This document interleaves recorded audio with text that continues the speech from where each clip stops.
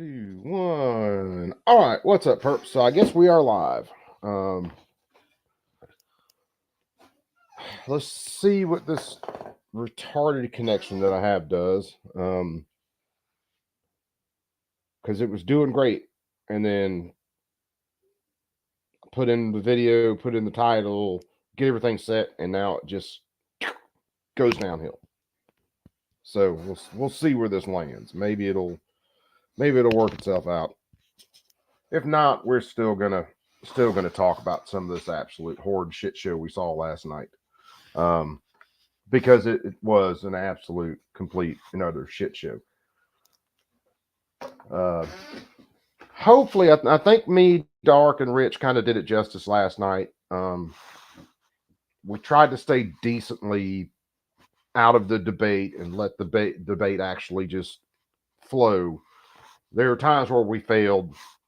There's no way you could watch that and not have some things to say, because just how utterly horrible the performance is or was from Joe Biden. So we'll give it a minute. We'll see. Try to get a few people in. If anybody's even interested in hearing about this clown show again, and then we'll start kind of picking through some of the aftermath.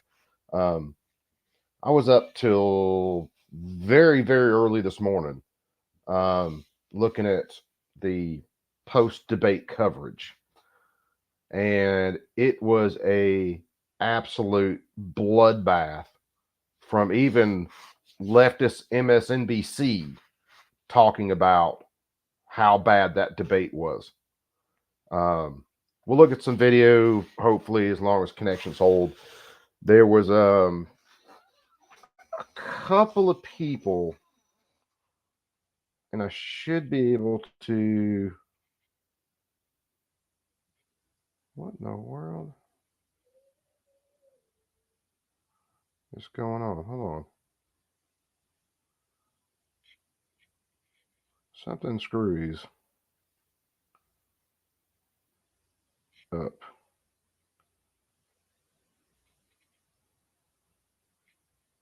And I don't know why. So give me a second, guys. I got some technical difficulties. Let me do this. I'm just going to reset this thing. And I'm going to need that in a couple minutes. So, oh, maybe that's what it was. Okay, here, let me plug something else in. Yeah, you know me, guys, if you follow me too much. It's we ain't spending much on the production values, let's put it that way. So maybe we will one day, maybe we won't. We'll see. But we are going to get into this debate from last night. Try to look at some of the aftermath of it, some of the coverage, but also try to talk about some of the things that were really missing during that debate, namely firearms.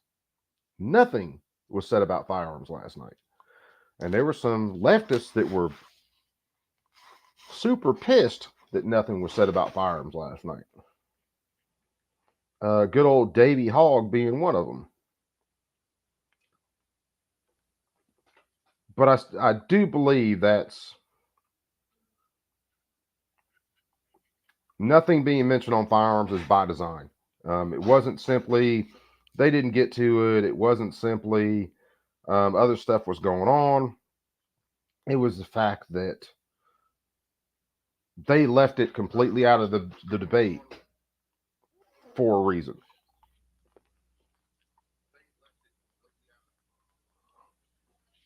No, I didn't know that. Uke, what's up, brother, man?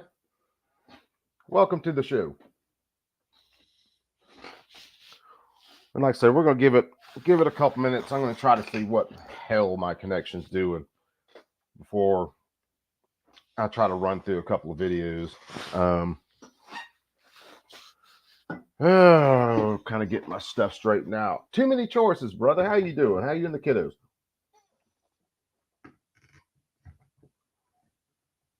Cole, what's happening, my brother? DJ Play Nice, what's happening, brother man? Rock. Yeah, there was some wee going on. Damien, what's up, brother man? How you doing today?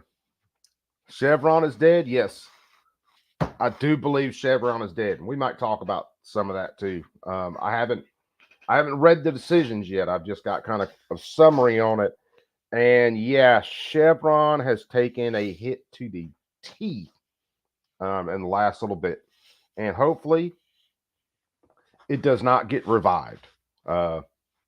Hopefully, people will start getting due process when it comes to regulations. I was looking, I was setting some stuff up, and I didn't see Crump go live. Otherwise, hell, I'd have been over there hanging out.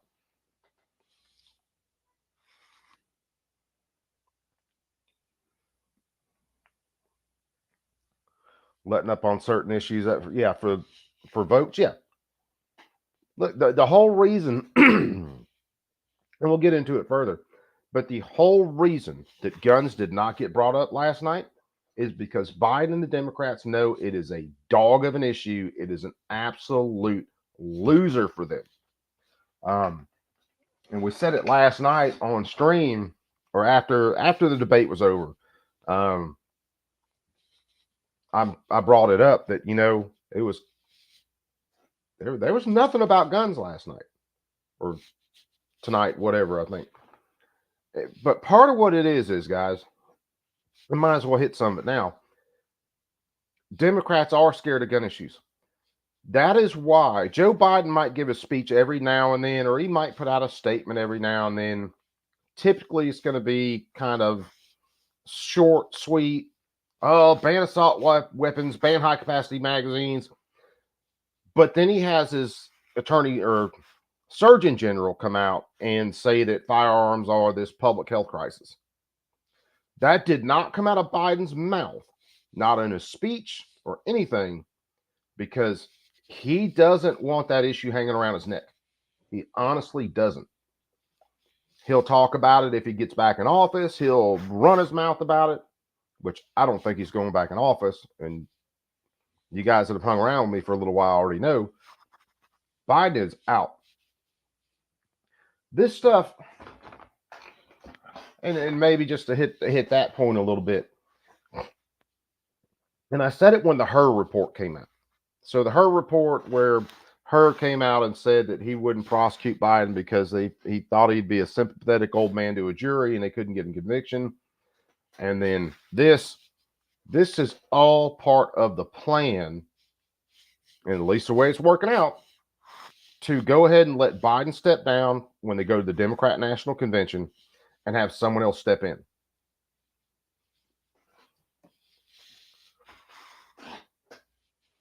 Yeah, too many choices. I've said it too. And there are a lot of us that are saying it. Yeah, they are going to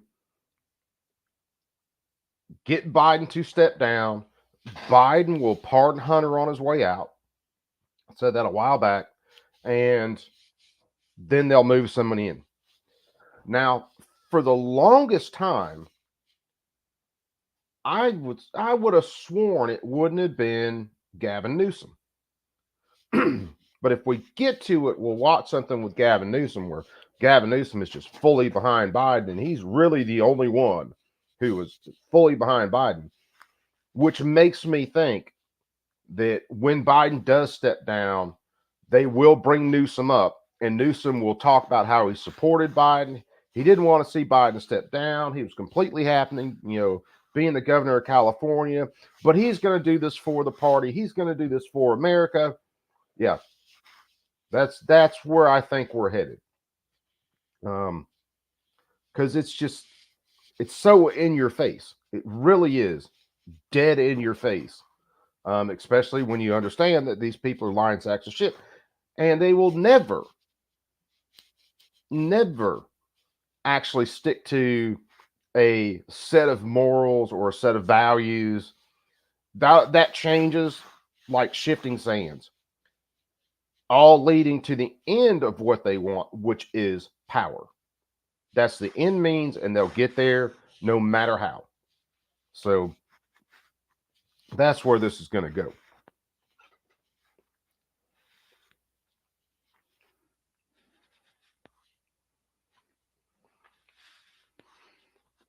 Yeah, I don't think Michelle will be part of that ticket. I don't think that they'll keep Kamala on. So I don't know who they're going to try to plug in there.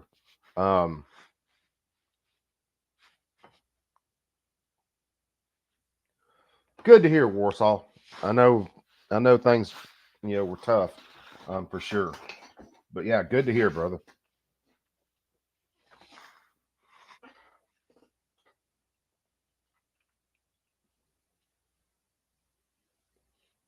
Yeah, you're right. It's watching the Matrix code. That's all it is. And yeah, like I said, I don't think they keep Kamal on. Even Democrats, when you listen to them, even hardcore people have admitted no one likes Harris. So I do believe when Biden steps down, Harris goes with him. Now, whether Harris steps in and tries to go to governor of California, that's a possibility. But the media basically had two stories last night. Biden got up there and kicked ass, or Biden was a complete flop, and they need to go to an open convention. Those were the two stories that they kind of had canned and ready to go. I'm leaning more towards they already knew Biden was going to flop. They already knew it was coming. So they had everybody ready to go to talk about Biden. He's been a great president. He just can't explain himself very well. He had a cold. He's always stuttered, and just every excuse in the fucking world to try to whitewash the fact that this guy cannot string a damn sentence together. I really believe they did, too many.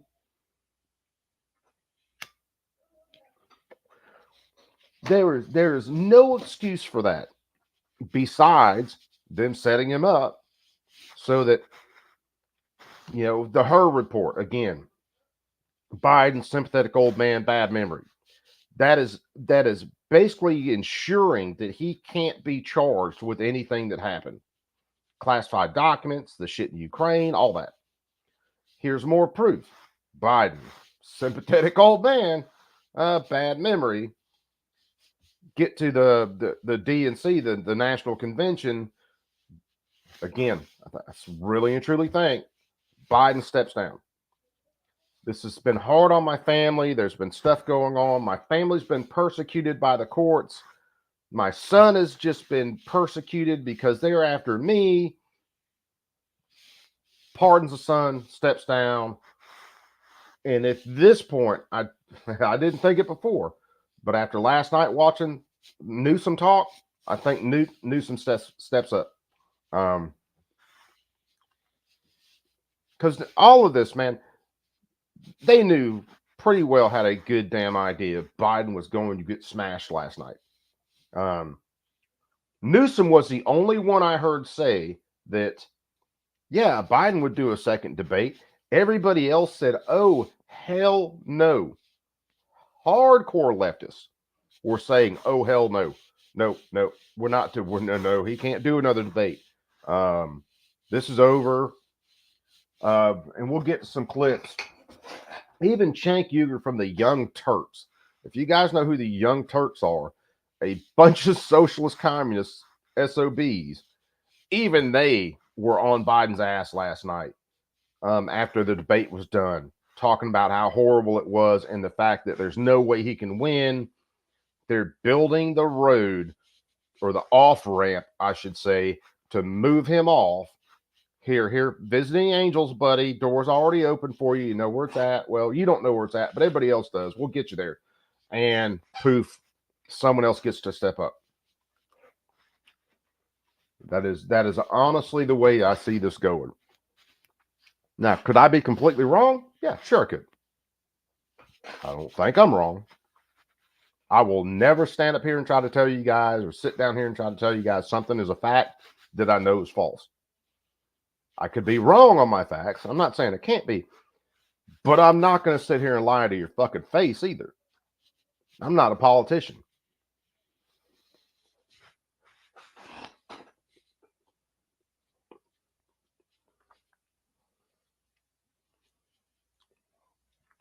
Yeah, you know who they are.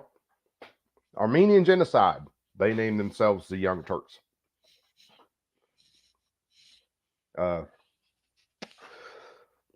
course, Cenk has also actually defended bestiality before, so doesn't fucking surprise me.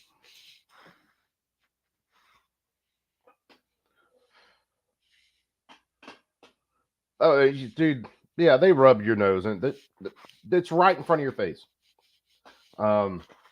Let's see. Let me try to find some of the video that I had up. There was the first one I wanted to start off with because it was the first video that I saw of Joe Biden walking off. Well, not walking off stage.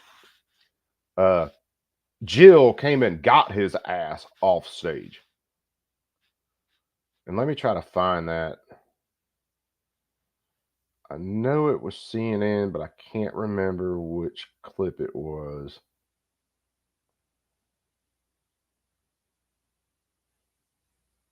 Because to be honest, I was being lazy and I was just throwing shit in my watch later videos. Pretty sure it was Anderson Cooper.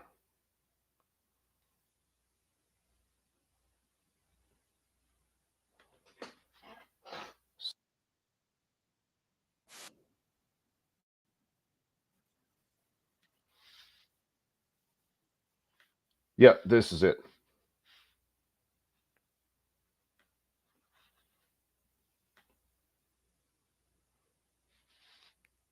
All right. Oh man, this is the time I miss having my freaking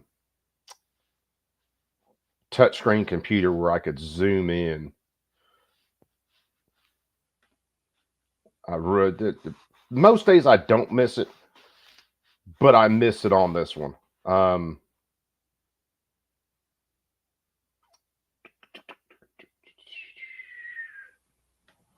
We'll try it this way. If it goes too freaking screwy,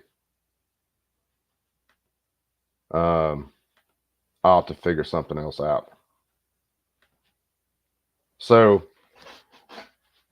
remember, guys, last night, the only people that were in that room live were the moderators, Joe Biden, and Trump. So there weren't any reporters actually in the room. They were all watching in a separate location. So anytime we didn't see video, the reporters didn't see the video. But what you'll see in this clip, if you look up here, is Jill Biden is actually coming to get Joe Biden off stage. Now you'll watch Trump. Trump shoots off. He walks off stage. No issue.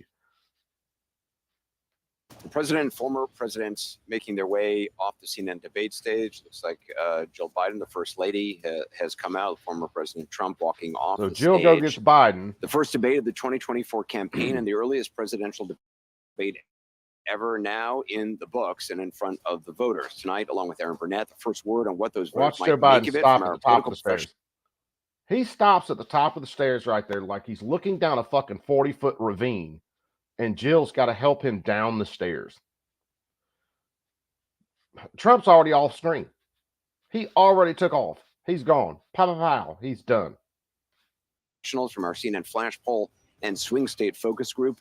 We'll be talking to surrogates, including Vice President Harris, getting fact checks Jill from just Dan about Goldale, carries and Biden down the campaigns stairs. With me here, CNN political commentator Scott Jen. And we're going to watch some more of this clip because I think Van Jones and a couple other people talking this. But that's the leader of the free world, supposedly. Can't string a sentence together. Can't walk down stairs on his own. Jesus Christ, I wish I had the clip of Claptrap at Borderlands where he's talking all this shit and he's going to go do this fight and the door's open and there's stairs there and he just screams, stairs. Oh no, I can't do it.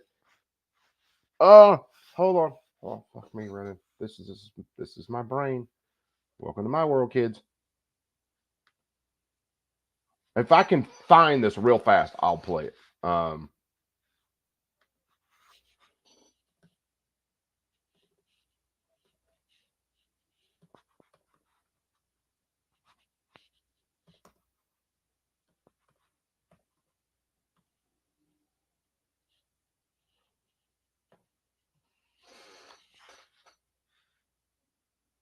Is this it? I think this is it.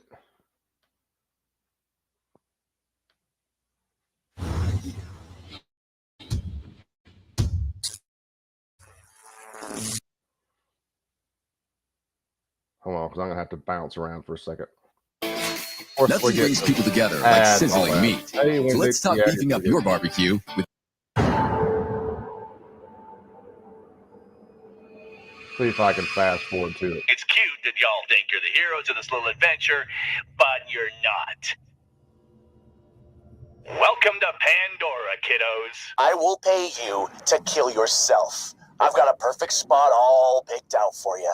And you don't want to, that's fine. Call the Hyperion Suicide Prevention Hotline and you'll get nothing. But if you want a huge reward, you jump off that cliff and become my bitch. Take your time. Hey, maybe after I kill you, a fertile grow out of your body or something.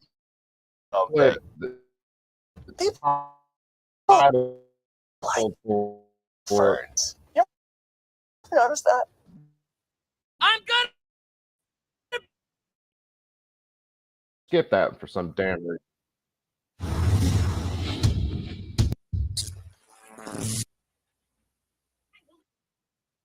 I will lead you This into is battle. Joe Biden.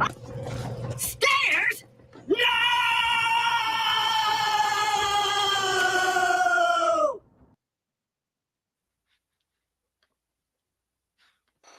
Yeah, that's Joe Biden right there. Stairs.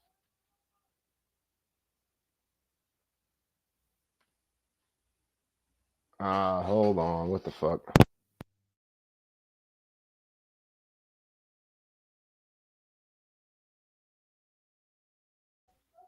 All right, let me know if I'm back here. My computer's pulling some stupid stuff again because this connection keeps wanting to drop and go stupid. But yeah, stairs. Yeah, that's Joe Biden, man. Jesus Christ. Oh yeah, keep voting, guys. We'll vote our way out of this. Never.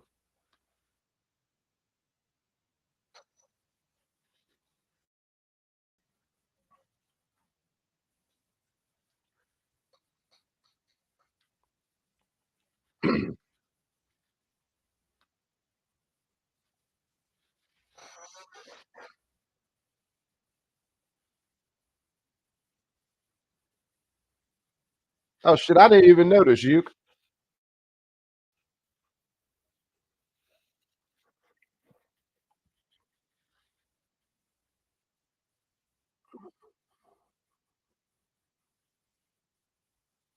What in the hell?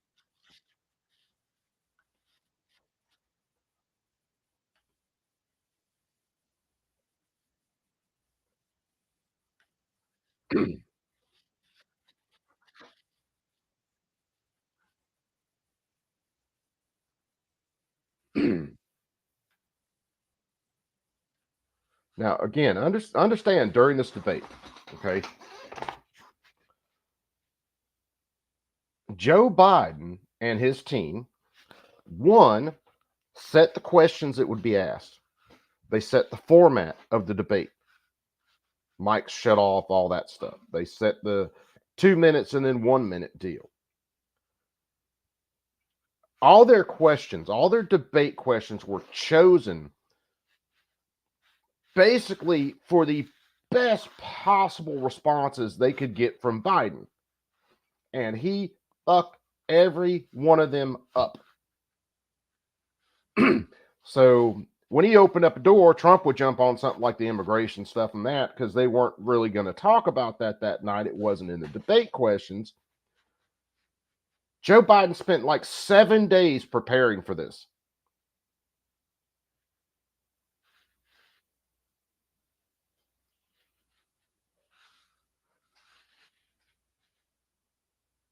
I really didn't know that about Dutch, but anyway, hey, I don't know other languages too much. I used to be able to speak German pretty good, but that's a long time ago.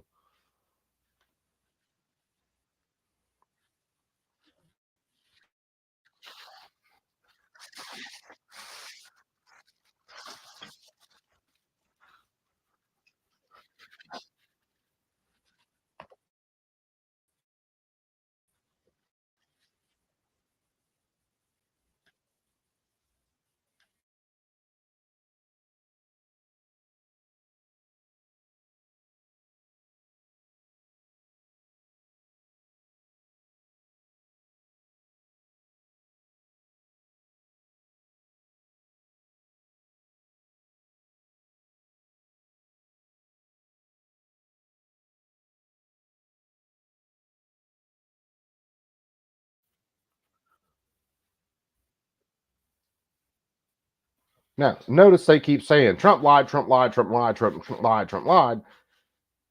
They ain't listed a single lie yet.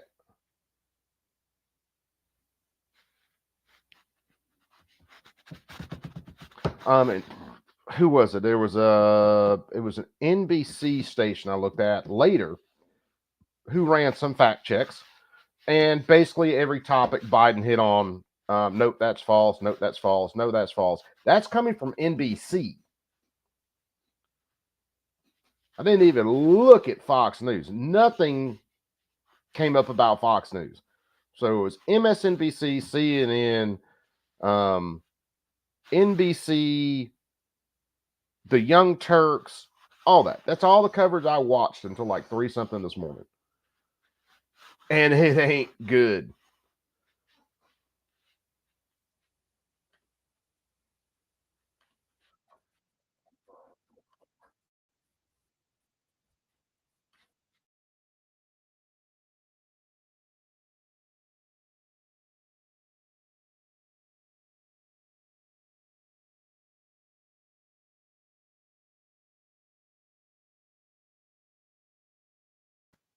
Sup, brother Fluffy?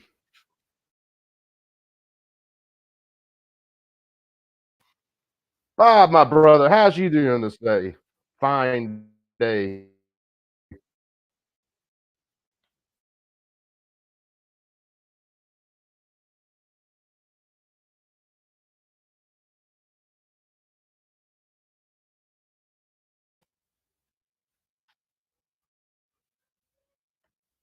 Oh yeah, dude. We'll have to go through some of my posts early this morning on X, because I literally put one that Joe Biden was not the only one who shit himself last night.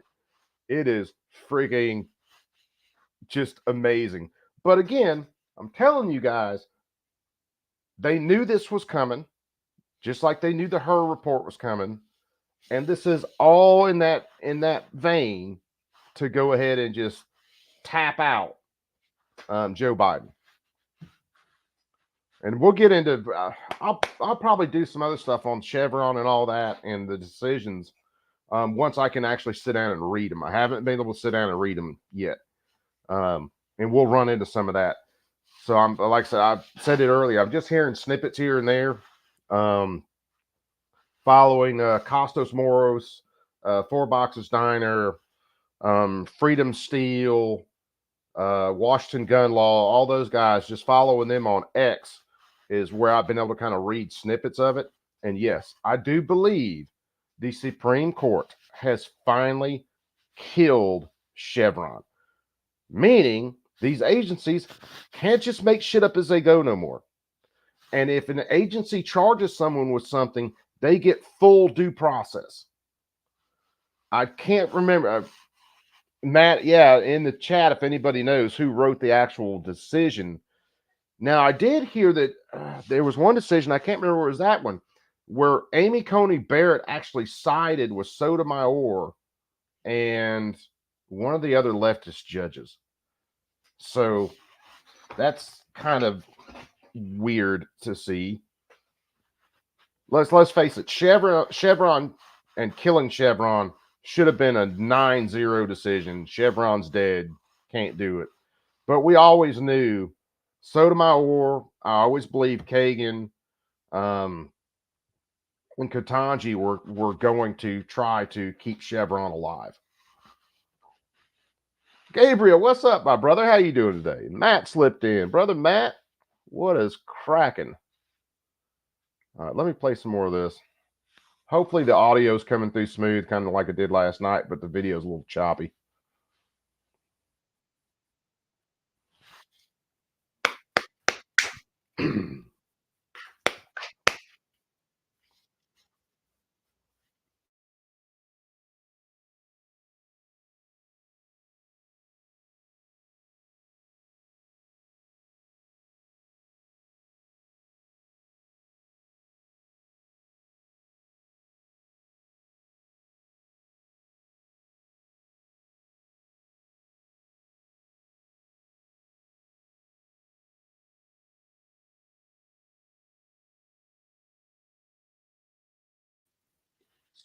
Sweet. Thank you, Bob, for posting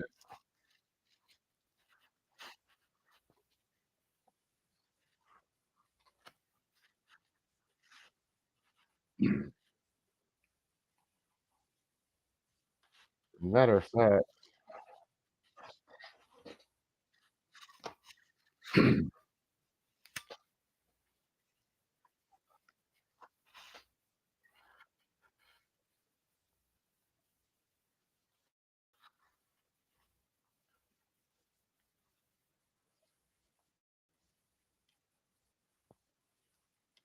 now I love how these assholes talk about Trump being nasty last night.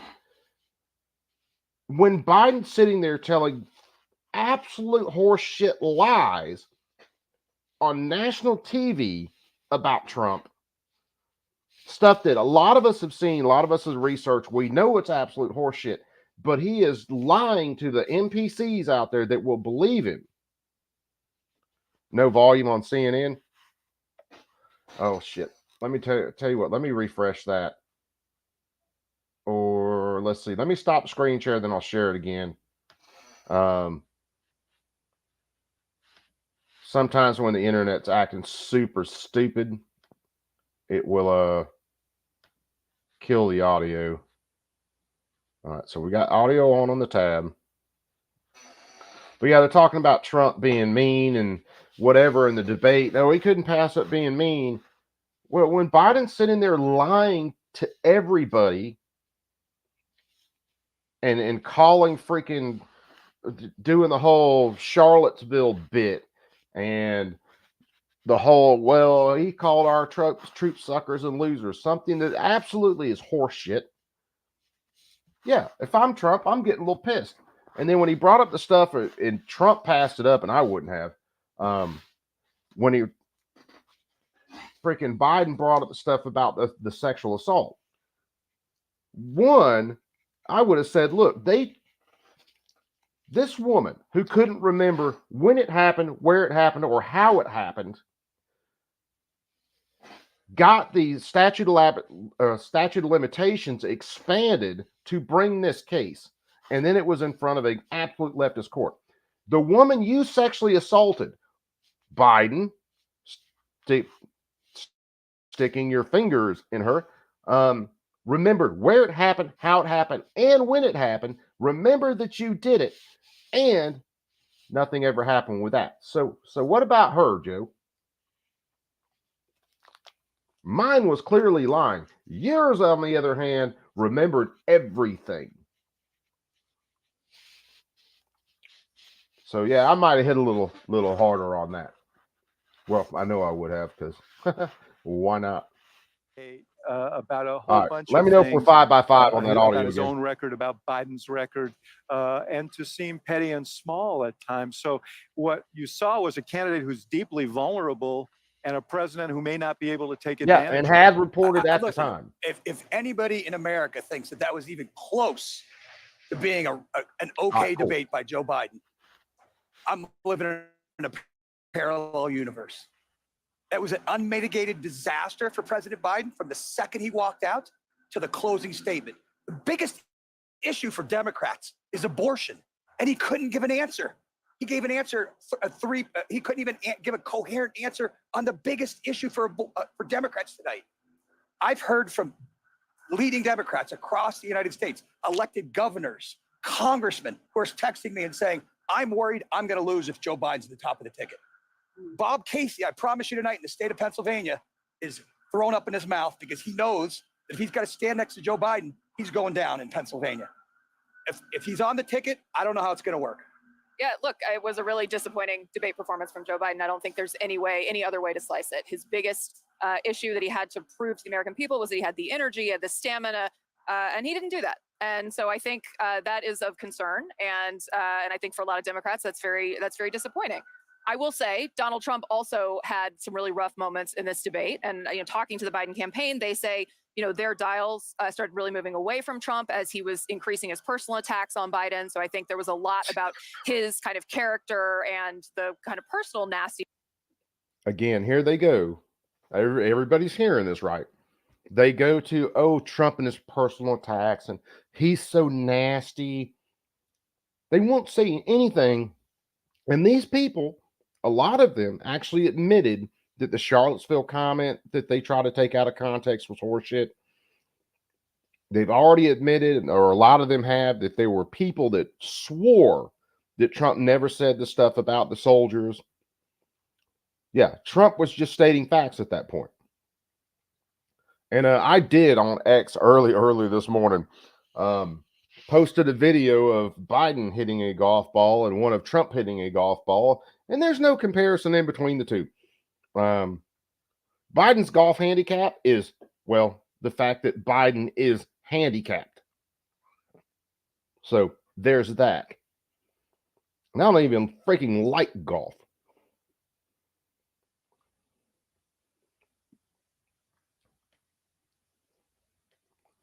That he was putting on display. Hell, I'm not a that doesn't huge help fan him of Trump. with the swing voters that he needs. And I also think you saw him continue to get sort of more and more animated across the course of the debate, and give some really problematic answers about January 6th, some really problematic answers about Putin. So Donald Trump did not get off scot-free tonight by any stretch. But look, there is no two ways about it. That was not a good debate for Joe Biden. Ben?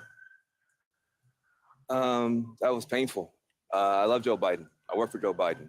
Oh, Van Jones is hard. He didn't do well at all. He did not do well at all. And he looked. 3D printing offers more possibilities than ever. And Xometry is here to bring your big ideas to life. I'll give you the analysis. You kind of have the old man versus the con man. Johnny Propane, what's up, brother, man? I'm supposed to see it and say it, but I just want to speak from my heart. I love that guy. That's a good man. He loves his country. He's doing the best that he can. But he had a test to meet tonight to restore confidence of the country and of the base, and he failed to do that. And I think there's a lot of people who are going to want to see him consider taking a different course now. I'm telling you, man, this shit is so fucking scripted at this point. We're getting to, like I was saying earlier, well, Joe Biden, man, he's just, it's affecting him. It's affecting his family. He needs to take a different path, and then we need to have this other person step in. This is nothing more than building on top of the Hur report, where Hur said, he couldn't get a conviction on Biden because he's a sympathetic old man. He didn't think a jury would convict his fucking ass. So, yeah, now that's a laugh. He loves his country. He loves the money he's making off this country. He does not love this country. There's a big difference.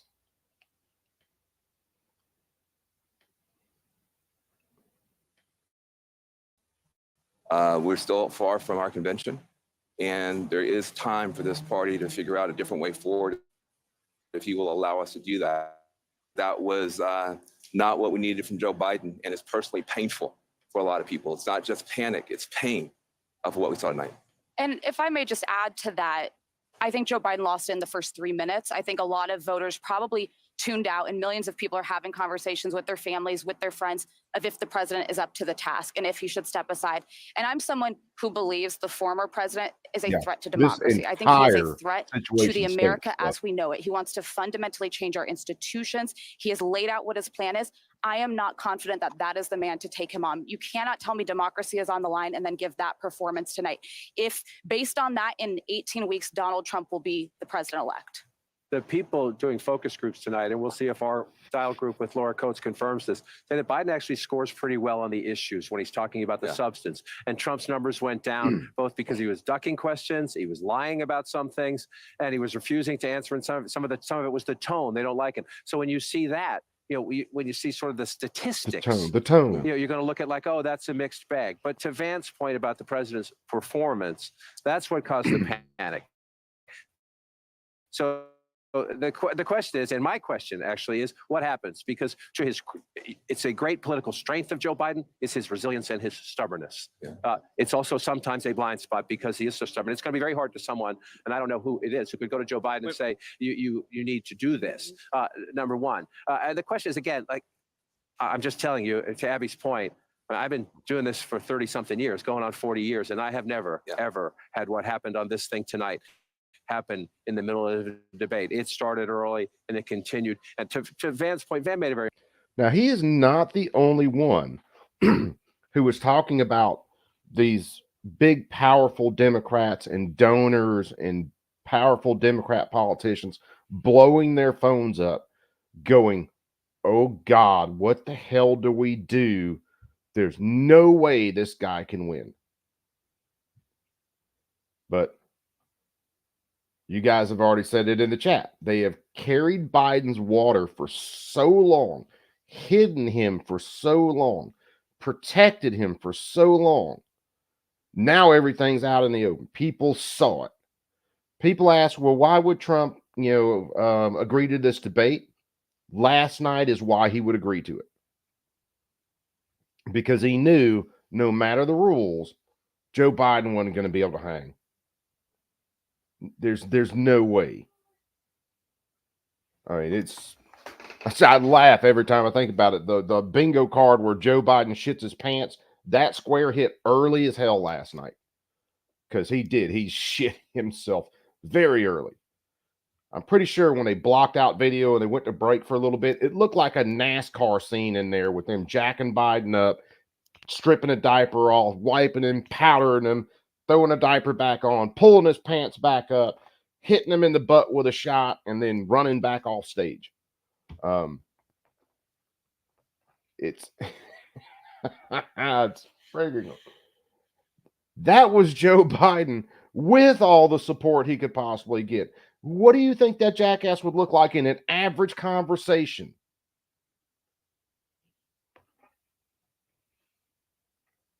Do you seriously think that potato could get on here? Like I do. I don't talk the most fluidly. I trip over my tongue sometimes, but I can hold a coherent fucking thought. The leader of the free world couldn't survive doing this shit for 5 minutes. That should terrify people. But hey, voting matters. I told my mother-in-law tonight, or this afternoon when I picked kiddos up, me and her were talking. One, I think this thing it's already a lock. They already know they got the cheating in. If they keep Biden, it is 100%. They know the cheating's in, and they're just going to slide his ass across the finish line. Even if they move to someone like Newsom, they know their ground game is so freaking deep and the cheating is already in the books that they can just change candidates late stream and then move on with it and still win. It's mind-blowing to me. But this is where we're at.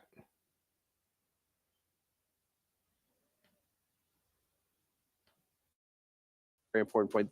These are people who love Joe Biden, who credit Joe Biden for kicking Donald Trump out of the White House. They're Democrats. The Democratic Party is a very diverse party. It fights about a lot of things. It is trying to keep Donald Trump from getting back into the White House. They love Joe Biden for kicking him out. They don't want him back. They came into this debate nervous that Biden was in a weak position. They leave this debate panicked. Yeah, John, you're right. If you love the guy, Straight up in if you love them, if you love Joe Biden, if that was my father, you don't put a guy in that. These guys know this best because they talk to them. There's this legacy in the Democratic Party. You don't challenge the incumbent because when it's happened in the past, they haven't beaten the incumbent, and then the incumbent has lost the general It was election. actually Donald Trump that helped make Joe Biden the nominee because there was a feeling that if there were a primary, that would weaken that Biden. Dude, Johnny, I almost want to feel sorry for his supporters. Almost. Because I know the vast majority of his supporters, one, are in graveyards right now. I don't see how they voted in the first place. But two, ones that constantly support him and defend him are so blind. It's just, how can you not see it? It's like the sun coming up every day, clockwork, 6 a.m., 6:30, pow, sun's up. And then someone tells you, well, the sun hasn't risen for 4 months. And you look at them and you go, motherfucker, I work outside. I've got a hell of a goddamn suntan for no sun. And they go, but no, the sun hasn't risen. It's been the moon the whole time. That's what this is like. Maybe I use that analogy because every part of me that stays out in the sun, believe it or not, it's pretty goddamn tan.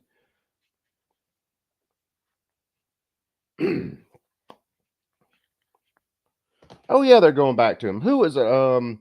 What's his name? Harry Sessions on Twitter did a big post last night about how Biden was so good in this debate. He won that debate. That is like someone getting knocked the fuck out by Mike Tyson in the first round, and then they pick him up, and Mike Tyson knocks him down in the second round, knocks him out, and they pick him up, wake him up, dope him up. Third round walks in. Mike Tyson double taps him, knocks him out. They pick him back up again. They dope him up again. They put him back in the ring. Fourth round, he's dead. He is beaten to death. And then they hit him with the paddles, hit him with some damn Adderall, hit him with some whatever, put him back on his feet, and Mike Tyson just kills him again. And then they go to the end of it, and the judges go, and the decision goes to that dude because he beat Mike Tyson. What? What? What, baby? I speak for my brain.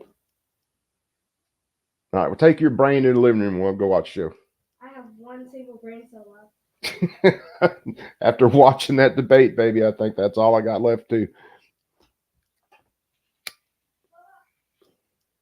Oh yeah, and we'll look at some of that in a minute too. I'll have to find it. It's one of the first things I watched after the debate.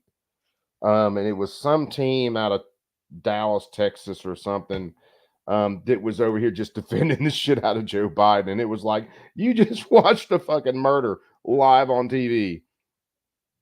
And somehow you think the dude that got hit in the face with the anvil 19 times won. Really? Really? Really? This is where we're at? Don't believe your lying eyes. Don't believe your lying ears. Don't believe your lying feelings.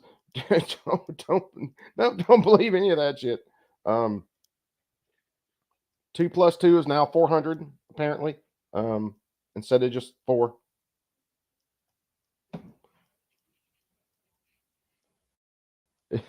It's mind-numbing. Would probably win, but it would weaken him in a general election. And so there were people who could have run and didn't run because the history of that is bad. The point is now he is the nominee of the Democratic Party. This isn't the 60s, okay? Voters choose the nominee. He is the nominee. only he can decide whether he's going to continue. And as you point out, and as Kate knows very well, this is a guy with a lot of pride and who believes in himself. And the idea that he's going to say, you know what, I had a bad debate, I think I'm going to walk away from this. Yeah, you're I find it hard 100% to Bob. believe. Yeah, don't believe your lying ass. Don't believe Save that grocery time. bill. Easily connect your Yeah, website don't believe to any of PayPal. that. Let me stop sharing that for a second and let me see whether I can find this other video. Let's see, that's Van Jones crying.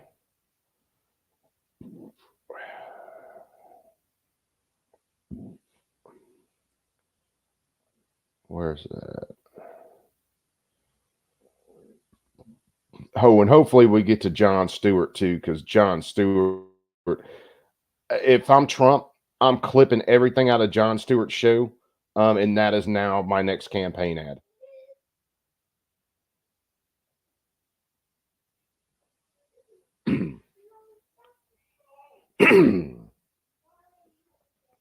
Was it? Hold on, give me a sec, because I'm gonna have to kind of cycle through this. I kind of know where it was at, but I gotta find it because this entire panel is just amazing.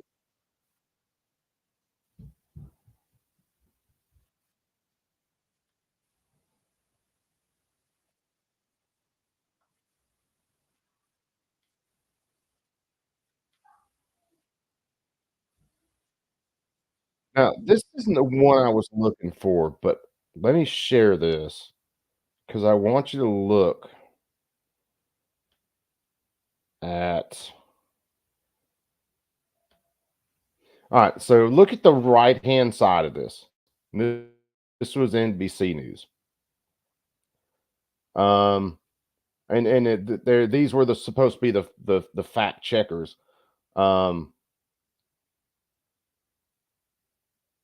So fact check on Biden, he did not inherit 9% inflation. They don't put that link there, or they don't put the false there. They worded they hid these a little bit. Biden did lower insulin cost shot, and you'd have to click on this, and then a couple of their links don't work. They don't even go to what the hell they're talking about.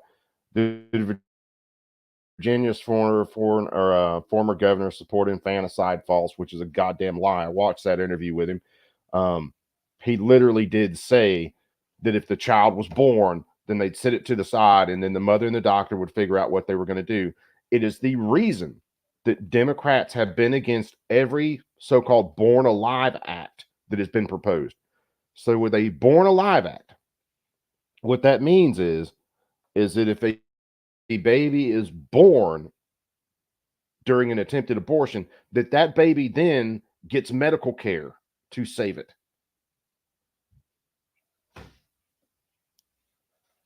What are you doing, boy? Sorry, I'm getting hit up for Dr. Pepper. But the Democrats have constantly voted against anything like that. And there were a couple these things I clicked on that where they actually fact check Biden and they say false on stuff, but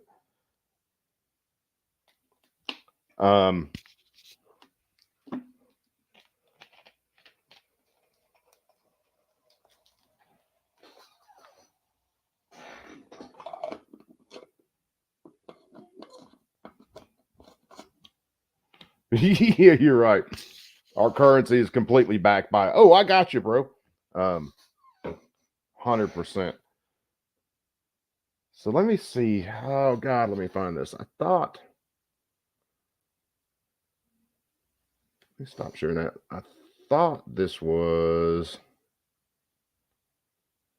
right around there.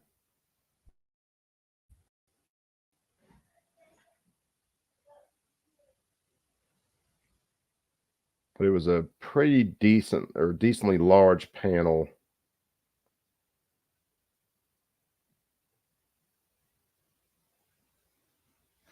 It wasn't MSNBC. I think I caught it before I caught Modern Frontiersman's breakdown.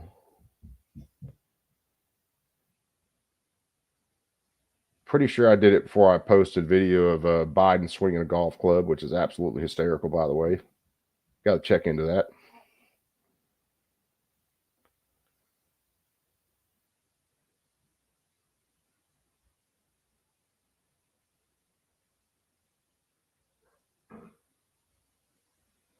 Oh, God, which one is it?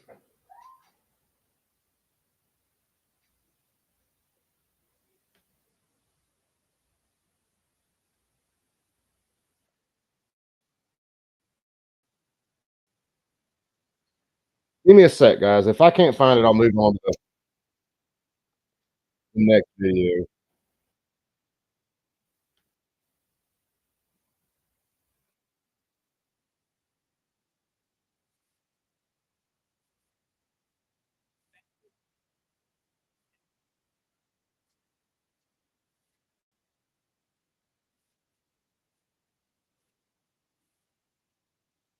I don't even remember watching.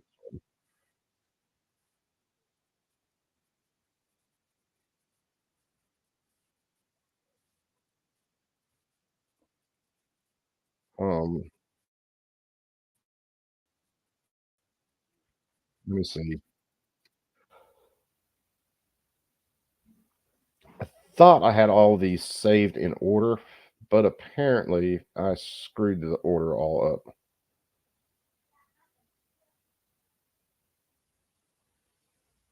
That one.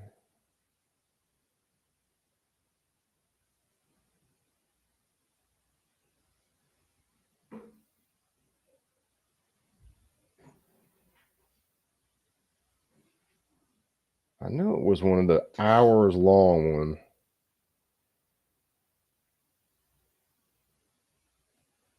I know, guys, I need to have my shit together, but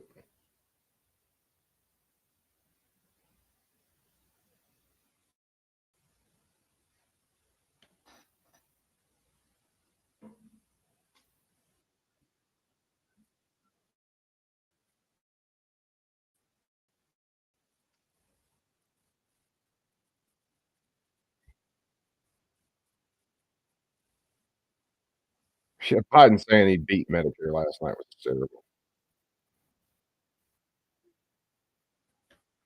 Oh, God. Hold on. We'll get to another one.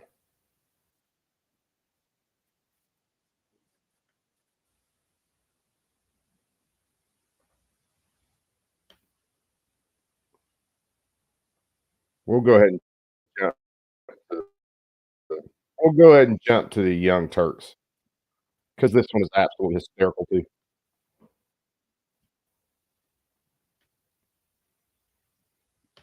So I mentioned the Young Turks earlier. If you guys don't know them, they're an absolutely socialist, communist bunch of douchebags.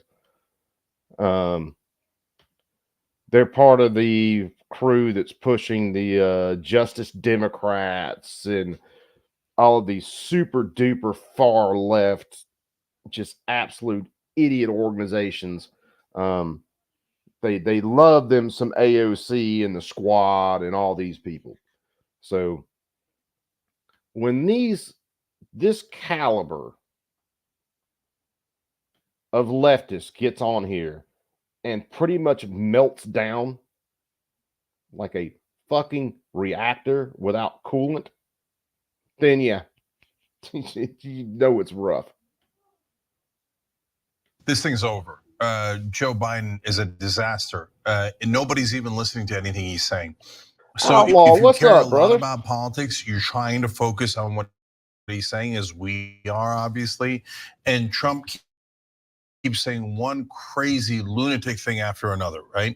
But Biden has no ability to counter him, and the whole time the split screen is confused, doesn't know where he is. He's lost his train of thought at least twice in like disastrous shape. Those are going to be played a billion times in viral video after viral video. This is an epic disaster. Oh yeah. Yeah, we might actually get into some of the stupid shit Biden did and how he lost his fucking mind last night and shit his pants. But it's almost more fun watching you guys shit your pants on top of it, Chank, you actual douchebag. Sainty, what's up, brother man? How's you doing today?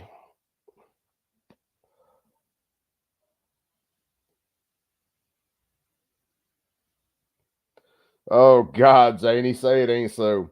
Say it ain't so. Yeah, Chank Uger,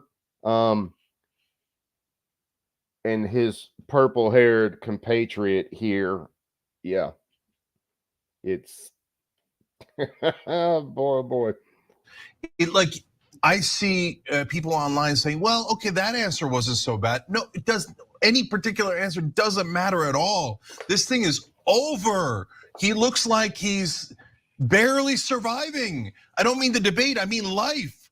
And so there's no person that has a single brain cell left in their head who thinks that Joe Biden is the best candidate to take on Donald Trump. You would have to be even crazier than Donald Trump I'll leave you guys to think listen that. to this for a This thing second. is over. I'll guarantee you this. I would bet show me a Democratic politician and I will bet them any amount of money that Joe Biden's going to lose this election if he's the candidate. It's a guaranteed loss. You're telling me this is the most important election of our lifetimes? You're telling me that democracy's on the line and you're going to put on a guy who can't even talk, who can't even sit there and look normal. This thing's a bloodbath. He's going to get annihilated. That is, okay, now the Democrats have to decide. Are they happy to lose? Are they willing to lose? Because this is a guaranteed loss. This is so much worse than my worst nightmares of what it could be like in every way. The visual stuff is obvious. The staring off, the looking down, it looks terrible. His voice is so utterly weak and feeble. And honestly, like that immediately hits you when you see him. But what he says and what he doesn't say on the most important core issues of the election are even worse. Trump won on abortion in the debate. Trump comes out of the January 6th stuff looking fine. He comes out of the criminal conviction stuff looking fine. Joe Biden looks worse on democracy after that. He looks worse on criminality after that. He looks like the radical on abortion out of that. In no small part thanks to the Is it just me? Or is this not some of the absolutely most amusing shit you have seen in a long time? It is. We'll get to. I'll find it. We'll do Jon Stewart next with his shit last night, where Jon Stewart's just absolutely dunking on the president, and you don't get that treatment from Jon Stewart unless you are just too far fucking gone to save.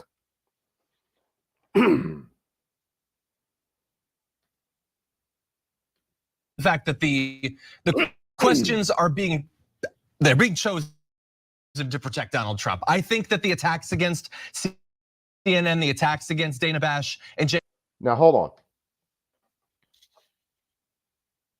This is how delusional these assholes are. He just said these questions were chosen to protect Donald Trump. All of these questions were chosen by the Biden campaign and CNN. Trump tried to get some other stuff in. Last I heard, that got shot down. And then he was only allowed to talk on the topics that Joe Biden brought up. These topics were chosen specifically to try to protect Biden, not Trump. Notice they hit on abortion last night, but not firearms.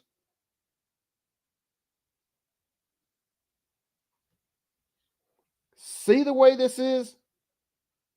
And then this idiot gets on here. Oh, it was chosen to protect Trump. Were you that brain dead before you dyed your hair? Or did that dye eat every last functioning fucking brain cell that you had?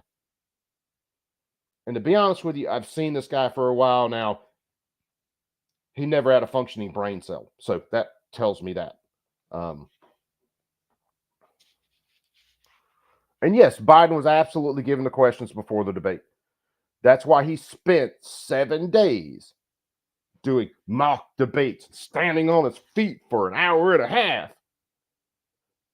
What the fuck, your average factory worker would walk in and smack you in the goddamn face for thinking that was something you had to practice for. But this is again the leader of the free world, or what we call the free world. Their goal, which is now they're going out of their way not to ask anything that could seem to be biased. Joe Biden looks utterly unprepared. He can't score any points, even on the easiest possible topics. This is an unmitigated disaster, and they have to pull him as a candidate. So Trump says things like, and we've heard him say it before, and hence, you should be ready. When he says about lunatic things like post-abortion births, post-birth abortions, there is no such thing, right? When you're talking about Roe v. Wade, the most important issue of this election, arguably. No, there is no post birth abortion. There is, however, delivering a baby either through accidental means and then letting it die. It's called infanticide, you fuck. Sorry.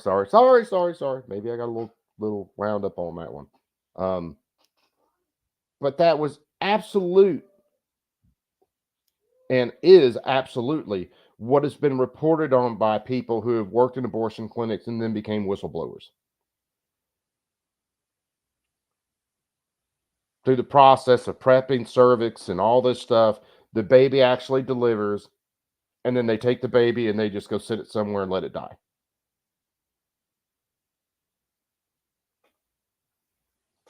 So, yeah, Chink, what? I don't even know, you ugly.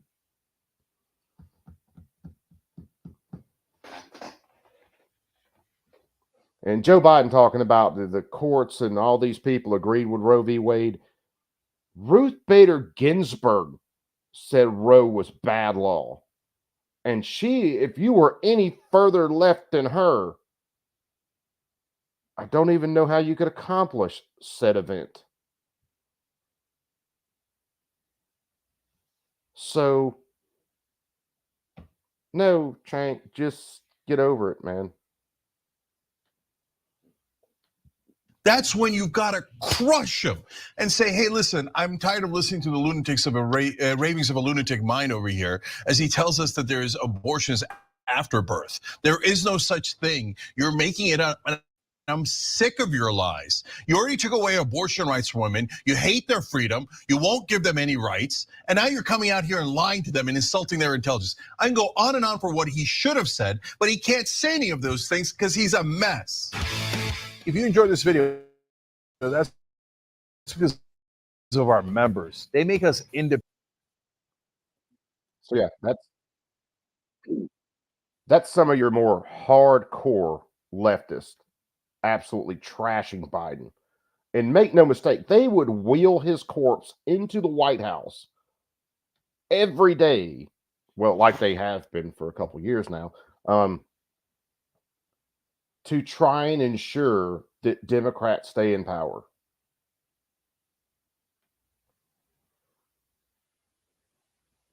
Yeah, let's go to Jon Stewart. Where's it at?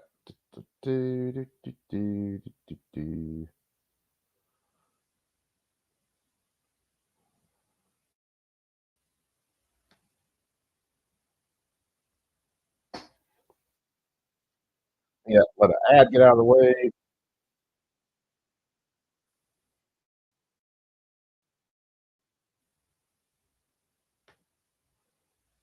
Do another share.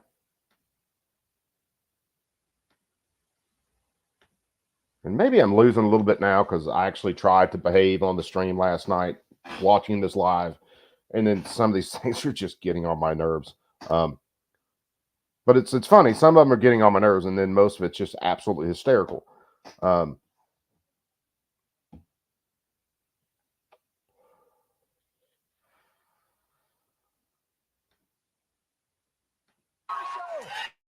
My name is John Stewart. Thank you all so very much for joining us. We are coming to you live.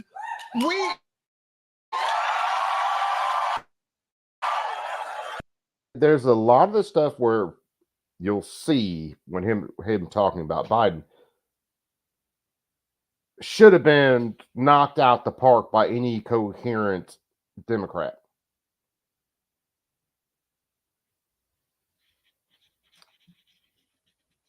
And now Biden's just getting dunked on.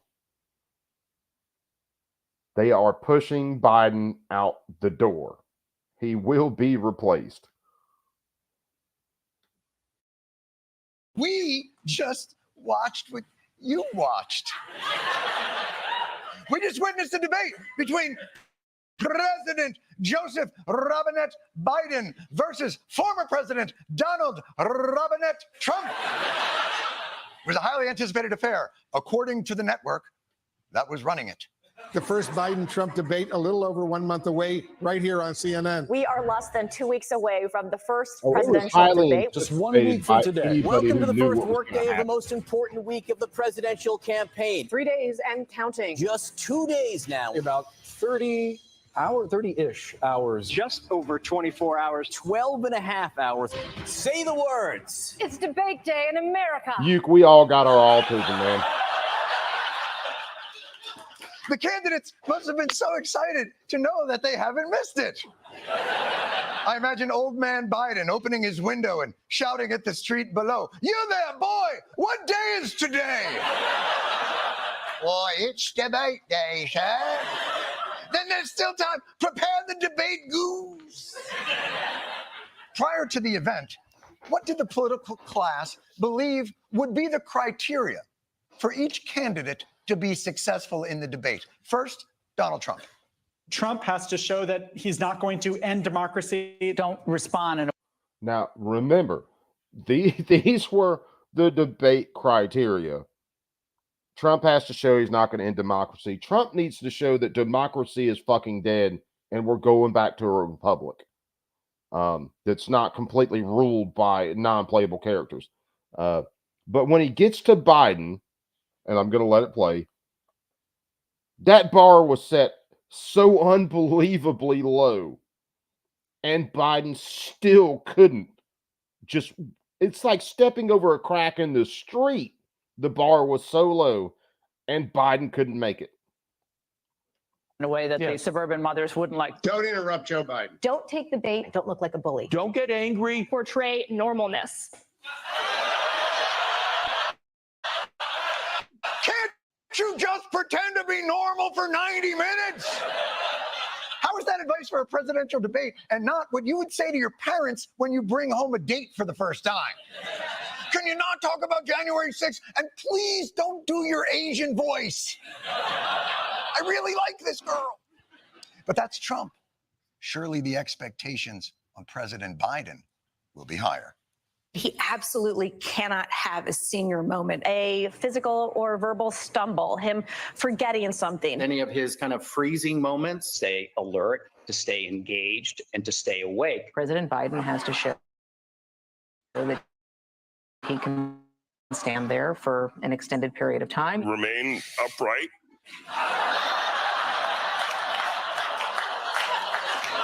I gotta let it play. We'll let it play. Come on. Too late. Remain upright. To be president. You know, I may be mistaken, but I believe those were the same qualifications needed to be scarecrow. Tonight, the president must show the country that he can keep our corn safe.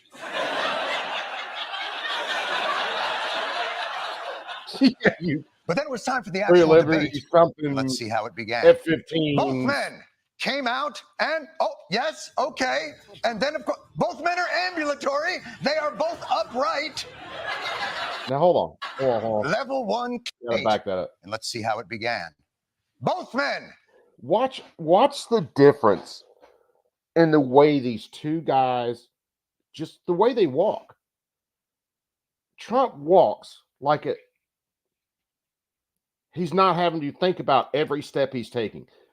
Biden walks like a robot that is just being taught how to walk. And it's something that just drives me up a freaking wall. Came out and, oh, yes. Okay. And then, of course, both men are ambulatory. They are both upright.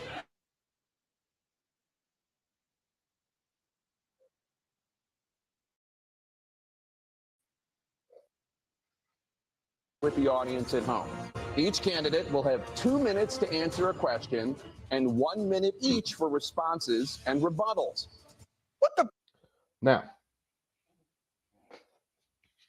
again, Biden and his team set these rules. Why do you not want Biden talking for more than 2 minutes? Well, because he can't talk for 2 minutes. He can't talk for 1 minute. You damn sure don't want him trying to talk for 5 minutes. So it's friggin', oh God. And there were plenty of times last night where the moderators tried to save Biden. It was supposed to be 2 minutes, a rebuttal, and then or 2 minutes, a 1 minute rebuttal, then a 1 minute response. And after the 1 minute response, they threw it right back to Biden for another rebuttal. And then they went on with questions. It's oh, good God. I need to go back through and watch this debate without watching chat or without listening to something else and just drill down into it. And I do that a lot with oral arguments, and I do it a lot with congressional hearings, where I'll go back through and I'll listen to something and really kind of drill down into it, concentrate on it. Even if we've done a live on it before, that way I can kind of go back and touch on some things. And I need to do that with the debate. One of the things, and I didn't say anything about last night because we were trying to let the debate play and not interfere too much. But Biden explaining the 3 trimesters of a pregnancy, oh dear God, was the most insane, incoherent rambling that I've ever seen in a debate.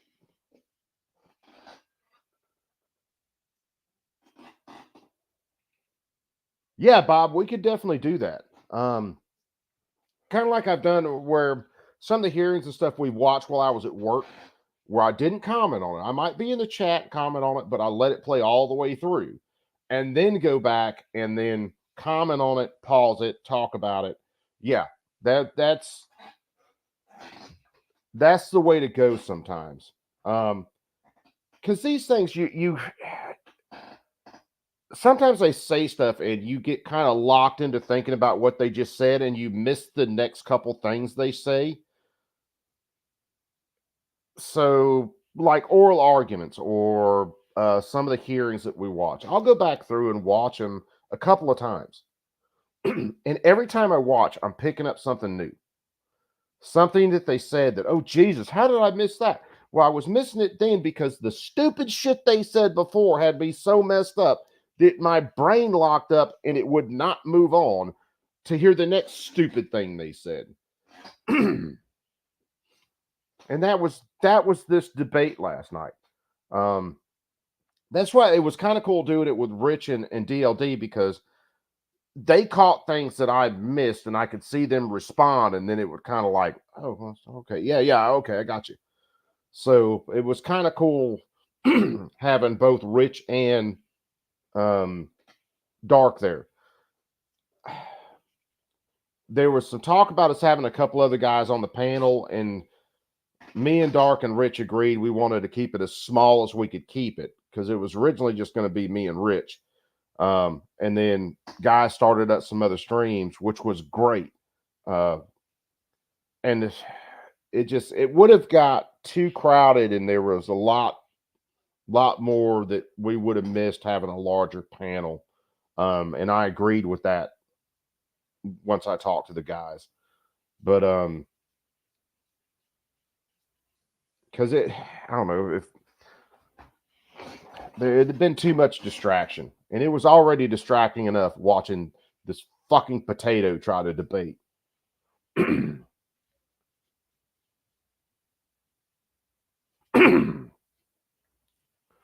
It was a Karen Reed trial. Yeah, said they were deadlocked. I could see that. Just because I don't trust juries, it shouldn't be deadlocked.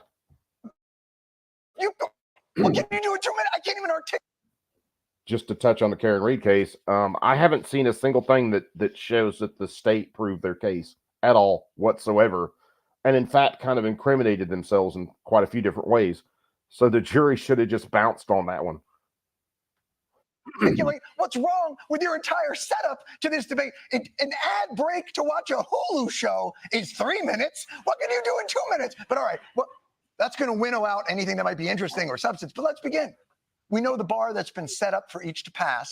Biden has to not look old and not have a senior moment. Go. Making sure that we're able to make every single solitary person eligible for what I've been able to do with the COVID, with dealing with everything we have to do with, look, if we finally beat Medicare. Thank you, President Biden.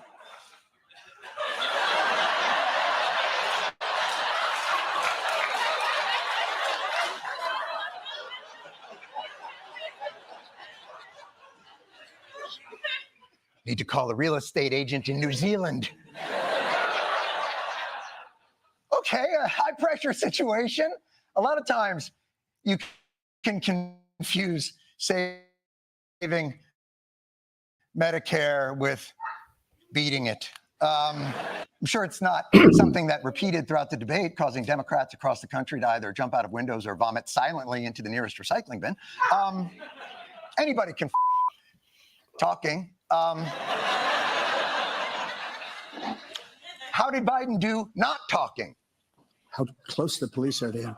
Almost every police group in the nation from every state, and everybody wanted to get it back to the states, everybody. And China, nothing, and Russia, nothing, and India, nothing. I will have that reporter out. He should have had him out a long time ago because I didn't have legislation. I said, close the border. We had the safest. Dude, let me change this setup a little bit so that comes in a little larger so everybody can see it a little better. But I'm telling you, when you are getting dunked on by the left this hard, they are in the process of voting your ass off the island. And I will pretty much bet Biden walks into the DNC, he basically releases all of his delegates or electors or whatever they damn call them. He steps down, pardons Hunter Biden, and takes Kamala Harris with him.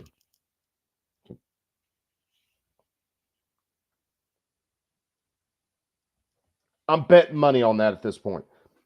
If Biden does stay in, it is just because they know that the votes are so jacked up that they have them so in the bag that they can literally elect a brain-dead vegetable and pull him across the finish line.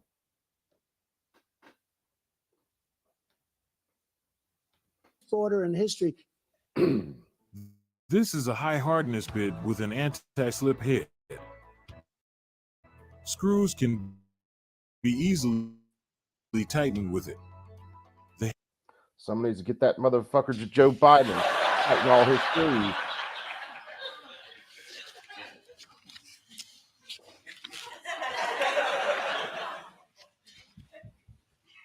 Not great. But a lot of people have resting 25th Amendment face.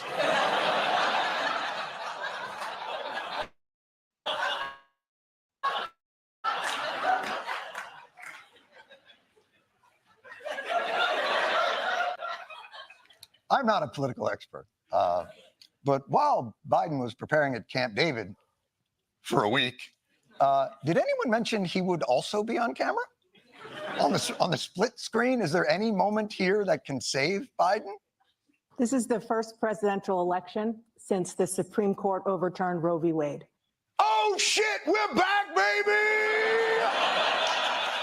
Abortion! A to the B to the O to the R to the T to the repeal of Roe v. Wade. That is Trump's weakest issue.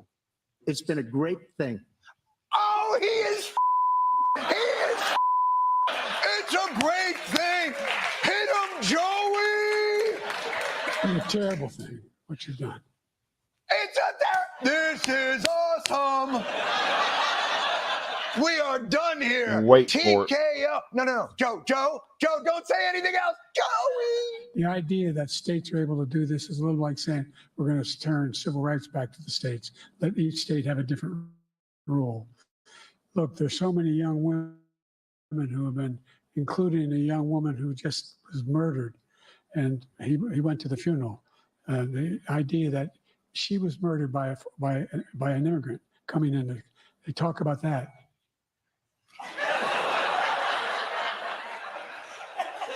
Yes, Jon Stewart is an absolute flaming leftist and has never made a secret about that.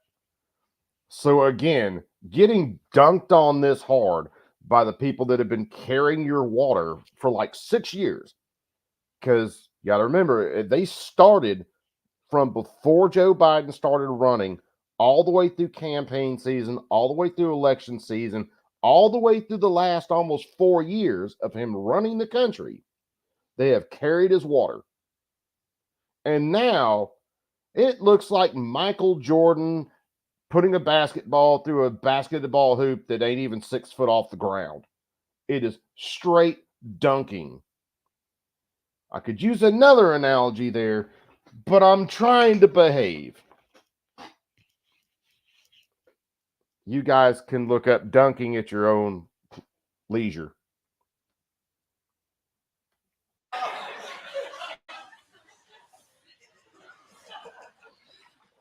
Did you choose immigration, abortion? Hey, I know abortion is one of our strongest issues, but let me for a moment talk about immigrants killing and raping people. It's one of our weakest. Folks, I think sportsmanship would insist that an opponent not seize on opportunities such as this. There have been many young women murdered by the same people he allows to come across our border. Now, the border wasn't supposed to be a real big thing in this debate. They were going to try to breeze over it. But when they asked about abortion, and that was only part of Biden's answer, the rest of his answer was such incoherent rambling, it's not even fucking funny. Well, it's actually kind of hysterical. He went into the migrant killing the girl and completely swung the door open for Trump to then go in and put his Air Jordans on and slam it right down Biden's throat.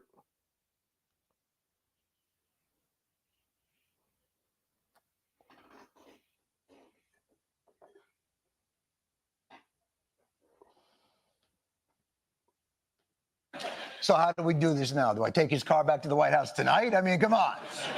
We done with this shit? Do I just UPS his stuff? I mean, come on. Sup, my brother D23. So Biden perhaps not on top of his game. Bernie, I can't remember whether I said hi or not, my brother. What's up? Upstart Donald Trump. Obviously, the election is a binary choice. So let me see what this Trump fella is about. As we learned earlier, he just had to come in there and not be an asshole. He doesn't care about our veterans. He doesn't care. He doesn't like the military at all. Probably the worst administration in history, the worst presidency in the history of our country. This shouldn't be a debate. He is the worst president. I really don't know what he said at the end of that sentence. I don't think he knows what he said either. He challenged me to a golf match. He can't hit a ball 50 yards.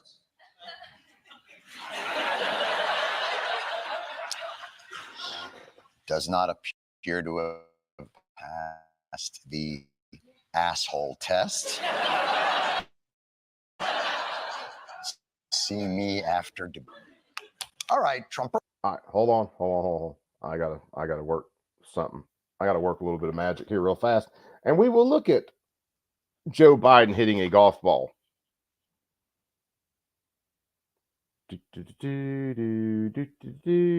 Come on, connection. Hang in there with me. Hang in there with me. Hamster's trying to run on the wheel. What?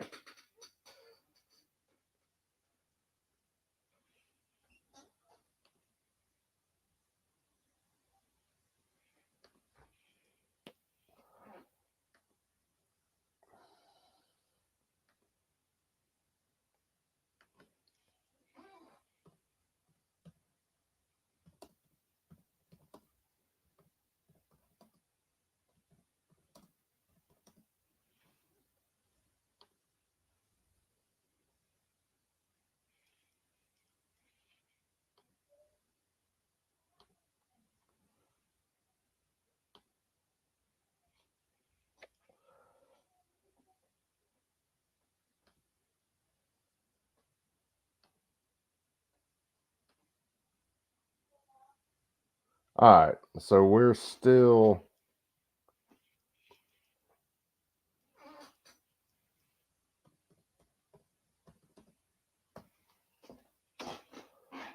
all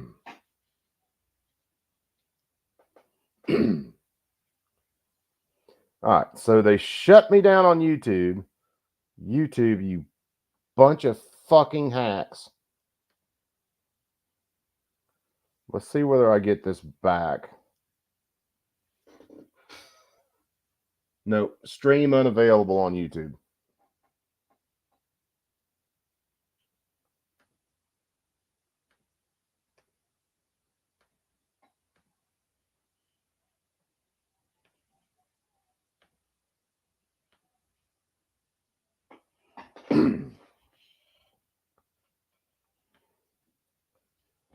Yep.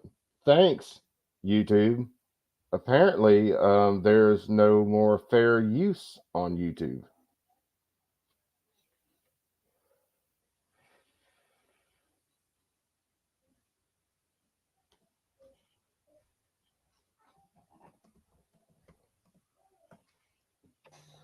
I'm wondering, Nick Ty, what's up, brother? How's it going? Yep. YouTube decided to copyright strike me, so I'll have to appeal that later. Or hold on, are we back? Hold on, guys. If you're on YouTube, I think we might be back. What they did was they shut it down till I dropped the Jon Stewart part of the stream.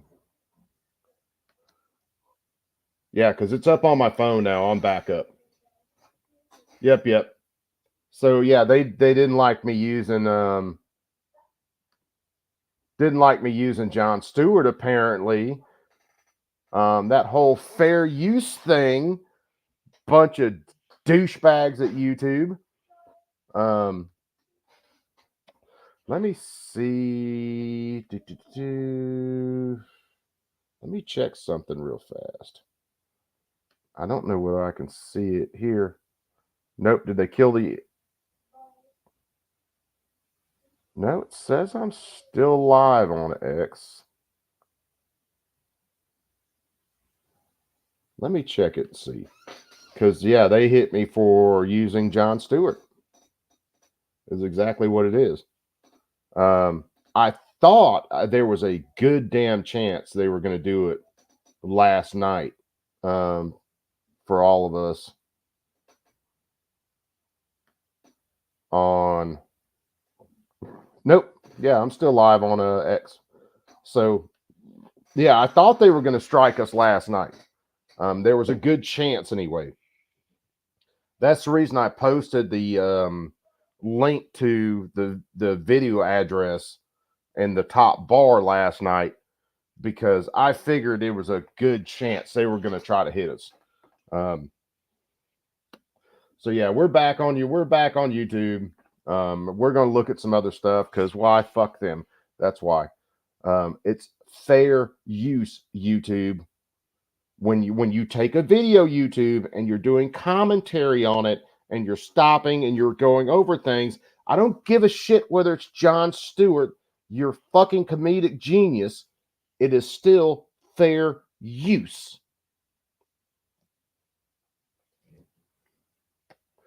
So yeah, that's where we're at. Let's see what else we can share here. Since we're back up on the Tuba U's. 19 started following you. Oh, okay. So some just started following me on the Rumble side. Good deal. JC. That's who it was. All right, well, cool deal. Let's see. We're gonna go back into history for all the freaking videos I've watched in the last little while. Let's see. We watched Jon Stewart. We didn't get through the full Rachel Maddow meltdown, I don't think.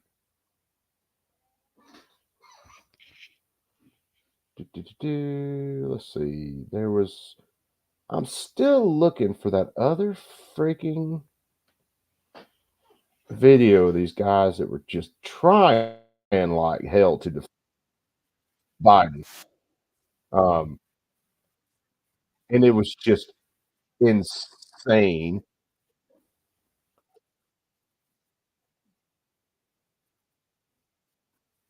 Let's back this one up for a sec. Hold on, that's JD Vance talking. All right, let's screen share this. Yeah, that's what it looks like, brother.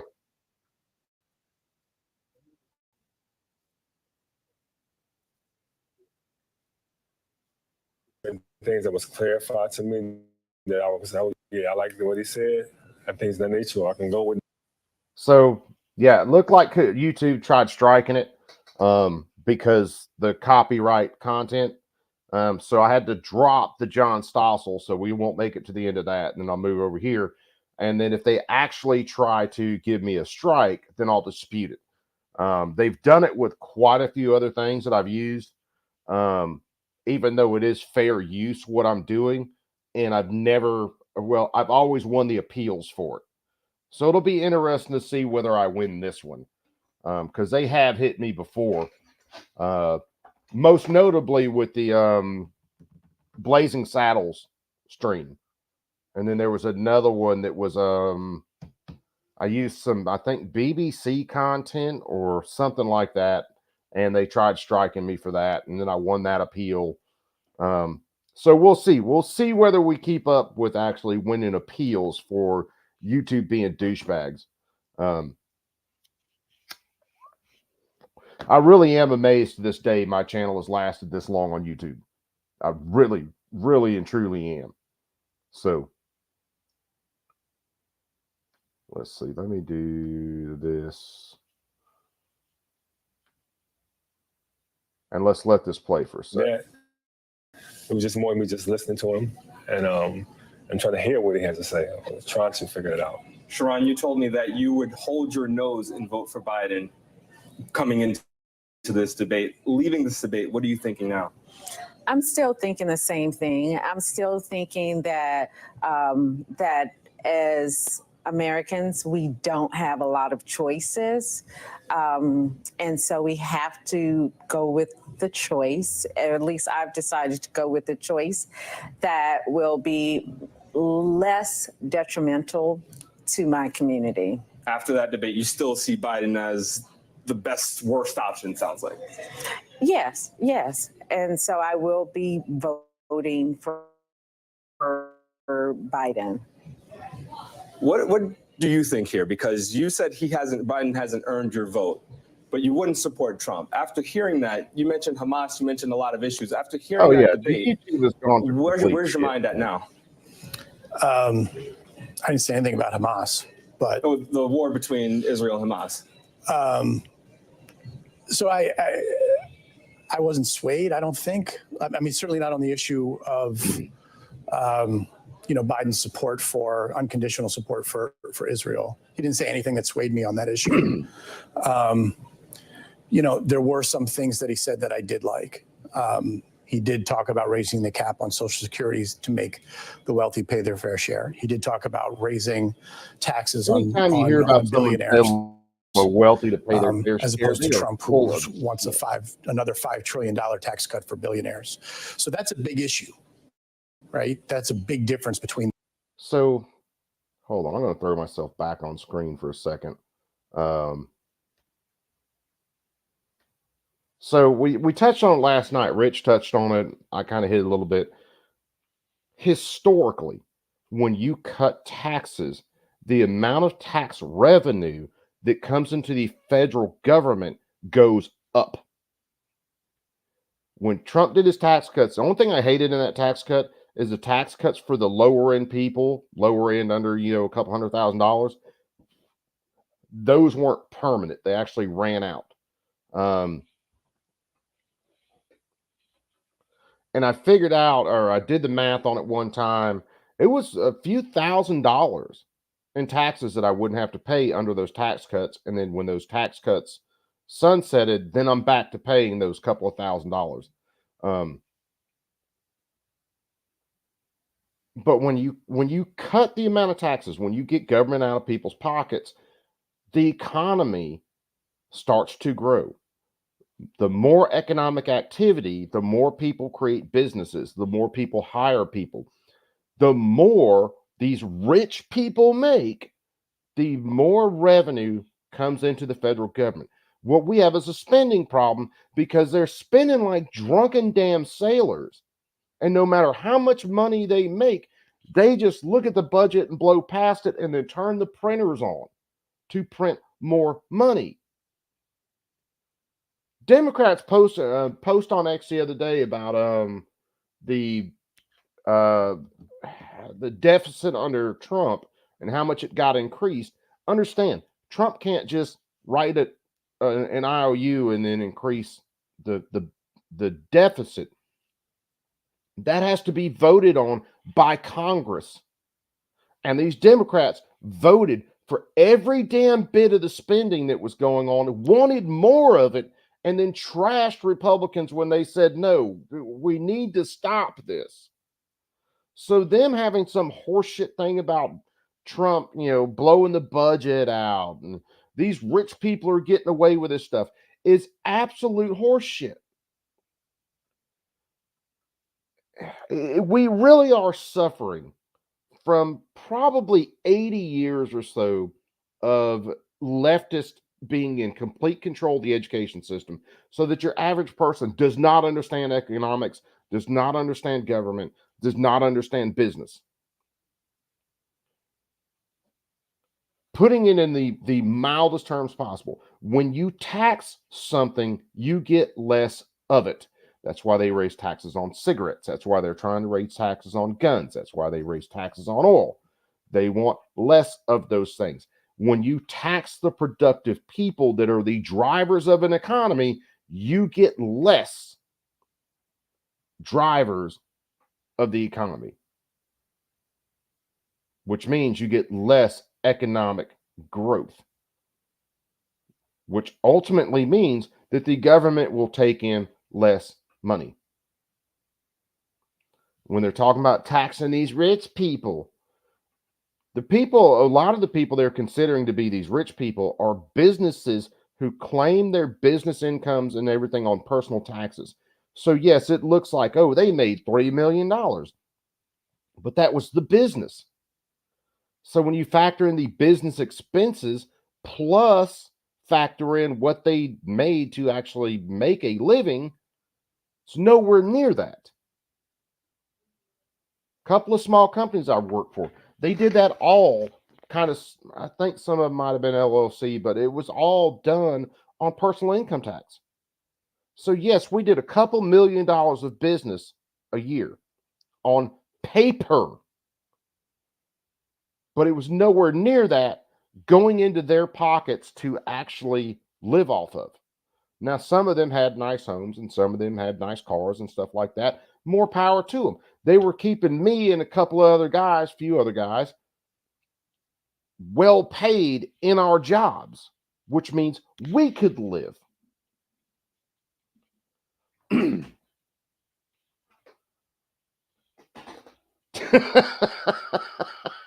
That chessboard, how you doing today, my brother? Yeah, you didn't have to take anything to raise your blood pressure last night, did you? I sure the hell didn't. Probably need some stuff to lower the blood pressure, but definitely not to raise it. But yeah, and a lot of it is it's absolute willful ignorance. It really, really is. I am a complete caveman.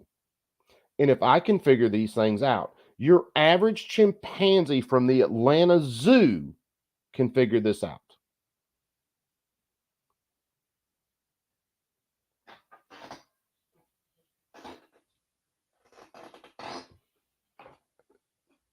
It's not that hard. It's really not. You can look at history throughout the history of man. When government gets big enough to rule over the people, shit goes sideways. It goes downhill. When they get to the point of disarming people, then it's a lock. It's done. Call that society dead, because it's exactly what it is.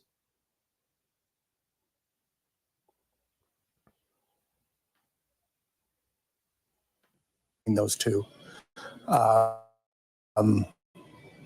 Thank you all so much. Thanks for sticking around and watching this debate with us. And Tom, look, that's the first reaction. There's a lot of conversation that we've been having, a lot of topics covered in that debate, and we're going to get into it a little bit more. It really wasn't a lot of topics. Shaq, we appreciate that. We always learn so much from those voters. Joining me now in the spin room, NBC's Hal Jackson, House Governor Newsom, all made way out of the spin room, what it looks like. It's a tough night for Democrats. What did he tell you? I mean, he's mobbed right now, I think, because people want to hear his sense of how he thinks President Biden did. I asked him that, and he said, listen, and this is the spin that I've heard now from several Trump campaign aides, the idea that it is substance over style, that they think President Biden had a decent showing, a good showing in their view on the merits, even if stylistically, obviously, we've reported that multiple people say that he had a cold and that was a factor here. Now, interestingly, I also asked him about something that I've been hearing about tonight, as have many of our colleagues, this idea of... Did you make this with your England coffee powder or something? No, baby, it's made out of normal coffee pot. So my daughter was asking me a question. She picked up my coffee and started drinking it. The coffee I was drinking earlier. But yes, this lady just basically said there are people out there that believe Biden had a great showing last night on the merits, but you know, his execution was a little off, and he had a cold, so you know, you gotta forgive him that. Oh, we live in the Matrix. We really do. This is them trying to rewrite code in real time.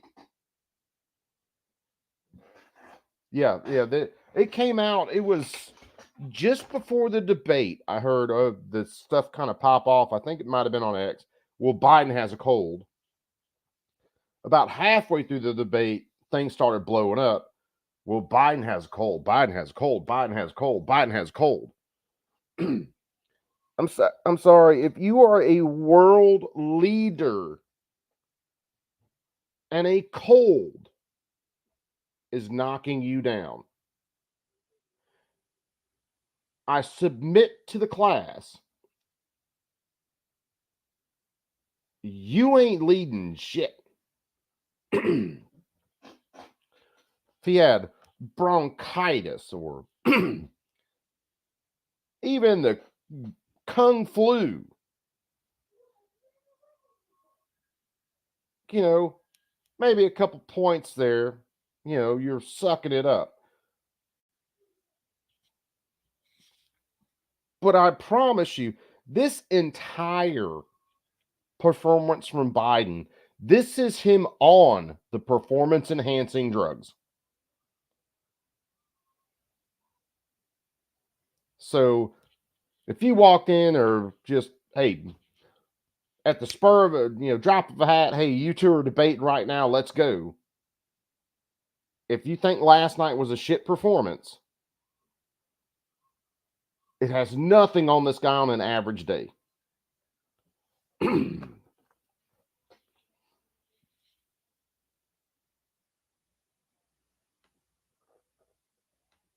Dem panic, if you will, starting to bubble up tonight.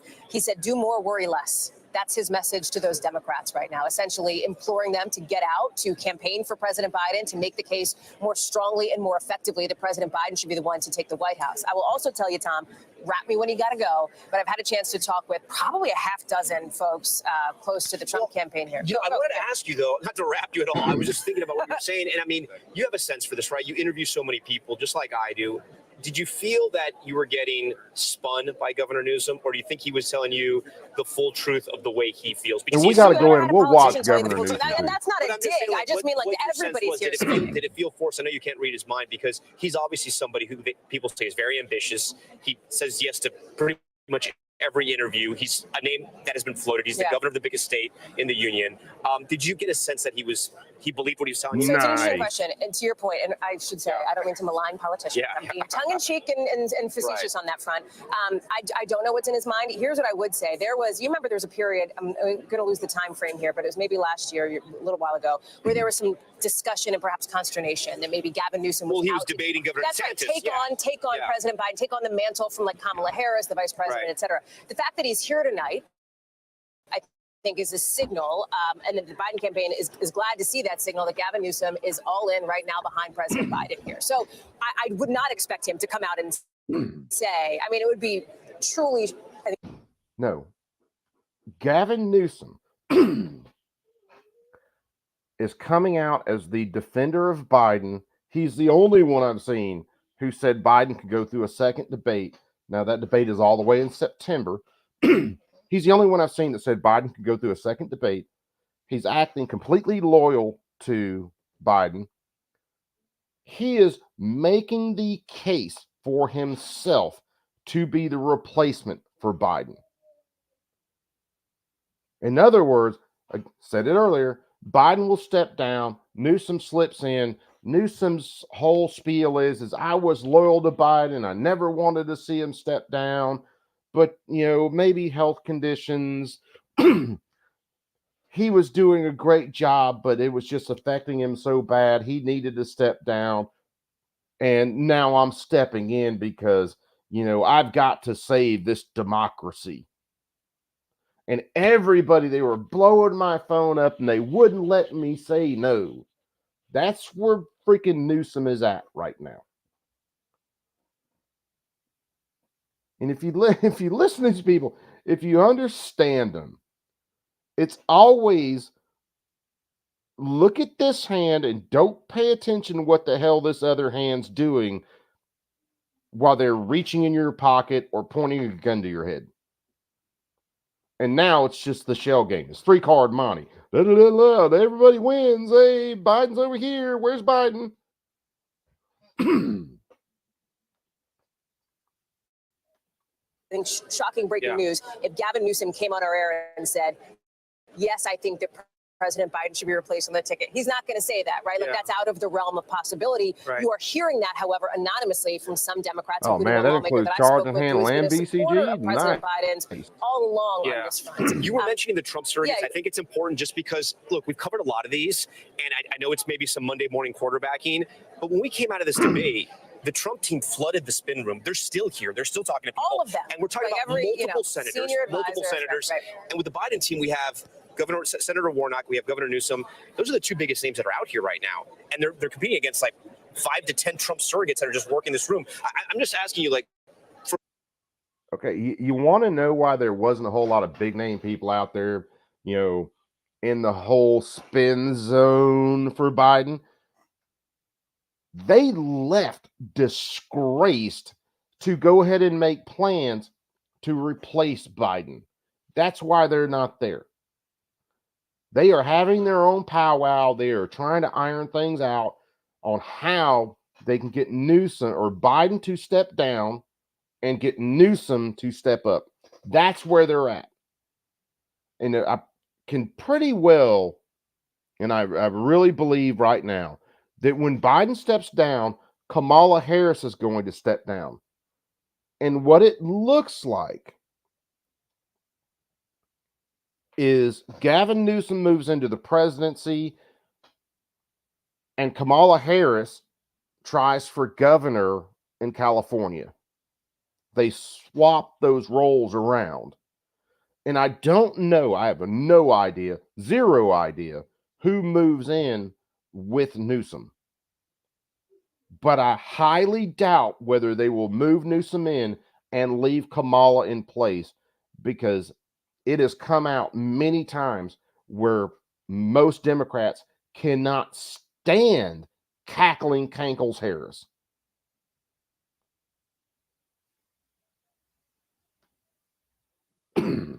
From a logistical standpoint, from a political standpoint, it's a little odd, right? Well, the Biden campaign has made some decisions here tonight. Like they have another event going that you obviously showed live, President Biden speaking out there. So they have worked to sort of counter program that. So, you know, I'm not at that other space. Right. I'm not trying to read that other space. I will say that for the Trump team, what is very clear is that this is a victory lap for them. Yeah.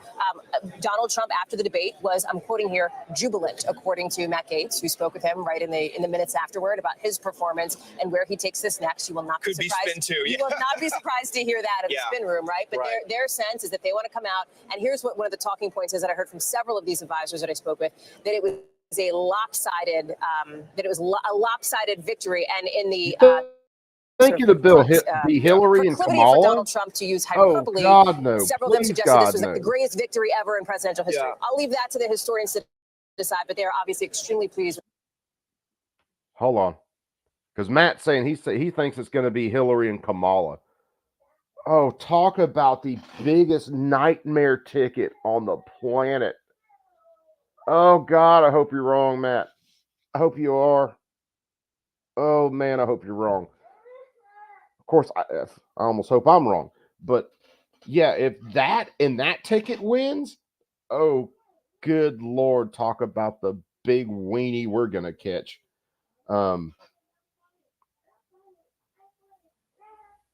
Jury goes home for the weekend in the Karen Reed trial.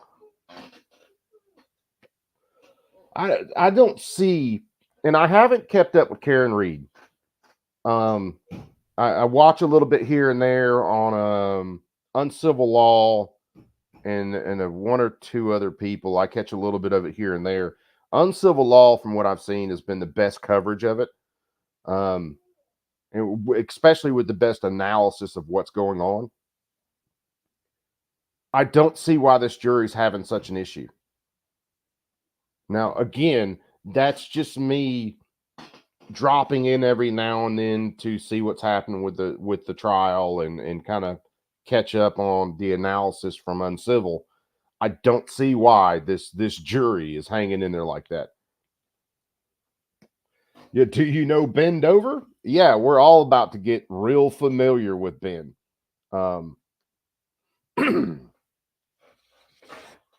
And yeah, Uncivil, like I said, there's a couple people that I've looked at, and Uncivil is the one who is really, really staying on top of it and giving really good analysis. So props to Kurt from Uncivil. He's been doing some serious work. But there's also the bigger question of, if it wasn't such a bad night for Biden, was it really such a good night for President Trump, right? Because Biden at to times be clear, did by get the under way, skin, right? And at also times Trump Donald lost Trump his point, dodged too. on questions. He meandered. He spread misinformation. He Oh lied about no, his we record on certain ain't getting positions. Like, those lewd, are all Bob. things that also happened tonight as well. And I think that our coverage is reflecting that. That said, one of the biggest concerns for voters going into tonight has been President Biden's age. And it's all the headlines tonight, right? and it's all the headlines. But so if you were tuning in to look for any kind of reassurance from President Biden on that, it's not. I'll have to find it during the debate. I'll have to, maybe one of these days I'll quit being lazy and I'll clip it. There was a point in the debate where Biden tried to go full on Ronald Reagan. And if you remember one of the Reagan debates, they were talking about Reagan's age, and Reagan flipped it around and basically said, well, you know, I'm sorry, this person isn't as experienced as I am. Biden tried that during this debate, basically saying Trump being a couple years younger, well, Trump's just not as experienced as I am. He tried to go full on Reagan. If it kills me, I'm finding that before we get out of this stream. And if I can, I'll dig up Reagan's one too. But he tried to go full on Reagan. And Boy, did that shit blow up in his face like a Wile E. Coyote Acme rocket. Yeah, and lube may be a really good thing to invest in, Bern. Because we ain't gonna get none of it. You're gonna have to put it on yourself. Clear that you got that. Also, if you're just tuning in and you just watch the first 30 minutes, that is devastating for the Democrats. So the Biden campaign is suggesting that he obviously they believe that he got stronger as the night went along. Exactly. He had this cold, that he did better as the evening went along. And I will say, like, I'm not sure that tomorrow. Like, Tom, how do you watch stuff that you met? Like, do you watch 90 minutes of something? You probably watch clips on TikTok or Insta, whatever, right? And so there will be moments that they will clip and share, like on January 6th, that they.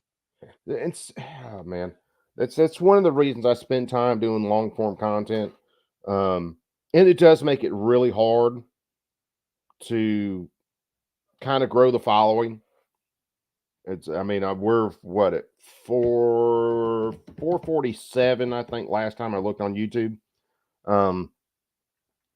But people do want that 1 minute, 3 minute hit. And that's just not what I do. I want people to hear all of this in the full context, which means you guys that follow me and hang out with me, you put up with a load of pain.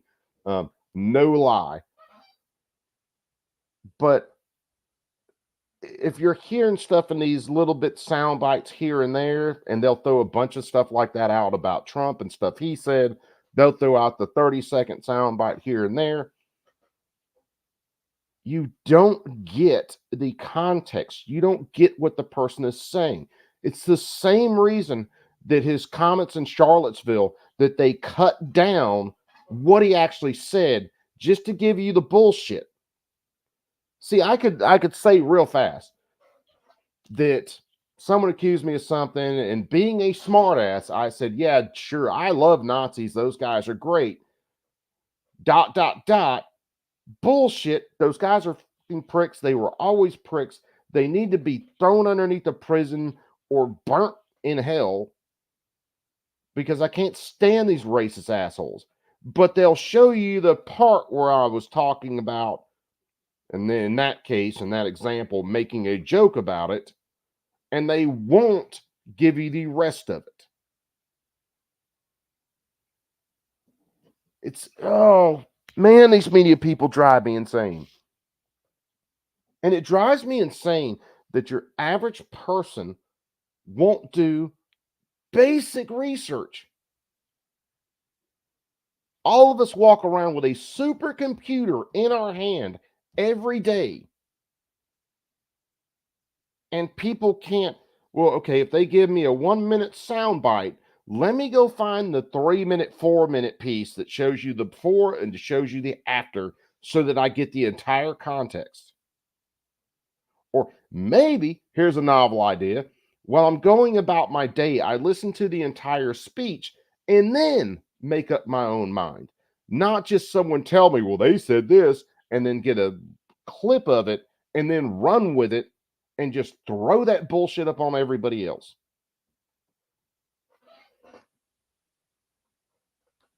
Think the former president did poorly on. All right, Hallie Jackson, I do got to wrap you now. Thanks so much. We're going to take a quick break. We're going to be right back. I see Senator J.D. Vance. He's going to be live on our show right after this. Stay with us.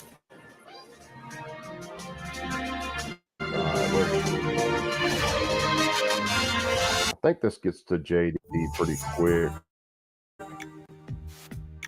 Fewer abandoned carts. When you offer more ways. I don't know a hell of a lot about J.D.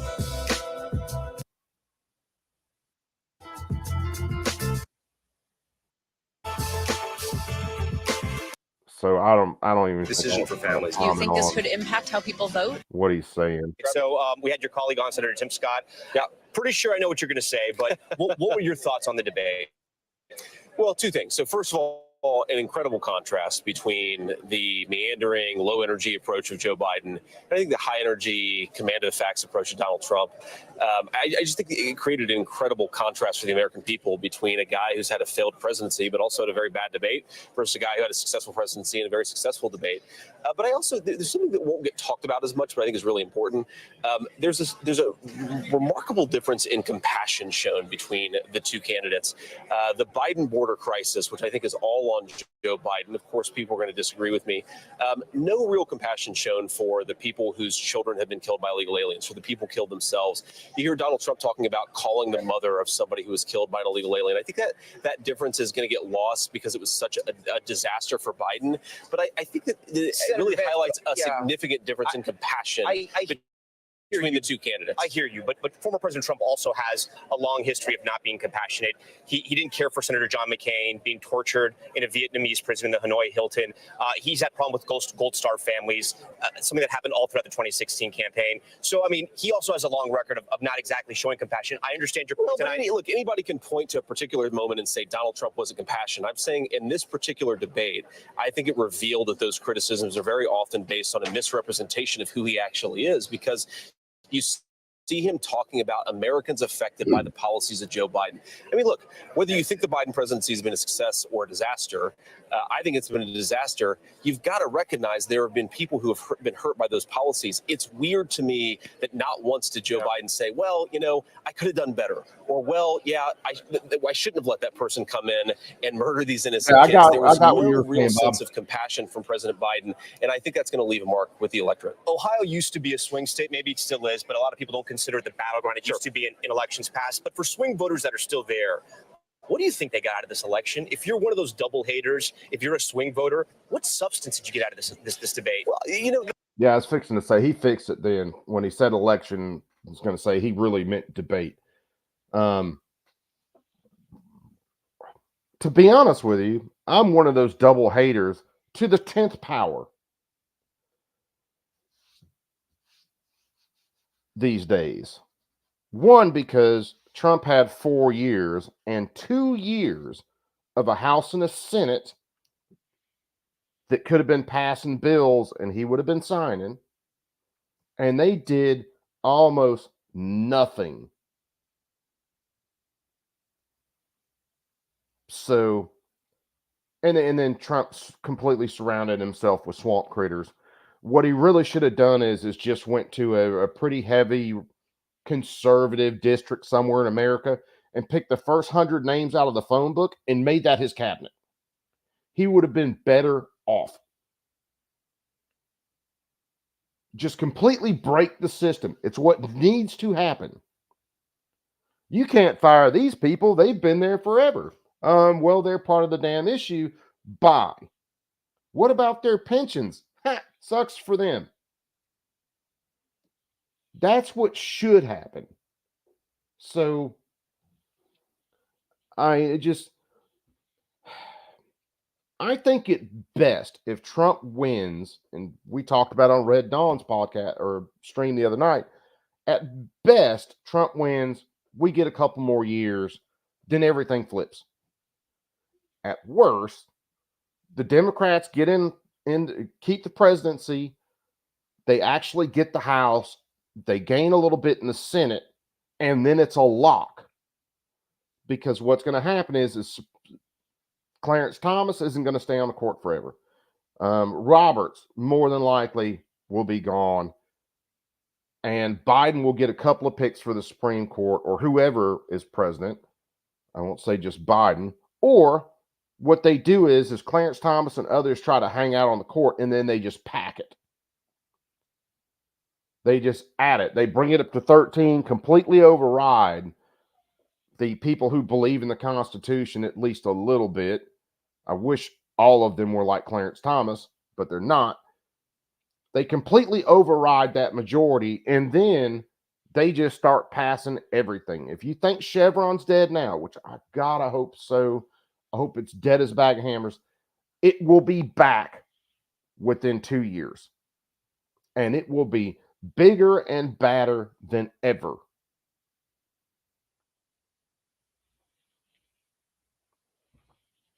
Warsaw, what's up, brother, man? Warsaw, you at work or you home?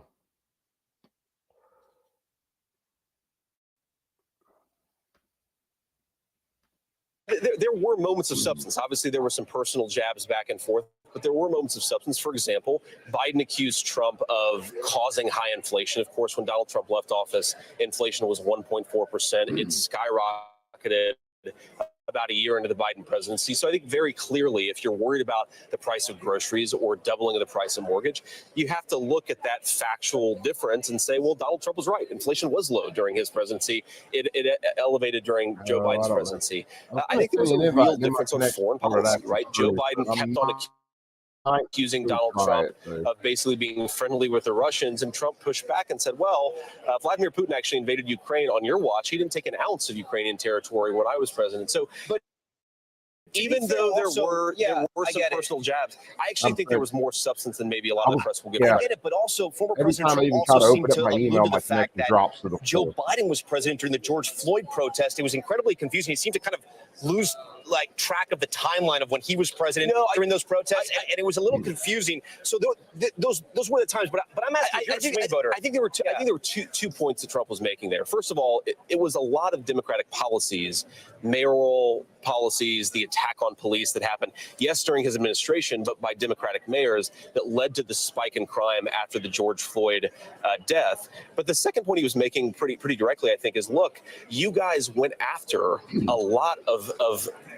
peaceful protesters in the aftermath of the election of 2020, but you let all of these people. Well, the point is,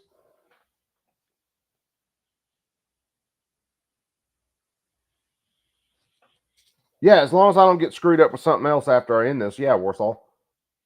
But the point that Trump was making is they didn't just take people who were violent on January 6th and lock them up. They took 80-something-year-old grandmothers who were led in by the police, walked in between the velvet ropes, waving flags, never harmed a thing. They put them in fucking prison.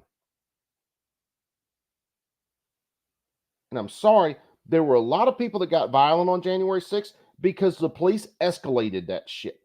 I saw people get shot in the face with rubber fucking bullets on January 6th. Of course you're going to piss the crowd off.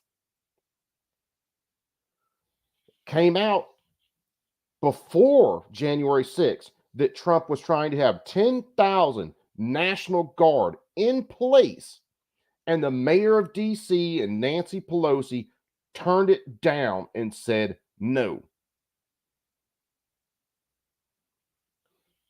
Then the feds in the crowd got people ramped up. The police started to escalate things, and then it blew up. Go fucking figure. Yeah, Ashley Babbitt's murder. That dude absolutely executed her. I am amazed he didn't hit the two officers that were right next to her when he shot, because she walked past two officers that were well within arm's reach of her.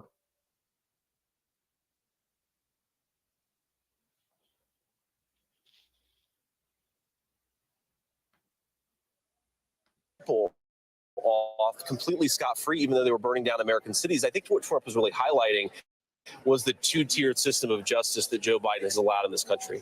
Do you think there'll be a second debate? And do you think former President Trump will agree to it? Oh, look, I hope there will be a second debate, because look, the American people deserve it. And I do think that whether you like Donald Trump or like Joe Biden, this was an important contrast for the American people to see. I think that, look, I hear a lot of Democratic politicians behind us. They're spinning this thing. Democrats recognize this was a disaster. So I think there would be pressure on Joe Biden not to debate again. I think that would be a mistake, and it would be a real disservice to the American people. Do you think voters who had concerns about Trump's temperament were reassured in this debate? And I ask that because it seemed that when President Biden had those personal attacks about porn stars, about convictions, it seemed to really rattle him and get him sort of to lose his cool. And to your point earlier, you were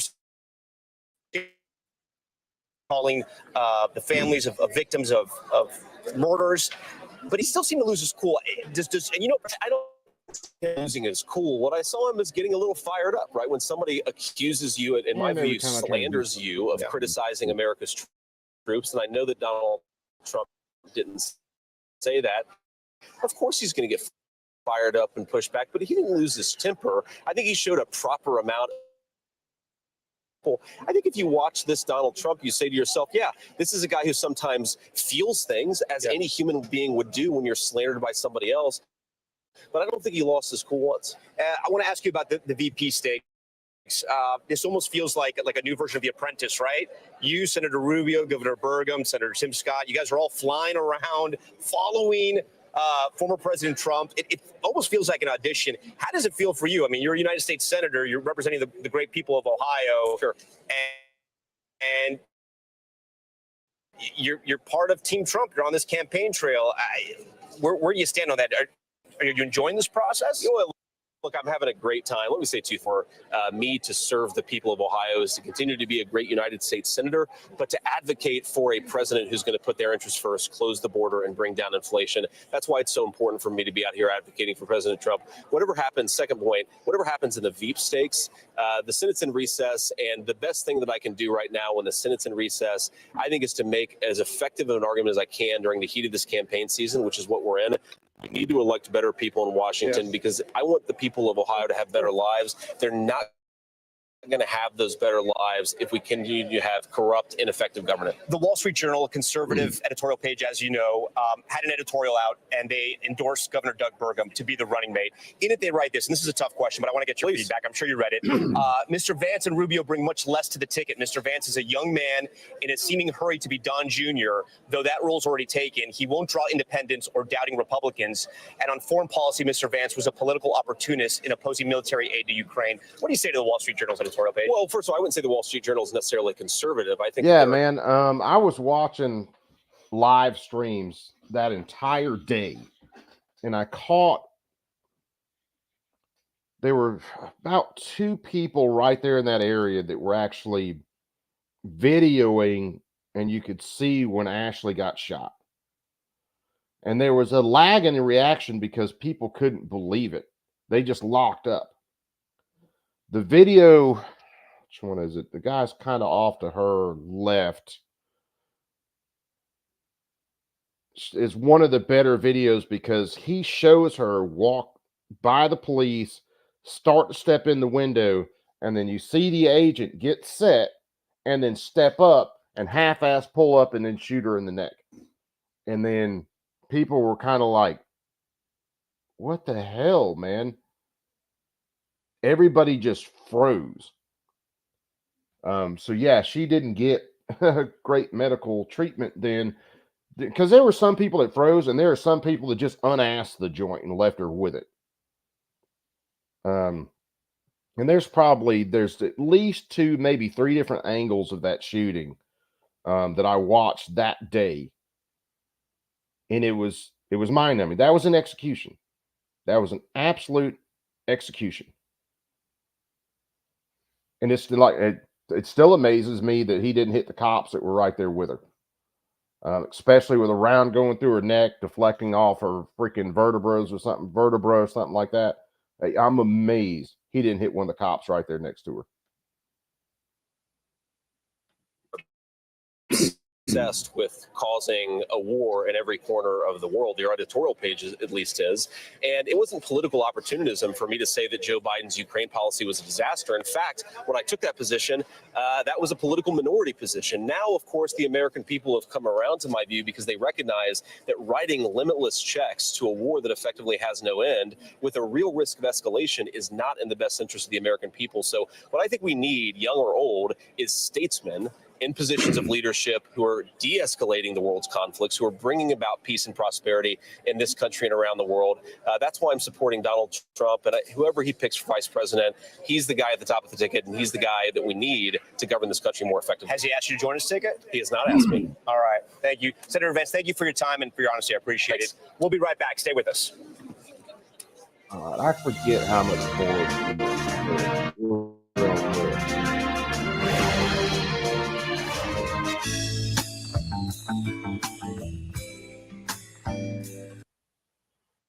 news for the generation of now is coming out of this rut, we probably won't have a country left anymore. That's how bad it is. He is the worst in history by far. Thank you, President Trump. President Biden? We are the most admired country in the world. We're the United States of America. There's nothing beyond our capacity. Biden just, in that clip, he just falls back into his stump speeches on that.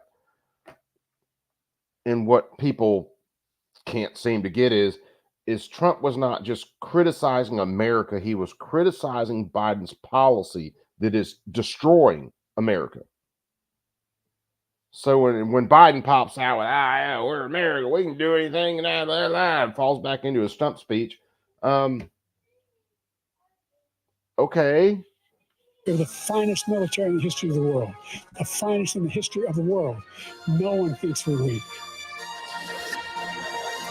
And welcome back as we recap the first presidential debate. And we have a great panel lined up right now. I want to turn to two of our best political experts, Symone Sanders Townsend. She's co-host Weekend on MSNBC and former chief spokesperson for Vice President Kamala Harris and director of communications for Trump's 2020 campaign, Mark Lauder. Symone, I'm going to lean into you. And I want to be completely transparent with our viewers here, right? We are live in the spin room, and it has been incredibly hard to get Democrats to come out here and to talk to us on the air. We've been able to do the interviews down in the spin room, right? But you know how this game works, right? You need to get your people out there, especially when you want to get your message out there.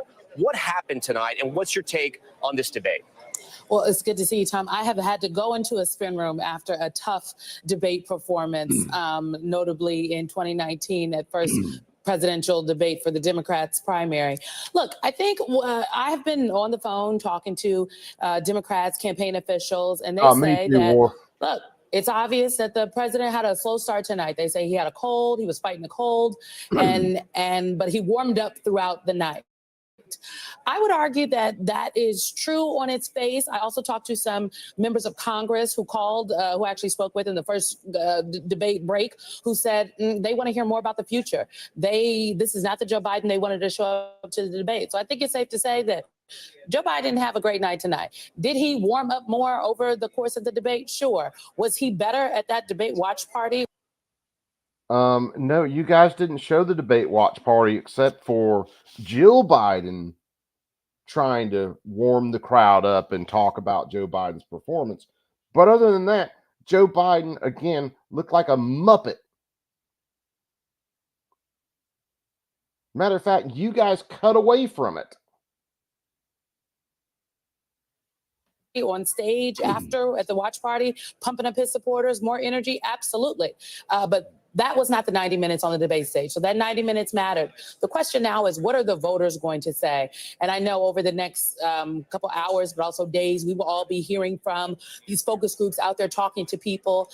And is this going to greatly change large swaths of people's minds? No, but Joe Biden didn't have a good night. And that's going to make some people say, Symone, a lot of our reporters throughout NBC News have been talking to their sources, and it's not just us, right? It's other news organizations are hearing the same thing, that there's a real panic within the Democratic Party. Can you see a scenario where former president, or I should say President Biden, is not the nominee, or is that just crazy talk and we're just not there yet? I honestly can't see that scenario, Tom, and that's not spin. That's just the facts. If Joe Biden was going to step aside, he would have done so a long time ago. I've not heard an appetite from the president, nor the vice president, nor their aides. I've spoken to all of the aides for the president and the vice president tonight. I haven't heard an appetite from any campaign officials of that message. She is lying through those buck-ass teeth right now. Gavin Newsom was actually just on down there in the spin room. I know he spoke to Alex Wagner of MSNBC and a couple other folks and forcefully rebuffed that notion. And I think you are going to hear everyone from Gavin Newsom to Vice President Harris and other would be. Yeah, Matt, it's amazing. There's times where I'll go in and on another tab, not logged in or something, I'll look for my stream, and sometimes it pops up, and then other times it doesn't pop up. I have to go to my channel and then look for a live or whatever I'm doing at that particular time. YouTube does not like me for some reason. I haven't figured it out yet. I'm a very likable person. other, high-level Democrats say that very same thing. So I don't think it's reality. I do think a lot of Democrats are wet in the bed right now and clutching their pearls. And I think that beds might be wet tonight. They're going to have to dry up sometime soon because Joe Biden is the Democratic nominee. Throw him in the dryer. As we see President Biden, the video you're seeing there was after the debate at his watch party. Mark, They need to throw Joe Biden's diaper in the damn washing machine and then throw it in the dryer, or hell, just burn it. Maybe he really isn't using reusable diapers, and they just snatch his Huggies off and then clean them and powder them and then let it ride. Oh, man. Mark Lauder, I want to ask you, former President Trump has the habit of sometimes stepping on his own news cycle and sometimes stepping on his good news. If you were advising him tonight, clearly hey, what's up, brother? It How you sounds doing like today? President Biden had a bad night and Mr. Trump came out on top. What's the advice you give him so he can capitalize on this? How does he capitalize on this? I would say stay on the same message you had tonight and take it to Virginia, which is a blue state, which is now suddenly in play. And I'll agree also with Simone. I do not think that Joe Biden will be replaced as presidential candidate. I don't think the politics work for them because that means they would be stuck with Kamala Harris, who's even more unpopular than Joe Biden. So, or another candidate that maybe they came together around in the convention, but that's likely not going to happen. I think the problem there is that they're bleeding black voters, and if you did not give the nomination to the first female vice president of color, they may not vote for Trump. They just may not vote. Oh, please. Most black voters don't want Kamala. Period. End of story. They can't stand the woman. At all. It's a great point. Mark Lauder, Simone Sanders, we thank you so much for joining our coverage. Stay right there. We have a very big interview. RFK Jr., the man who is running in the third party, he wants to be on the debate stage. He's going to join us live. Stay for that. Now, I haven't watched this. You guys want to stay with this, or you guys want to find the clip with Newsom? You guys tell me. If you guys want to stay with this, because I haven't watched this part of it. If you guys want to hang with this, we'll stick with RFK. If you guys want to go find Newsom, we'll find Newsom.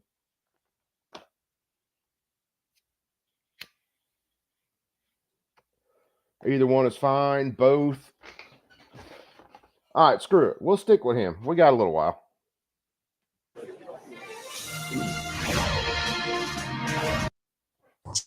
Check this out. I'm going to show you how I afforded this car. Food stamps. You ready? All right, 100 and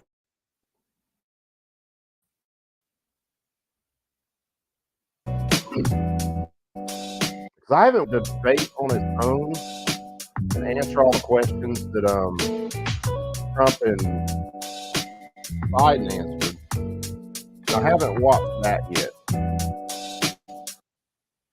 What is in the drug supply? We've got important news this afternoon. Polls, but you didn't get on enough ballots. Without a presence on the debate stage, your long shot campaign seems to have just gotten longer. Will you qualify, do you think, for the September debate? I think so. We actually did qualify for this debate. Yeah, that's an interesting question. So they shut RFK out of this debate. If there actually was a debate in September, and I don't think it's going to be Biden debating in September. I think he's gone during the DNC. Would it be better for Democrats to have RFK on the stage to kind of use as a distraction? Or would it be better just to leave it as Trump and more than likely Gavin Newsom? I hadn't thought about that yet. So that's kind of an honest thought. It may work out better for Newsom to have more distractions on stage than just going head to head with Trump. We were in 5 polls, including 4, one by CNN that had me over 15%. One of the companies, the Monmouth Company, that was one of the approved 12 companies by CNN, CNN arbitrarily threw that poll out, even though it had me at 17%. CNN did not want me on the stage. They made an agreement with the Biden Trump administrations or staff to keep me off the stage. I was the only one who qualified even slightly for for being on the ballot in enough states. They got 270 votes. I now have the signatures sufficient to get me on the ballot in states enough to get me 340 electoral votes. So I qualified. And by the way, neither President Trump nor President Biden are on the ballot in any state. And they are not the nominees of their parties. So this was really Mr. just. Kennedy, I'm looking at some. Mr. Kennedy, I'm sorry. I'm just looking at some stats here that were given to me here, but it says even your own campaign says you're officially on the ballot in just 8 states. How would you get to 270 with 8 states? Well, we have enough signatures to get on the ballots in other states, but they will not. Those states won't register us until some of them until August. We're on we have enough signatures. We're completely qualified. Most of them, we have 3 times the amount of signatures that we need. But the states, under their own procedures, do not register you until August. So they basically made it impossible. CNN chose criteria that we couldn't make. We got a lot closer than President Trump or President Biden. They're not on the ballot in any state. Mr. Kennedy, what did you think of the debate tonight? Were you able to watch? Yeah, I actually had a debate that I think 10 million people watched. We had a virtual debate where I was on the stage with President Biden and President Trump, and it was aired live on X. It was live streamed simultaneously with the debate. So what I thought of it, I thought it was depressing. I thought we have 341 million people in this country. And maybe on another night, we'll look at that. If I can, I'm sure that his video will be posted to a couple other social media platforms. It won't be tonight. I don't think we're running that long to completely run back through all that, but it's still, I'm sorry. This dude has been part of the political elite his entire life. I don't trust him. No more than I could pick up my F-150 and go backpacking through the Ozarks with it. And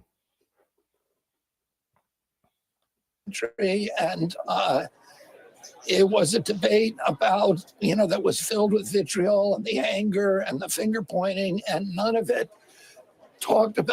nobody talked about the issues that really concern Americans. There's now 70% of the people in our country. We've had a nuclear bomb go off in our middle class in the administrations of these 2 presidents. Oh yeah, dude. They do not want Larry Elder on a stage. They do not want Larry Elder anywhere near it because he'd smash all of them easily. If Larry Elder was on the ticket, I might fucking vote again. 70% of the people in our country are not making enough money to pay for basic human needs. Bob, if you tell me you're a Chevy guy, I won't disown you, but I will think you're gay. Run into people every day who are, elderly people who are splitting their prescription pills to make them stretch out for the week. Mothers who are downgrading the ingredients to get out to the checkout line at the grocery stores. A young couple I ran into in New Hampshire who had a fight because they were arguing if your crying baby is $50 sick or $100 or $500 sick before they bring them to a hospital. Americans are not supposed to be suffering like that, and that has happened. Mr. Kennedy, I do want to ask you an important question. At some point, your campaign team comes back to you and says, listen, this is just not going to happen, right? We're not going to get on all the ballots. You're not going to be the president. Who will you throw your support behind? Get a mechanic. I'm not pulling out. What I said to President Biden is that right now, I am the only one of the 2 of us that beats President Trump in a poll. So President Biden can't beat President Trump. But I can. Now, wait a second, Bob. I'll forgive you for that one. 454 big block Chevy, especially in a 4x4, that thing's a monster. No Ford guy can argue with that. beat him. And the biggest polls are showing me beating President Trump. I beat President Biden 39 states to 11 states in a landslide. So I'm not the one who should be withdrawing from the race, and I'm not going to be withdrawing from the race. What I said is that I will withdraw. I'll take a spoiler pledge with President Biden that we'll both take a poll in October. And whoever of us is less likely to beat Donald Trump, that person will withdraw, and I will take that pledge. Mr. Kennedy, we only have a minute. I'm not familiar with those polls, but I'll definitely look out for them. I do want to ask you, nobody on this planet, maybe few people, except for your relatives, know the importance of a vice president. You have chosen Nicole Shanahan to be your running mate. She was a lawyer from Silicon Valley. What qualifies her to be commander-in-chief? Nicole Shanahan is one of the smartest people that I've ever met. She's an expert in the area that I. You know what should honestly and truly qualify someone to be commander-in-chief is respect for the Bill of Rights, respect for the Constitution, and general common sense. Hey, maybe the federal government shouldn't be trying to take all this power from the states. Maybe the federal government shouldn't be out here sponsoring all these different wars in all these different places.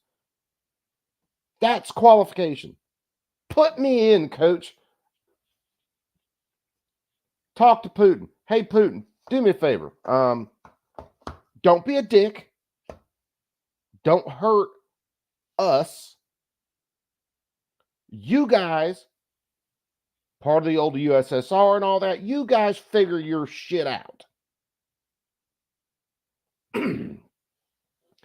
And let's ramp our oil and gas production back up so we can supply natural gas to Germany, to Poland, and other Western countries like that, which completely shuts Putin out of the market. And then we don't have to worry about him. This is not complicated.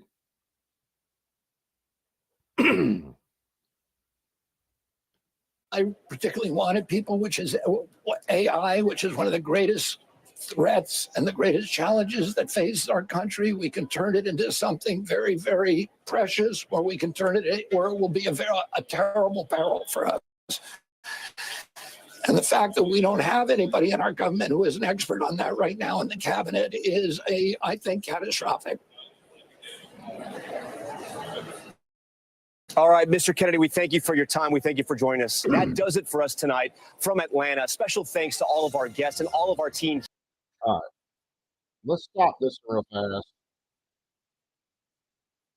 Let me back this one up. We'll find let me find Newsom, but we're gonna watch Biden on abortion first because it's absolutely hysterical. Where's that? It was on one of the big CNN panels.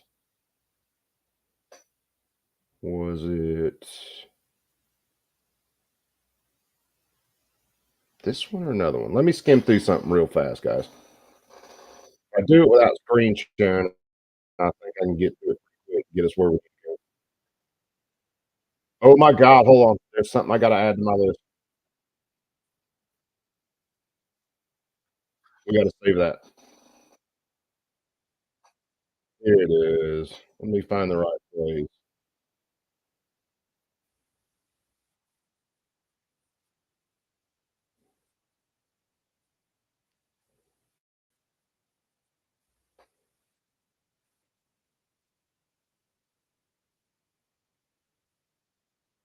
Oh, we're going to back it up a little bit more. Because we got to get some of the horse shit before we get to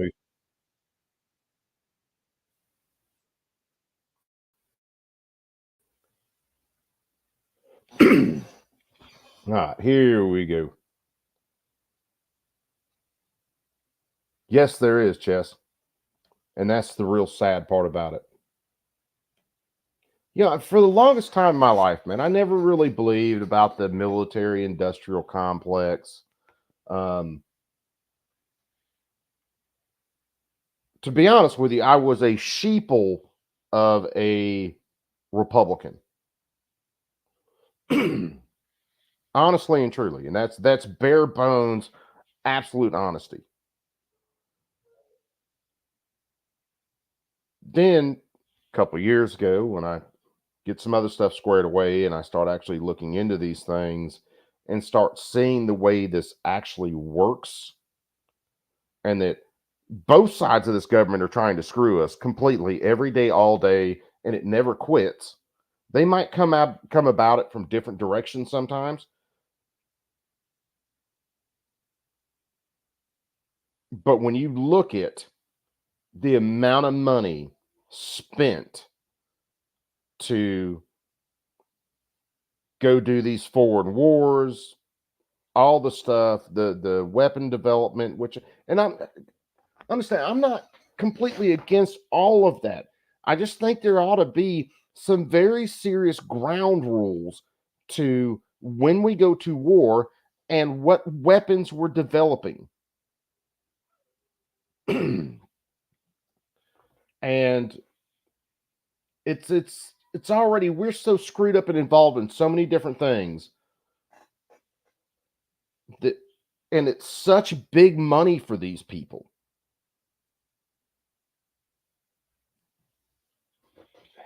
It's completely just, I don't know, maybe I'm just one of those jaded, way past black pill dudes at this point from watching these guys for decades, and then especially drilling down in the last, since say 19, really drilling down into a lot of this stuff. Yeah, man, it's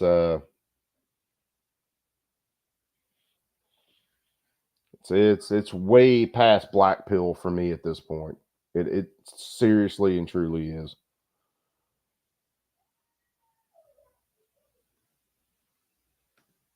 Well, I'll tell you what. Let's do Biden on abortion first, and then we'll get to Newsom. So I haven't watched this clip yet, but if this is the Biden explaining abortion shit, oh, fucking buckle up, Buttercup. Hold on. Let's find something real quick. This is my fun doing stuff live, I guess.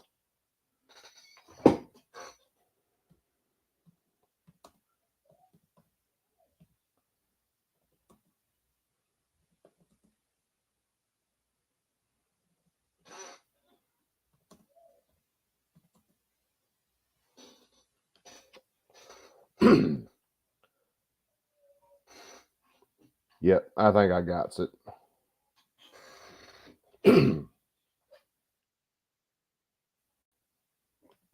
All right, let this play, because this is the only clip that can follow this.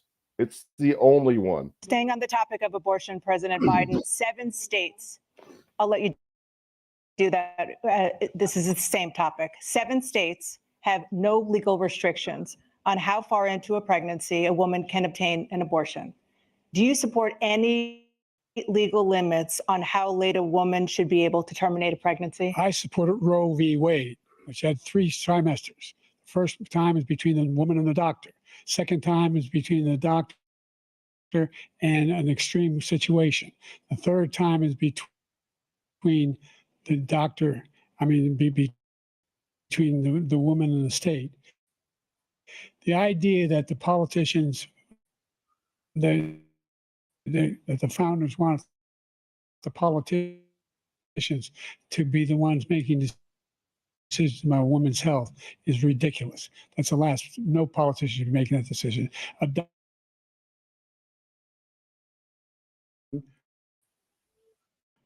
Take it after birth. Again, the former governor of Virginia. Again, if Trump was wrong right here, why do the Democrats always vote against any of the, they call Born Alive Acts, to where if a baby was born due to a botched abortion, that they would have to give that baby medical treatment?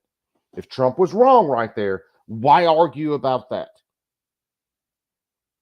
But we can go look at vote after vote after vote where Democrats completely vote against something that would ensure that a baby that is born gets medical treatment.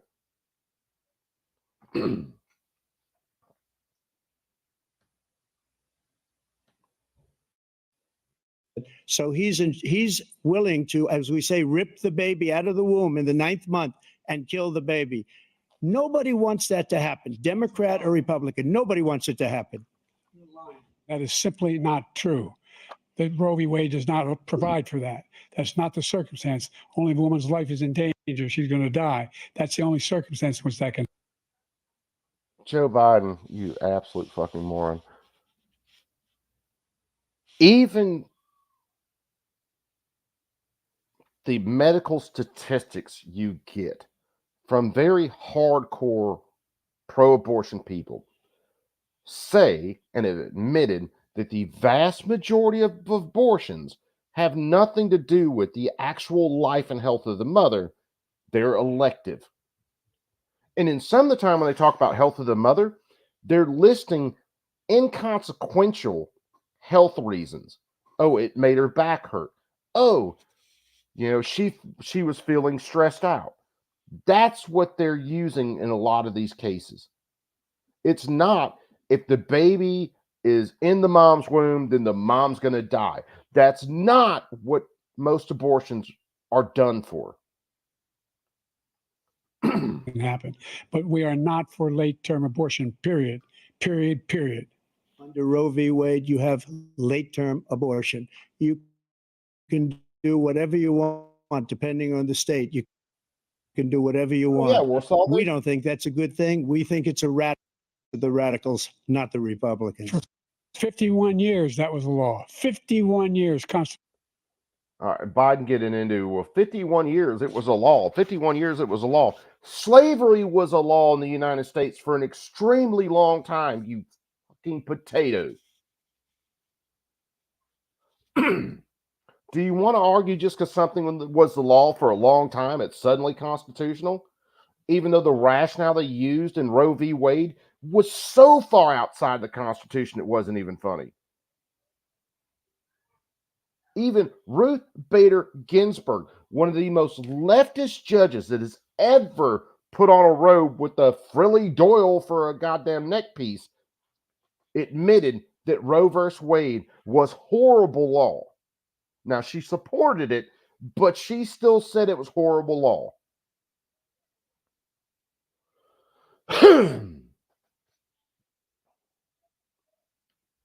Social scholarship said it was the right way to go. 51 years, and it was taken away because this guy put very conservative members on the Supreme Court. He takes credit for taking it away. What's he going to do? What's he going to do? In fact, if the MAGA Republicans, he gets elected, and the MAGA Republicans control the Congress, and they pass a universal ban on abortion, period, across the board at 6 weeks or 7 or 8 or 10 weeks, something very, very conservative. Is he going to sign that bill? I'll veto it. He'll sign it. Thank you.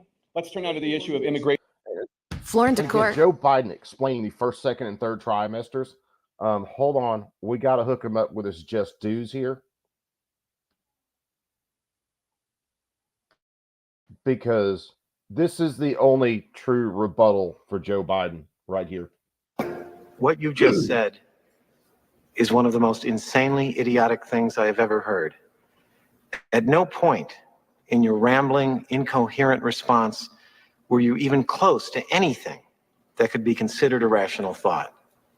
Everyone in this room is now dumber for having listened to it.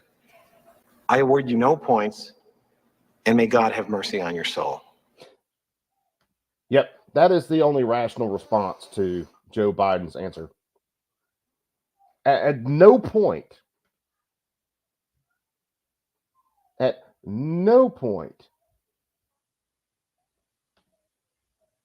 were you rational or coherent. All right, so here it is. Let me see. Let me dump something, and I'll have to do another screen share. That way I make sure the audio doesn't screw. So there's a little bit before this, or a little bit of discussion before, and then they get into Gavin Newsom. Developed in a debate where you never heard the word infrastructure, for example. Like, it was pretty underdeveloped as this went on. And that has a lot to do with the nature of the rule. And to start off here, give you a little context. They're talking about some of the original debates in between presidents and how these debates actually developed and where they came from, and FDR this and these debates. I think what you just put your finger on, to me, is sort of the whole issue around where we find ourselves. The job of the president is making decisions. The job of a presidential candidate is to communicate. It just is. That's the job. It's a communications job. It is talking to people and communicating them, persuading them, trying to get people who don't agree with you. And I think Joe Biden has a very good record on making decisions, and I think he's a very poor communicator right now. And that inability to communicate. I mean, I see this all the time. We will cover things on our show all the time. This big OPIC. I still say this is like AI generated, because Chris is really just mad out in drag. They pulled some Hollywood stuff here to try to put them on the same stage. Oil trade they did, you know, where they bought high, they bought oil very cheap, and then they sold very high. They made all this money and kind of broke the back of OPEC. And people say, I didn't know that. Yeah. Well, that's awesome. That's cool. Joe Biden should be the person communicating that. Joe Biden is not good at communicating his own record. And in the context of a campaign right now, his job, number one, is communicating. So that, you know, and I don't disagree with you. I mean, I think you're right about the decision making, but I think the reason that there is all this, you know, anxiety and all this stuff is because ultimately, and particularly in the television age, a lot of the presidency is communicating, but particularly when you're running for re-election, when it is the thing that is the most important. Yeah, how dare you see the president unfiltered in his own words, in his full glory, or in Biden's case, his full-on dementia. Important thing. But there's another job of the and this is even pre the television era. There's a reason that FDR was never shown in his wheelchair. Oh, Joy Reid. Oh, this woman is so fucking vile. FDR is one of the worst presidents that ever put his ass behind the Resolute desk. But here it is. She's basically going to go into the argument that he was a good president, but the optics of him being in a wheelchair weren't good. Horse shit. There's a reason that John F. Kennedy pretended to be a vigorous man when he was certainly not. And Kennedy accelerated it, and I think Reagan super accelerated it because he was an actor and he was a Hollywood figure. Oh yeah, and it's only gotten more intense until we that. got to President Obama, who like became popular partly because like rap artists were like taking his speeches and turning them into like hit music video. Like it's accelerated, but it was even true during the Roosevelt era. The president is an avatar for the American. Yeah, boy, boy, boy.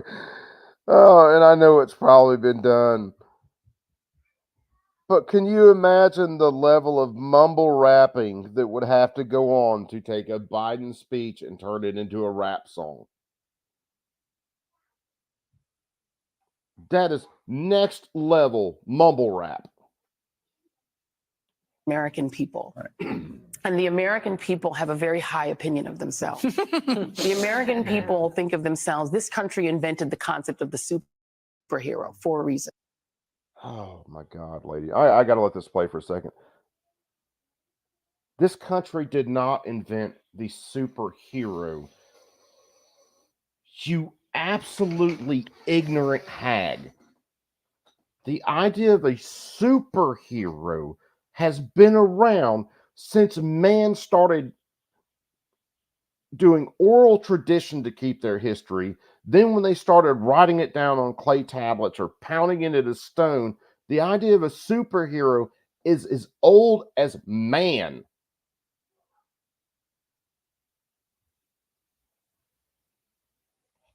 oh, this woman is so demented.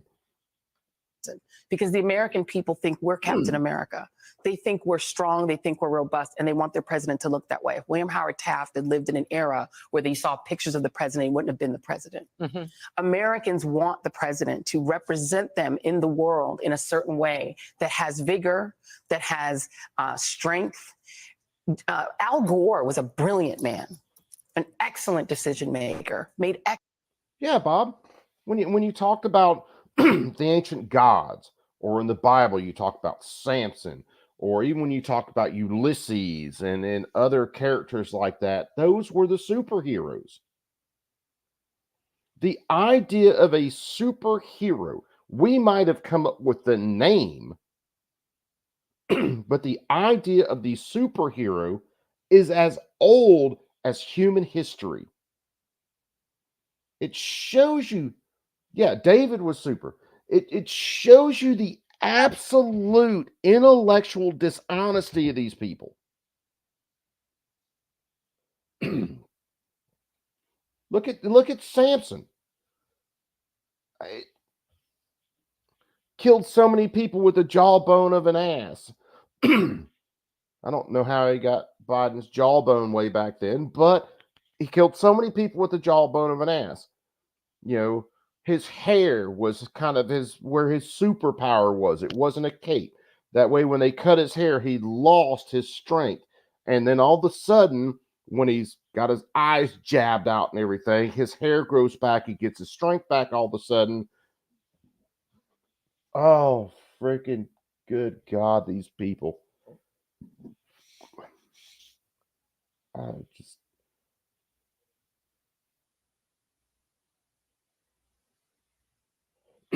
No. Bob, I'm pretty sure the 300 were wearing capes. excellent decisions as vice president. Americans didn't care. They wanted the guy they thought was cooler. That's just real talk about Americans and about American voters. And so to your point, Joe Biden, yes, you can look at his record and it is factually one of the best records of any modern president. It is a top 10 president's record. But you can't become president again when America looks at you and that avatar to them looks broken. Well, let's not pretend this is a good thing. Right. Let's just remember that what's happened here is imagery has taken control of the way we see presidential campaigns. Yes. FDR could not possibly have survived a debate like this at any time, and he was arguably our best president. Could not possibly have done it. Oh God, FDR was nowhere near our best president at all whatsoever, not even close.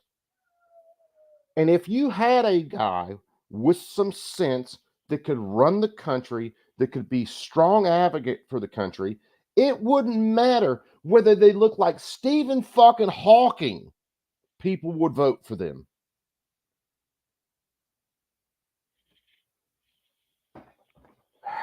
Again, it's oh man, the lengths these people will go to to try to protect Biden and to carry his water. It's endless.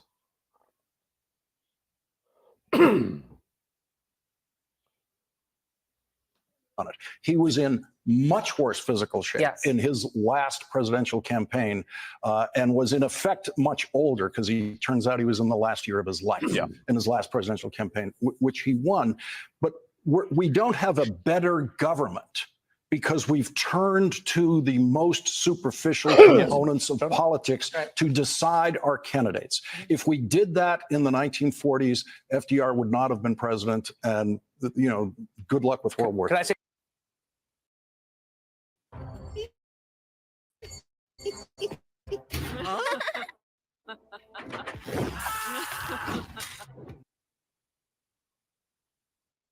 My colleague Alex Wagner is standing by right now with California Governor Biden surrogate Gavin Newsom. Okay, Alex, now this is where we get to Newsom. Yeah, you're right, Mad Cow. I still think Chris Matthews is just Mad Cow and drag. Oh, dude, this guy right here. this is where you get into the narrative that Gavin Newsom really doesn't want to get the call. He would serve, basically he doesn't want it, but he would do it if he had to. You kind of got to read between the lines on a lot of this shit. But if you see someone coming out completely supporting Biden, especially knowing the mental decline, and then they're giving speeches like this dude is waiting in the wings to take over. I cannot wait for this conversation. Well, neither can I. You guys can't see it, but there like all of Trump's shortlist VP nominees are walking around on the ground. Nobody wants to talk to them. It was like human piranhas descending on the governor after the end of this debate. Governor, what was your reaction to what we saw on screen? Well, not on the substance. He won the debate. I'm old school. I'm old fashioned. That's what matters to me. I thought the lies. So here's where we're hitting it. I'm old school. I'm old fashioned. That's where he won the debate. Yep. Complete politician sleazeball. I was taking notes about all the lies. I ran out of paper. Donald Trump, no accountability on those lies, talking down the American economy, talking down our democracy. Okay, two things. I got to let this play some more, but this clip is maddening, like so many others. He was talking about Biden's policy driving our economy into the ground.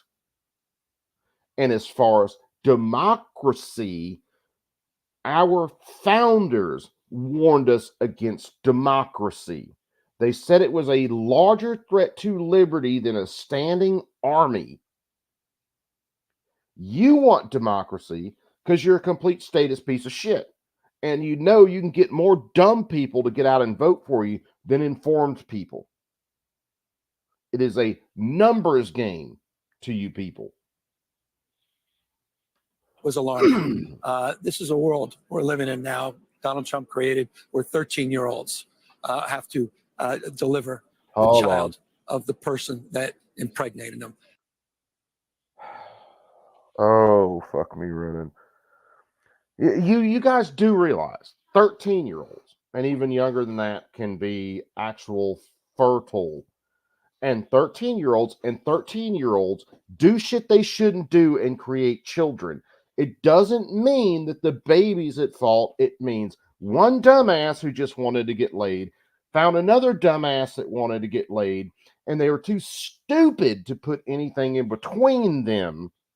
And then there was a baby created. So yes, 13 years old, welcome to life. Here's your consequences. You dumb bastard, 18 years, guess what you get to do? You dumb little hoe, guess what? 18 years, you get to raise this. Personal responsibility. Now, if a 13-year-old is raped by someone, that is different. Rapists get wood chippers, unborn children do not. And then counseling for the victim.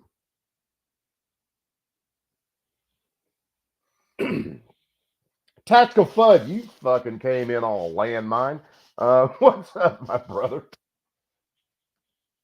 This is a world that Donald Trump has created. And so for me, it was daylight and darkness. And I'm very proud of the president's record, and I'm very proud for his vision of the future. I mean, let's talk about the substance, though, because I feel like on the signature issue that Democrats have, which is abortion, the president's response was garbled and undirected at best. Yeah. Do you feel like he did what he needed to do on an issue that could motivate voters in the polls? I think it's significantly insignificant because it's de minimis because the American people have made up their mind. They don't support the policies of Donald Trump. They certainly don't support his policies or his assertion somehow the American people always wanted this to be states' rights, which was laughable and absurd. So from that perspective, I don't think. Now again, this guy talking about states' rights is maddening, considering his state, which doesn't give the state any power to regulate firearms, has the most restrictive firearms laws outside of probably New York. And he continues to defend the state's power to disarm people, to control arms, you name it. Now, California, I'll give you guys this. California does not have a variation of their own Second Amendment. At the same time, they don't have a clause in their constitution that says the government of California has the right to regulate arms, how people carry arms, what types of arms they can own. It's about explicit powers. If it's not explicit, then the government doesn't have the power, and that power falls to the people.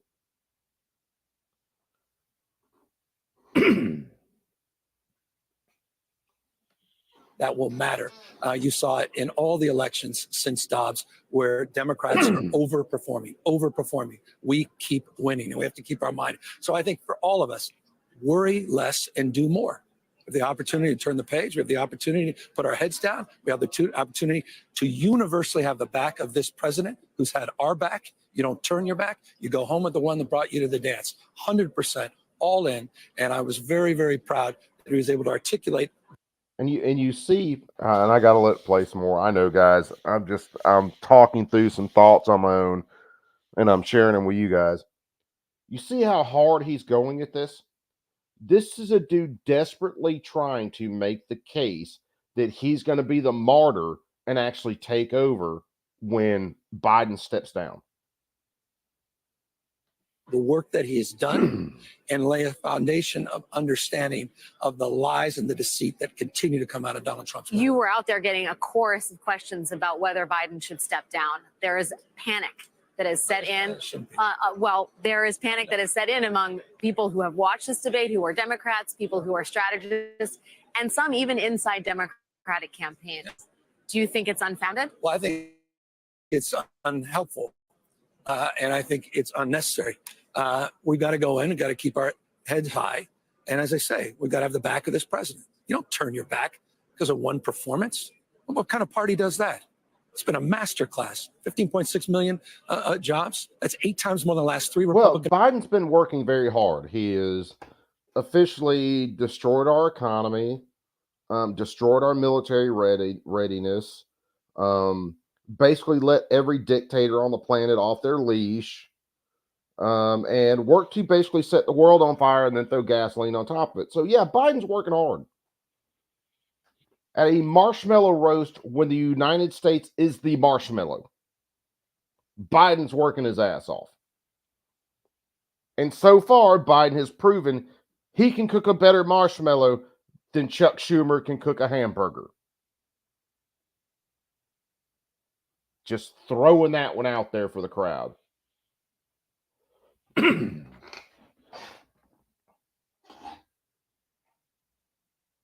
Oh, well, believe it or not, Bob, there's quite a few of those jobs that are people getting started back after COVID. The vast majority of these jobs are unskilled labor that are getting taken over by illegal immigrants.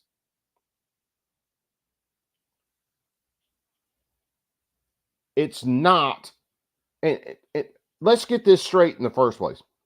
The government, federal or state, the only jobs that they can actually create are jobs for the state.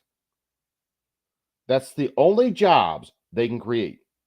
Other than that, private companies and industry actually create jobs. What Biden and them have done has basically still been to tear apart private industry to where instead of private industry employing 45 people to do the work that they need, now they employ 90 people, part-time immigrants, illegals, to do the same job that those 45 permanent people would have done, because they are dying and they are trying any way they can to actually stay afloat. Presidents combined. The only thing the last 3 Republican presidents have in common is recessions. Democrats deliver. This president has delivered. We need to deliver for him at this moment. With all due respect, the more time we start having these conversations, go down these rabbit holes, it's unhelpful to our democracy, our fate and future of this country, the world. They need us right now to step up, and that's exactly what I will let it play. Not to belabor the point, but I mean, this was a Biden campaign strategy. This was their idea to do this debate now. And I wonder what you think they got out of it. What was Biden's strongest moment from this debate in your mind? Well, again, back to the substance. He got stronger. He had more stamina over the debate. But was there one moment that you think sticks? It's difficult to assess. I need a little bit more. Okay. I can't take that one. Most of us, matter of fact, everybody in this chat watched that debate last night on my channel, Rich's channel, or Dark's channel. And I'll give it to Dark. I think everybody was in his channel. But, and more power to everybody. I'd have been there if I wasn't streaming the shit. How many of you people actually looked at Biden last night and went, oh, he's got so much stamina? Are you fucking...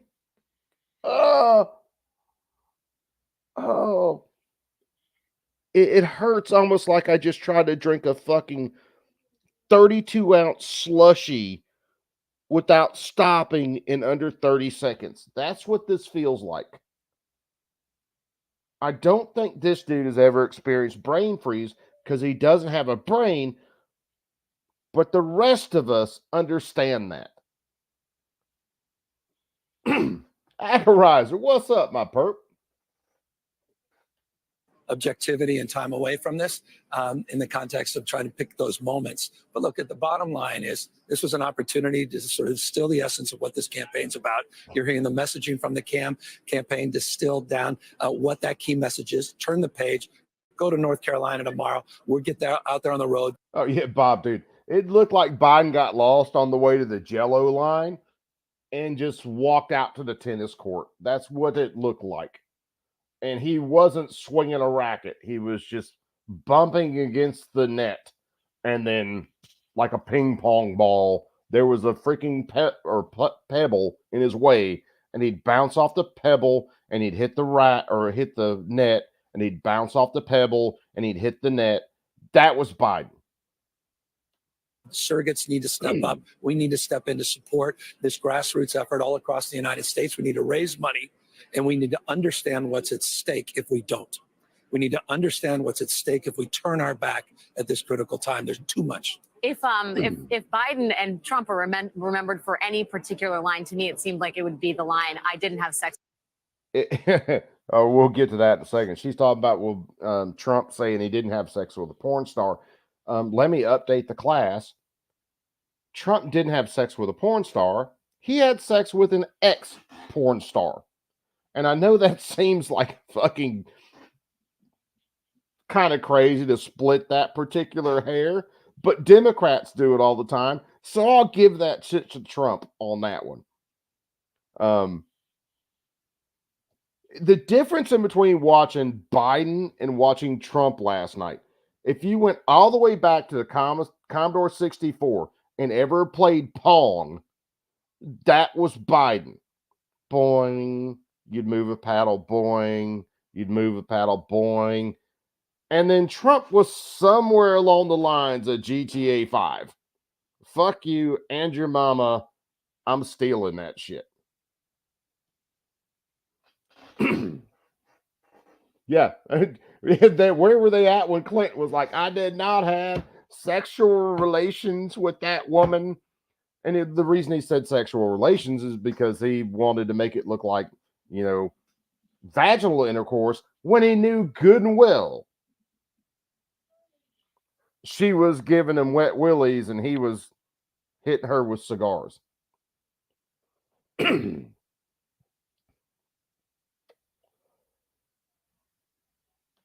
So the porn star, which is not something we've heard on a debate stage before. No, when you use the words, I didn't have think that was sex really with a porn star, artful. you're not winning, you're losing at that game. Yes, I know. Absolutely. I know our friends in New York have questions for you. So if we could go back to New York City, Rachel. Hey, Governor Newsom, it's Rachel Maddow here. Thank you so much for taking time here. When you said Oh, trust me, lady, your voice is so fucking annoying. He knew exactly who you were when you said, hey. Worry less and do more. Do what? What do you think that people who support President Biden, people in Democratic politics, people who are planning on voting for him, who are worried that he... I'm telling you, it's Chris Matthews in a skirt. It's exactly what Rachel is. I just can't figure out whether it's got a, well, I'm pretty sure it probably doesn't have a dick, no matter what suit it's wearing. He seemed older than they expected tonight, that he didn't seem to reassure people on stamina issues, as Joy was saying before. What should people do? Well, talk about what he has done and what he's done recently, what he's delivered in bipartisan, unprecedented legislation.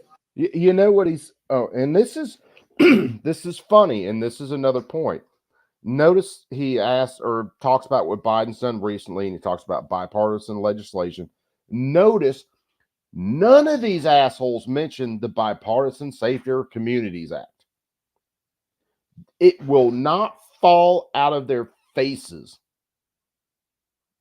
because they know gun control, red flag laws, and all the other horse shit is a losing proposition. But other than that, the most recent thing Biden has done is absolutely shit his pants and lose his mind on national TV. An infrastructure bill, the CHIPS and Science Act, the work that he's done across a spectrum of issues to deliver for the American people, and the vision he's laid out for the future, and contrast that, not just lifting up those issues, but contrast that and drive that. You know she's driving the dystopian vision that Donald Trump has to the future. It's a binary choice at the end of the day. And so we've got to drive that contrast even harder. And Trump didn't make that better tonight because he continued the lies and the grievances and the retribution and the language that no one else wants to see moving forward. He's all about the past, American reverse. He wants to bring us back to a pre-1960s world. Voting rights, civil rights, LGBTQ rights, women's rights, access to abortion, access to contraception. You know what was better in a pre-1960s world? The nuclear family was better. The American dollar actually had value pre-1960s. More people owned homes. More women were able to stay at home if they wanted or work if they wanted because you could make it on a single income. 1960s, my dad could afford, and it wasn't easy, my dad could afford a private salary in the Army and still afford for my mom to stay home. And yeah, she did some side stuff here and there, sewing and doing whatever. And they could afford to have kids and all that. Maybe not exactly that time, it was a little later. I think, what was it? One of my brothers was born sometime. Well, he was conceived, I think, on a R&R from Vietnam. But either way, people could afford to do that.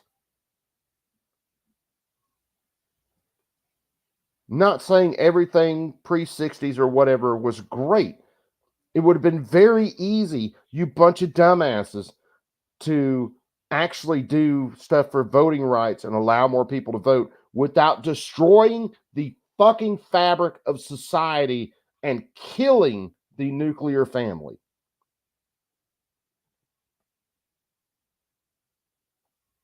That's what we need to talk about. That's what's on the ballot. Democracy, the fate and future of this country, and for that matter, alliances around the world. We need to buck up and focus on what's at stake and not navel gaze and not look back. You look forward. It's always about tomorrow. Everything's about tomorrow. In terms of bucking up and not navel gazing and moving forward, if you were to advise the campaign how to turbocharge, how to kick up into another level, I do think they're going to have to make up ground they didn't previously have to make up because of this debate performance. What can they do that they're not doing? Should they do the second debate in September? Should they change course in some of the ways that they are trying to communicate? I hear you making a very strong case for President Biden's record, but I don't know what they should do to make that case more strongly than they have been.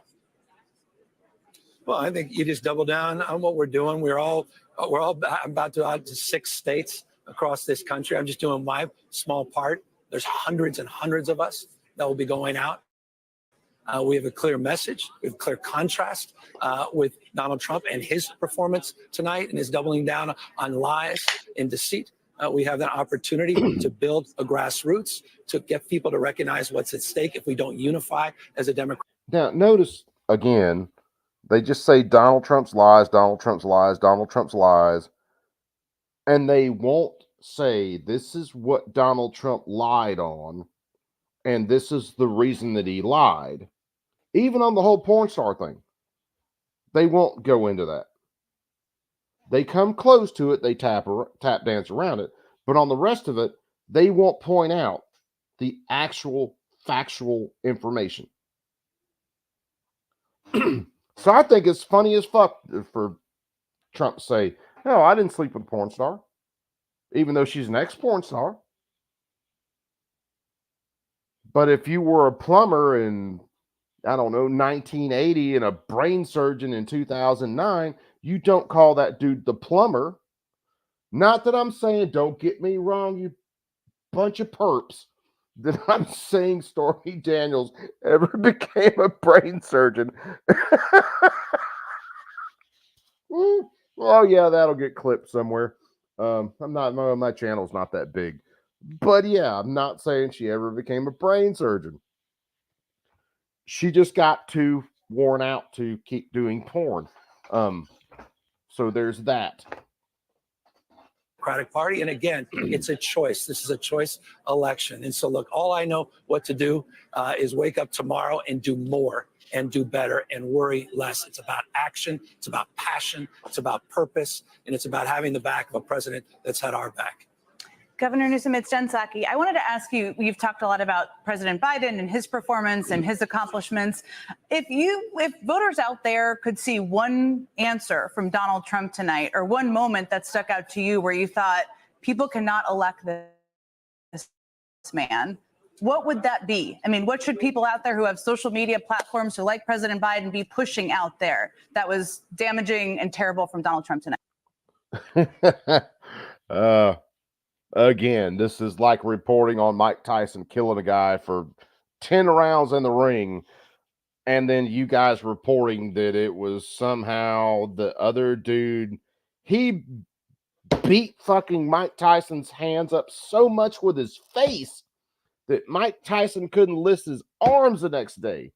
Mike Tyson was so beat up, he couldn't get breakfast that morning. He couldn't hold a hamburger because his hands and his knuckles were so swollen from beating this dude in the face.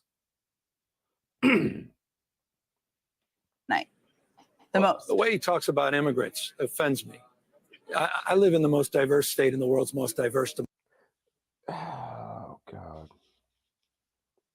You don't live in so-called the most diverse state.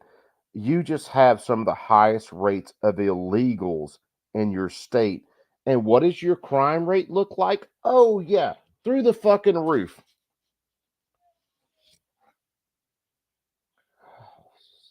This is a bad time to start. Of course, it's Jen Psaki asking him this shit. Democracy. 27% of my state is foreign born. It's not a question of tolerating that. We celebrate it. It's a point of pride. We practice pluralism.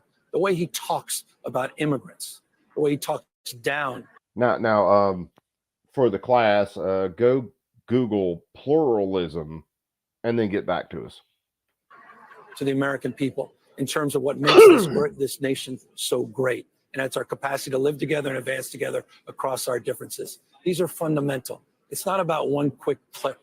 It's about all of the things stacked together that represent not only what he said tonight, but what he said over his entire career. He doesn't have your back, period, full stop. Oh, let's look at what Biden said throughout his entire career. I could spend an entire week on C-SPAN just showing Biden being a racist, statist prick in his own words. He's getting to levels, Newsom is, to where he's like Chuck Schumer. He needs to have a full-time bucket crew behind him mopping up his slime trail. Because it looks like if you've ever seen slugs traveling across something and they leave the slime trail behind them, that's what it looks like when this guy goes anywhere. An absolute sleaze to the highest order. We must have the back of the President of the United States, Joe Biden, at this critical moment and focus on tomorrow, focus on the future, focus on the vision, a compelling vision that will unite this country moving forward, and talk about this. And make no mistake whatsoever. When Newsom gets the call to take over for Biden, they will show this clip and show you how loyal he was to Biden. And he is, he's continuing the policies of the great Biden. Stakes of falling short. Liberalism, illiberalism. Daylight, darkness. Governor, I am sensing a frustration with the format of this debate, the reductivist nature of the debate, the sort of carnival-like atmosphere of the debate, and a desire to get back to the essence of the issues and the choice ahead for the American public. Having said that, there is another debate scheduled. Do you think that Joe Biden should participate in it? Absolutely. I mean, we've all. He is the only person, and I've watched a hell of a lot of pre or post-debate coverage. He is the only person that I have heard say out loud that Biden should take the next debate. And the reason I think he's saying that is he's going to be the next one debating Trump. All had those nights. All of us, not one person watching, hasn't had those nights. Do you Well, give we've up? not all been in Do you roll presidential. it? But it's not about debates. You have good moments, you have bad moments. You wake up the next day, you dust it off, and you move forward. It's all about resiliency. That's what the American people are about. That's what the American economy is about. That's what Joe Biden's been about his entire life. I've seen this over and over, this movie before. Oh, Joe Biden should pack it up in the primaries. He's got no chance after Iowa. He never gives up. He's never giving up, fighting for us, fighting for democracy. Anybody else here and playing the Rocky theme, watching Biden videos? I can hear it in the background. If I was really and truly wanted to spend the time on it, I would take a bunch of Biden videos with him tripping upstairs and falling on stage and all the other shit and put it to the theme of Rocky and just play that in the background. Our future kids, our grandkids. So we've got to have his back in this respect. And yeah, I hope he does come back. And I hope he is back on the stage in another debate. Absolutely. Well, if he is, I'm sure we're going to want to talk to you after that one too. Governor, I know you have a busy day job. Thank you for your time tonight. We really very, very deeply appreciate it. Great to be with you. Thanks. Back to you, Rachel. Alex Wagner with California Governor Gavin Newsom. Many thanks to you both. Jen. Let's restaurant store. 30 chairs, non-squeak, 15 non-wobble. I forget horse shit. Let's see. Well, let's bring in somebody who has operated at the highest levels of the Democratic Party and still has many, many contacts there and has been talking to people for us so we can find out what's happening in those circles. MSNBC political analyst, President Obama's campaign manager in 2008. Oh, yeah. Let's hear from Barack Obama's guy. David Plouffe is with us. David, I know you have been talking to some muckety mucks in Democratic politics, including what we gingerly call the donor class. What was your personal David Plouffe take on what you saw tonight, and what are you hearing from the people you've been speaking with? Well, I think consistent with your reaction, Rachel, and others on the panel, it's kind of a DEFCON 1 moment. I do think Lawrence and Chris give a very important caveat. Listen, I've been deeply involved in presidential campaign debates. Some went well, some didn't go well.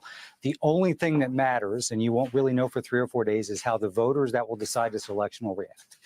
I would also add, I have deep suspicion that Donald Trump with swing voters bombed as well. And that's the tragedy, because I think Joe Biden, the biggest thing in this election is voters' concerns, and it's both swing voters and base voters with his age, and those were compounded tonight.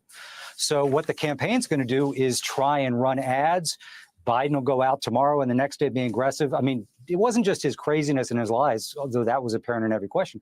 Like Donald Trump wouldn't even answer questions about childcare or the opioid crisis. You know, talk about someone who's consumed with himself, which is what the message the Biden campaign wanted to land. But the concern level is quite high. This is a race that it reminds me a little bit of 2012, but in reverse. We had a small but significantly important lead in battleground states. We had a really bad first debate. Race tightened, but we're okay. Biden. Okay, hold on. Bob, come on. Don't mess up a good song from Beck and comparing that shit to fucking Biden. I realize the song Loser. I love that song Loser. Damn. Come on, man. It's hard to pass up some jokes. It really is. And is behind narrowly right now. He's the one that has to change the equation here. And the biggest barrier that's keeping his ceiling too low is concerns about age. And I think that's the tragedy, because I think Trump had so many openings that you could have just scissored him up on tonight. And Biden did have a couple of good moments, but I think at the end of the day, the overwhelming reaction, again, it doesn't matter, quite frankly, what people like us say. It's what voters say. And if they were already concerned about, is he up for it? And the way I think about it is, sadly, this really pains me to say this, they're 3 years apart. Does anybody else find it extremely disturbing that the Democrat dude is talking about scissoring? And if you don't know what scissoring is,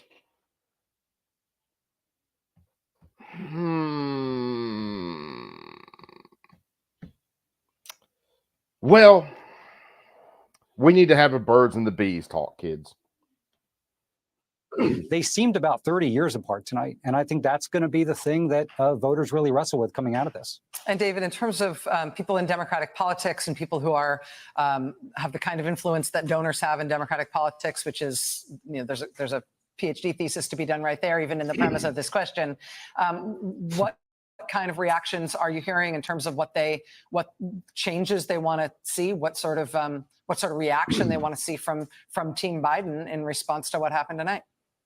Well, Rachel, I mean, there's really only two scenarios. One, which is not going to happen, would be Joe Biden decides to step down, and we have a fascinating 7-week campaign to get the supportive delegates in Chicago.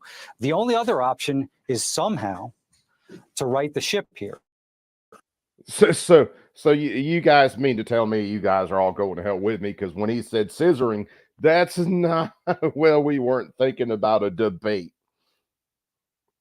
I love you guys so much.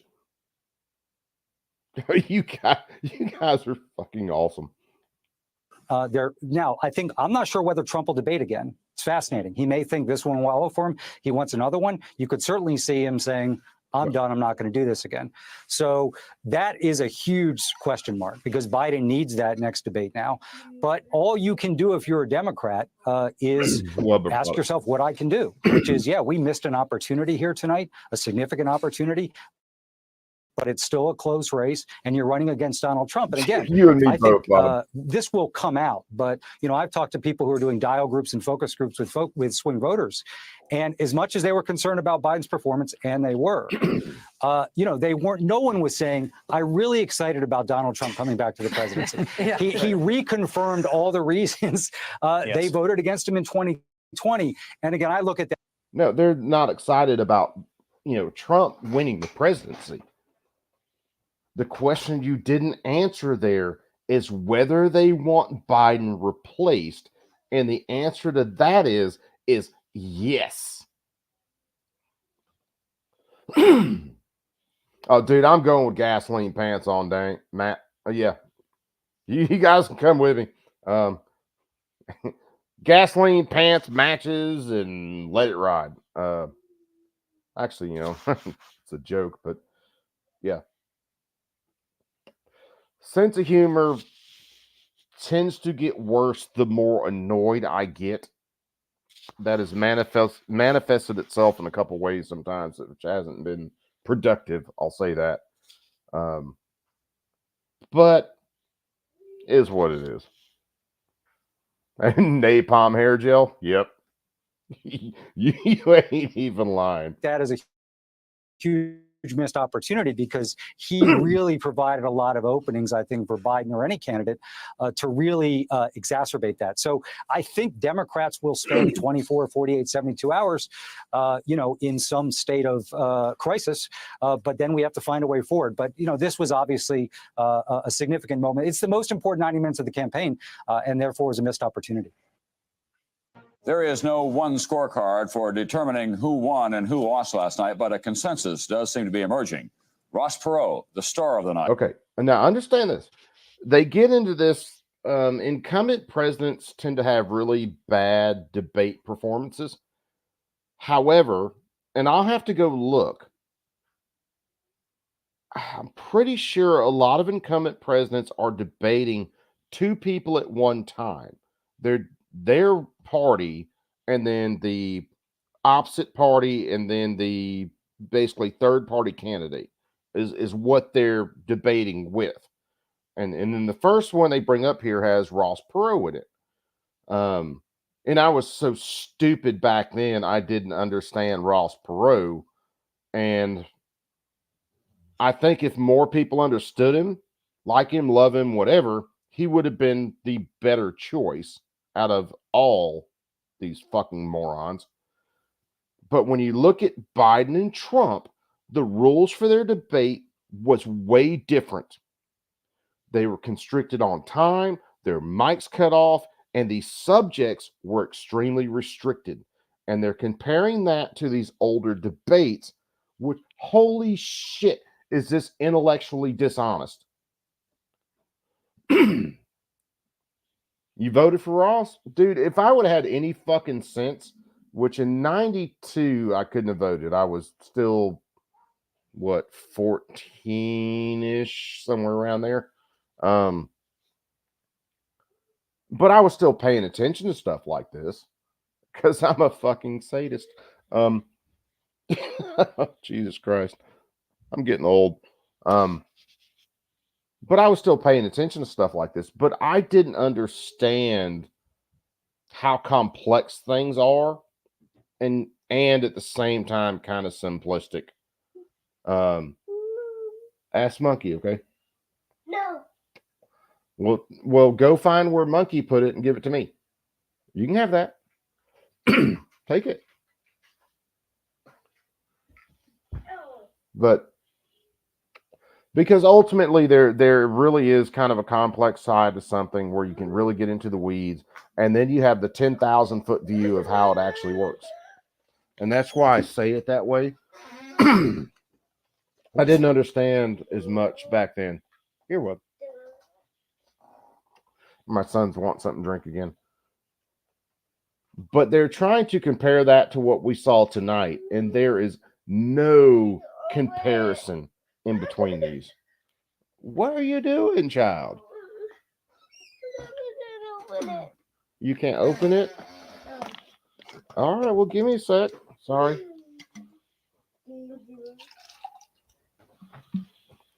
Got a Wubba Bubba who could probably use a nappage and is thirsty. So anyway, that's kind of my spiel about some of that. Right. Partly because no one knew what to expect. Bill Clinton, just good enough. And President Bush. And of course, any of us that have been alive this long know just how honest NBC was when he was running the show over there. He'll have to do much better. It was October 1992. George H.W. Bush, Poppy Bush, was president. He was running for re-election. And at the first presidential debate that year, he absolutely bombed. If that Tom Brokaw stand-up was not enough to convince you, check out the headline in the Boston Herald the next day. Bush strikes out.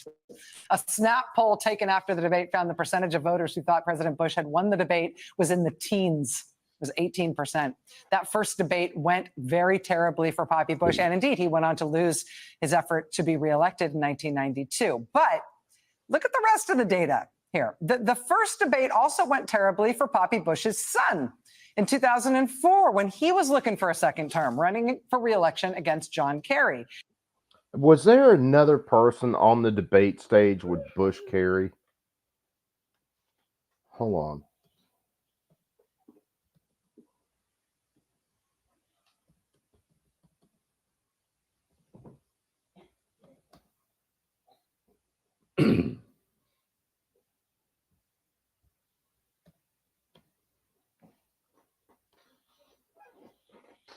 Was it just Bush and Kerry?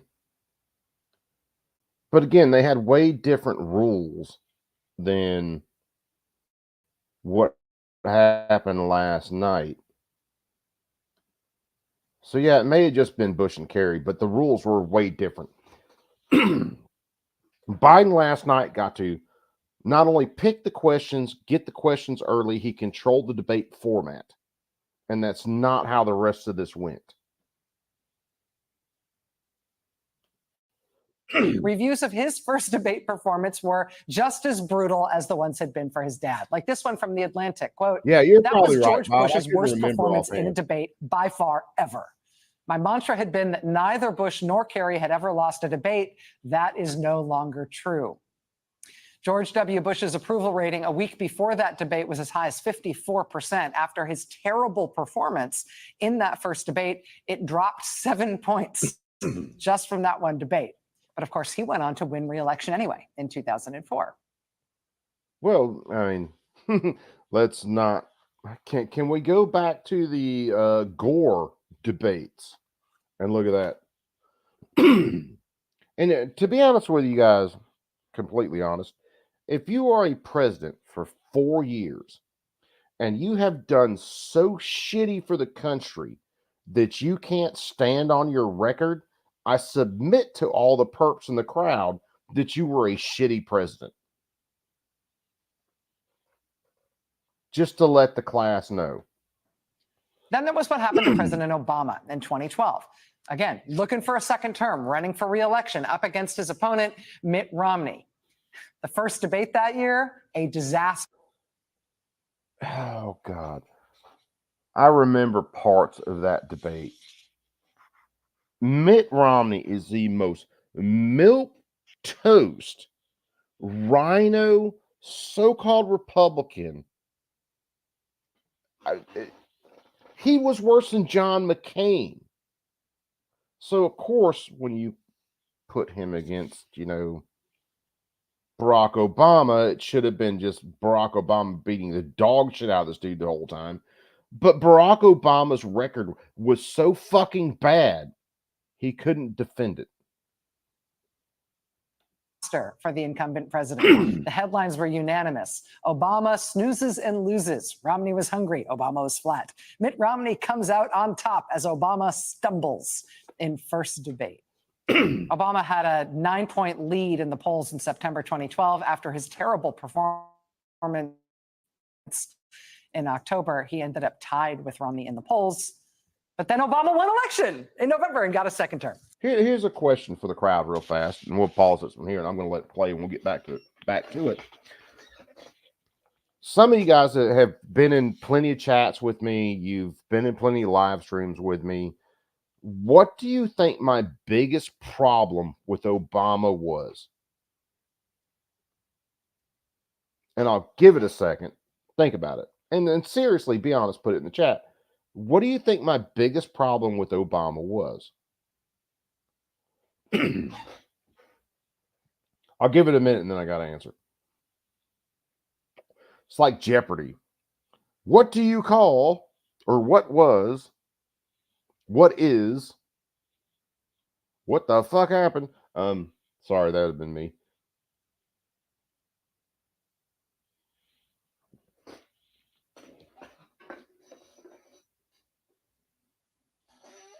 Yeah, besides the fact he was a dumbass, Bob. Besides the fact he shut down the coal industry, he destroyed the lead industry in the United States. It was making projectiles, shut down one of the last plants in the United States that was actually making the lead cores for bullets, all that. My biggest issue, let's get into this. My biggest issue with Obama is here is a guy who, if you follow his story, supposedly came from nothing, mixed race minority is what he was treated like, made it through college, smoking dope, became the community organizer and became popular, made it through the Senate, then became president, and then he still turned around and told other black people that white society is holding you back and you can't do anything without these Democrat help. So my biggest issue with the dude is as high a position as he got, he still told other black people, you're too stupid, you're too lazy, you're too this, you're too that, to make it to where I'm at. When he should have been saying, I made it all the way to the presidency. You guys can do this. And he didn't. He basically got all the way there, shut the door behind him, and said, fuck it, all you other guys are screwed. That's my biggest problem with this dude. Now, I have massive problems with his politics, with the way he viewed government, with the way he viewed constitutional law. It's just the fact that I have a more massive problem with him on how he actually communicated, and then his wife talking about this is the first time I've been proud of my country and all this other horse shit. So, yeah. And you're right. It has never been proven. Regardless of the eventual electoral outcome, it is almost an axiom of politics that first debates are rocky for incumbent presidents. Now, why is that? What is it about being an incumbent president that makes you suck at your first debate when you're running for re-election? I don't know. Has an incumbent president ever shit themselves on stage? Do you remember these breaks in between segments for, and maybe I just don't remember. I don't remember these breaks in between segments for a simple debate. Do you remember the rules being as they are right now? Do you remember the answer sessions only being 2 minutes and the rebuttal sessions only being a minute? These people are comparing fucking watermelons to oranges. They passed apple and went to the biggest fucking fruit they could find to compare it to an orange. Lots of competing explanations out there, but it does seem to be something that universally holds. I will also mention that Donald Trump was no exception. Yeah. When he was the entire incumbent world 4 tour. years ago. It was not that long ago. I'm sure you remember how that went for him. But I think this headline at The Guardian sums it up well. This was after the first debate with Donald Trump as the incumbent and Joe Biden as the challenger. Quote, Donald Trump ensures first presidential debate. I need to find, and I've looked for it a couple times, and it seems to be like fucking uranium trying to find it. All the times where Nancy Pelosi has been talking on the House floor and stuff, and then maybe I just haven't cycled through it enough, where she says perception is reality. And that's what this debate's going to be, and that's what a lot of these other debates have been. People buy the headlines that the media puts out. That changes their perception. That becomes their reality. If they took the time to actually dig it, excuse me, I got the burps. If they took the time to actually dig into these things, watch them for themselves, and do a little research, then that perception would change. The reality would change.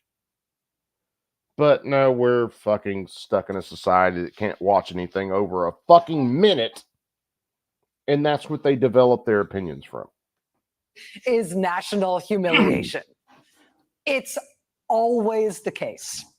And tonight, Joe Biden was the 9th incumbent president in a televised general election debate. He and his team very, very, very much wanted to defy the debating incumbent curse. They did not defy. No, you're right. There's perception overall. If we deal in a logical society, perception, your perception of things is not reality. It's not what's actually going on. It's your opinion, your perception of it. However, Nancy Pelosi's right. If you control people's perception of these things, you control their reality. And that's actually what she's saying. So when the media is on board with the government line and the media pushes the government narrative, and that's all these people feed off of, well, then that completely changes the reality of the situation. The debating incumbent curse. That said, losing the first debate is not a fatal thing for incumbent presidents. It is a historical certainty that they lose the first debate. But in terms of its overall electoral impact, history says meh. Joining us now is former Republican Party chairman, the co-host of The Weekend here on MSNBC, our beloved friend Mike. How many of you guys are familiar with Michael Steele? I'm not absolutely familiar with the guy. I remember he was part of the Republican Party. Shit happened. He decided to completely just go off the rails. He's a huge rhino, started working for Democrats, and then just started trashing Republicans. Joe Walsh. And then here we are.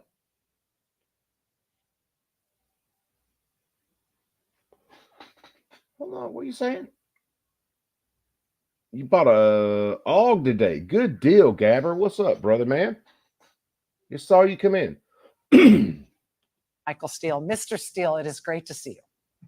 How are you doing, my friend? What a night. Everybody rested and raring to go, right? We are hydrated. We did our weird yoga poses that make our backs hurt less when we sit here for 6 hours at a time. You want to know what her weird yoga pose is? It's putting your head up your own ass. That is her yoga pose. We're great. What did you think of the debate, and what have you been hearing from people tonight who saw it? So I have thoughts. Blackout 5. Good fucking. And I'll start with where you left off. Everything you said about those other presidential debates are absolutely 100% correct. But what you did not have after them was the incumbent president's party openly musing about taking him off the ticket. Now, Steele's making a good point right there. When incumbent presidents typically have had a bad showing in the first debate, which typically the debates tend to happen a little earlier, there tend to be more debates. They have protected Biden so much. You have this debate, and then I don't think he makes it to September to make the debate there. I think he gets changed out for someone else in between now and then.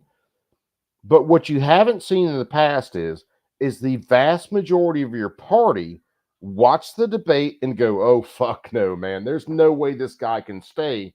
And that's what we've seen since the post-debate analysis with Biden is, besides Gavin Newsom, and we're going to get to Scarborough in a minute, but besides Gavin Newsom, everybody else has been like, oh, fuck no, he needs to go. And I think that is something that is very different in this one.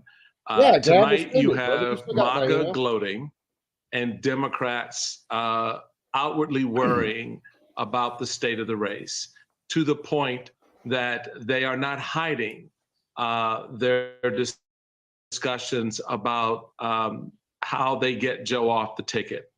I think a lot of that is unfortunate. I think a lot of that is overblown at the moment, but I get the emotion. I thought Claire was an exhibit of that emotion, of that gut punch that she referenced, that a lot of Democrats are feeling. But here are a couple of things that I think need to be focused on, just kind of putting my sort of campaign party hat on and sort of rally the troops and get your ass in gear conversation. One is Nicole said it best. Own tonight.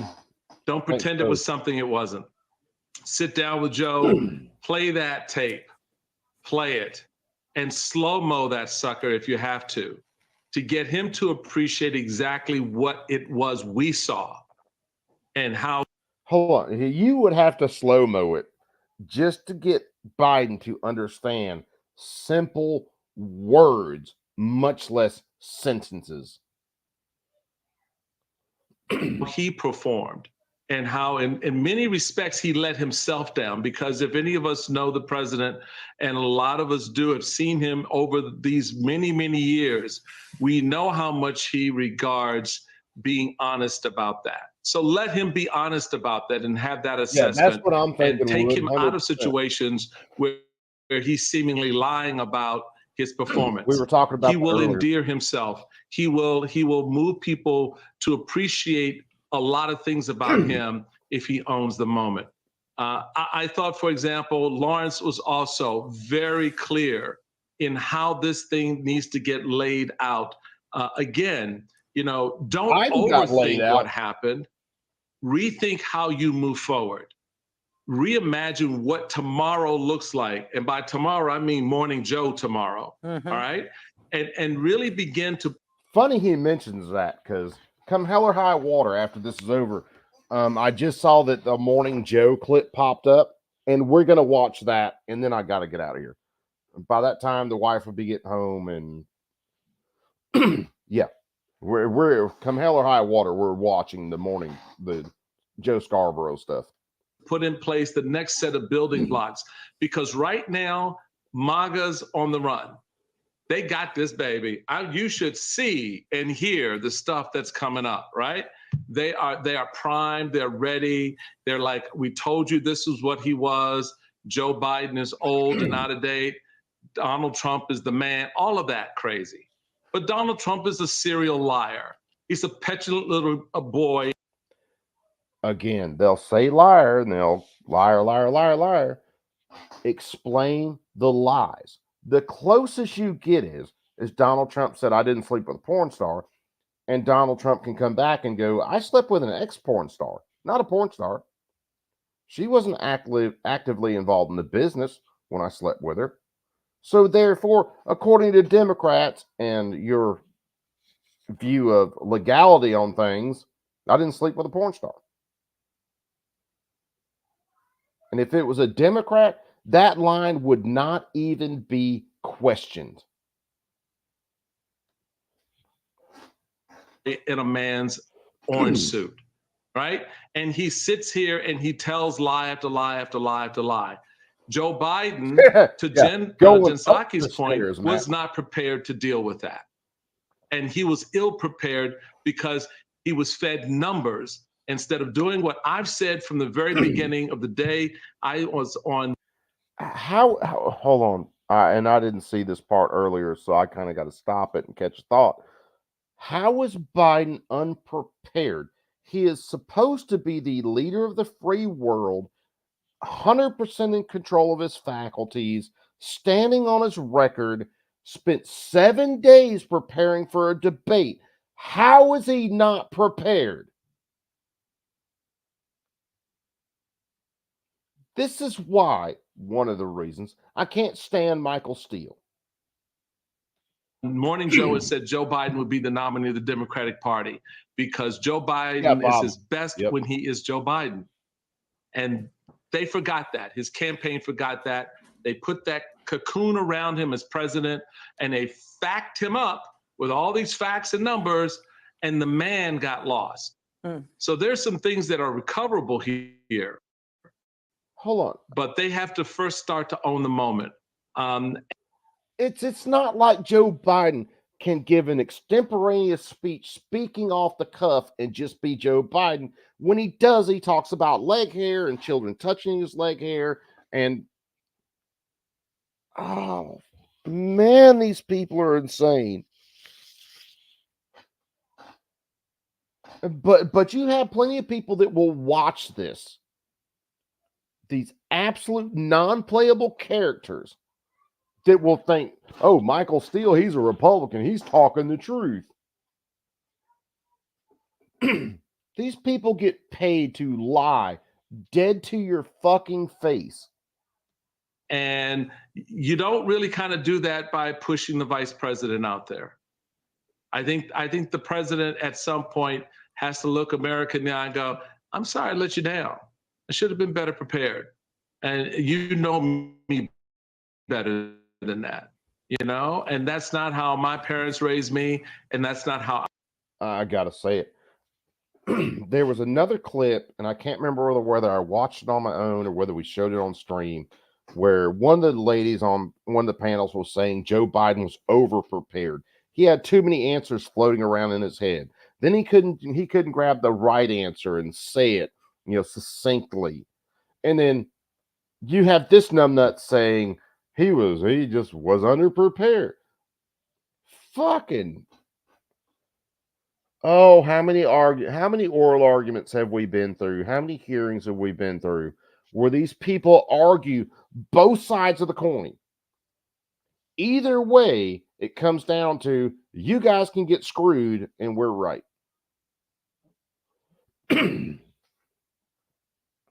I'm going to lead you. And I think that moment sort of takes what happened with Donald Trump, because guess what then, Rachel? All of a sudden, all the stuff that we're not talking about that we heard and saw with Donald Trump kind of comes back and refocus. Begins to be, people get to look at it and go, yeah, now that I think about it, Donald Trump said some crazy behind stuff, right? So I think that Democrats need to, bring it down. Oh man. Stop the, let me tell you what I'm hearing from operatives and others, and just reset. Michael Steele, tough love. We always get tough love from you, Michael. Thank you so much.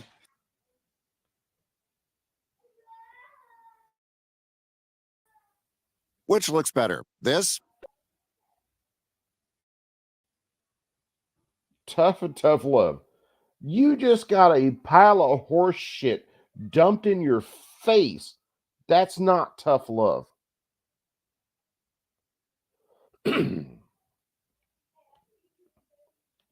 Debate spin room in Atlanta is our beloved pal, former U.S. Senator Claire McCaskill of. Oh, I can't remember what I called this clip either. Hell, I can't remember. And then we'll go to Morning Joe after this.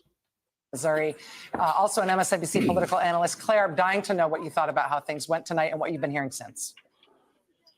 Well, first, the easy part. Donald Trump is a liar, a flawed character, mean, a jerk, very unlikable, and that. Again. Say the lies. Explain the lie. Because Biden stepped on stage and lied his ass off. And then you talk about Trump being unlikable when Trump pushed back on the lies Biden was telling. Whether it was about January 6th, whether it was about the Charlotte stuff, whether it was about the freaking Normandy stuff, Trump pushed back on that. And you guys cannot fucking stand it when you are absolutely vile to somebody and then they come back at you and actually set your ass straight. And that's what that comes down to. That was obvious tonight. Now, the hard and heartbreaking part. I have been a surrogate for some presidential candidates in my time. I know what the job is after a debate of a surrogate. Okay. I've never wanted to be a surrogate more than I do right now. Because when you're a surrogate, you have to focus on the positives. But I have said very clearly and very plainly on this network, and my job now is to be really honest. Joe Biden had one thing he had to do tonight, and he didn't do it. He had one thing he had to accomplish, and that was reassure America that he was up to the job at his age. And he failed at that tonight. Now, This is Claire McCaskill, one of the biggest supporters of Joe Biden and one of the absolute Trump-hatingest people on this planet, saying that Joe Biden absolutely failed. Getting back to an original point, this is all by plan. This is all to slide Joe Biden out and to slide Newsom in. I didn't think it was going to be Newsom for a while until I saw Newsom tonight. And then I definitely think it's going to be Newsom. I don't know who his VP will be because I think Kamala's leaving. When Biden leaves, she'll run for governor of California. I don't know who they'll slide in there. Hell, it could be Claire herself at this point. Does that mean that my phone blowing up with senators and campaign operatives and donors, big donors from all over the country, does that mean that Joe Biden is not going to be the candidate? I don't know that. I think we'll know a lot more. And the funny thing is, and this is where this narrative gets pushed out, and then all of the news stations have to follow it. But this narrative of, oh, all these donors were calling me, all of these political operatives are calling me. This is another way they can try to slide Joe Biden out the fucking door. This shit is by design. And especially coming off the Her report, dragging this debate out until it happened. It's all by design. This is straight up political theater. More in a few weeks, how this plays out, how the polling plays out. But I think a couple of things are going on right now. I think I'm not the only one whose heart is breaking right now. There's a lot of people who watched this tonight and felt terribly for Joe Biden. And, you have to ask, how did we get here? How did we get to the point that we're spending a whole lot of time talking about the vice president tonight instead of talking about the president? Yeah, Jess. And I don't know how the rest of this story is written. I don't know if things can be done to fix this. They might. And, Trump is so terrible that Bob, she is throwing this might Biden heal itself. overboard. But based on what I'm hearing from a lot of people and some of If you ever want to see what it looks like when the leftist cult starts to cut weight because they know the ship's sinking, I give you the last 20-something hours.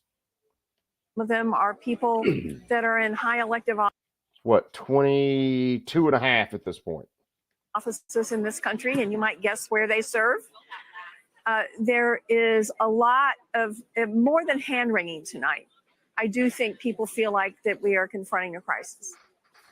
Claire, I want to talk to you about this in very nuts and bolts terms. Given what you are describing, the kind of reaction that you're describing among people in the kinds of positions that you're describing, or at least alluding to, what can be done? What do you personally think should be done? Well, I think, listen, this could be a situation where everyone talks it out over the next few days. I do think that this is a time that Ted Kaufman and Ricchetti and Donlin and Ron Klain are going to have a heart-to-heart with the president. This is nothing but plowing the field before you plant the seed. About his ability to exude strength. And listen, nobody is a bigger fan of Kamala Harris than I am. And Gavin Newsom did a remarkable job tonight as a surrogate. And what he said, it's not that I disagree with anything they're saying, but those two people are signaling to a whole lot of Americans that are paying attention, how come they're not running? How come the Democratic Party doesn't have them at the top of the ticket? Did you guys just catch that? She's talking about how Gavin Newsom and whatever the fuck her name was were basically asking why weren't they running? I'm telling you, this is the plow before the seed gets planted. And once the seed gets planted, they are going to water the ever-living shit out of it.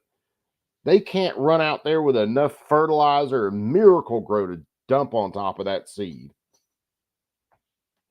Instead of using them to shore up what have become, after tonight, some pretty glaring weaknesses in our president. But I mean, specifically though, I mean, given that we are 130 days out, and the Democratic convention is very, very, very late. And President Biden has been. So what I looked at tonight, the DNC, the Democrat National Convention is August. Hold on.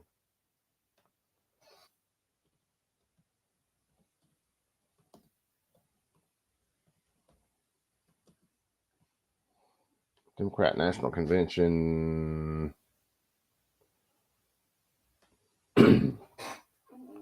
Someone will probably hit it before I do, but I got to look it up to kind of remind myself. So the Democrat National Convention is August 19th to 22nd. Anything I can live stream through that convention, you bet your ass I am going to live stream.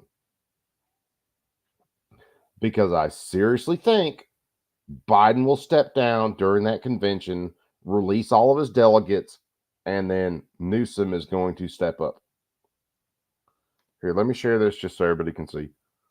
So DNC 2024 Democrat National Convention, August 19th through 22nd in Chicago. This is going to be where Biden steps down. If Biden doesn't step down in or at the national convention, then you can bet that the Democrats think that the vote is so fixed already that they can drag his weaken it Bernie ass across the finish line and then replace him after the election. I'm betting on them replacing him at the convention and then moving on with someone like Newsom. That is my bet. And no, I'm not betting all you fuckers because I tend to lose bets. I barely buy lottery tickets. I suck so bad at them.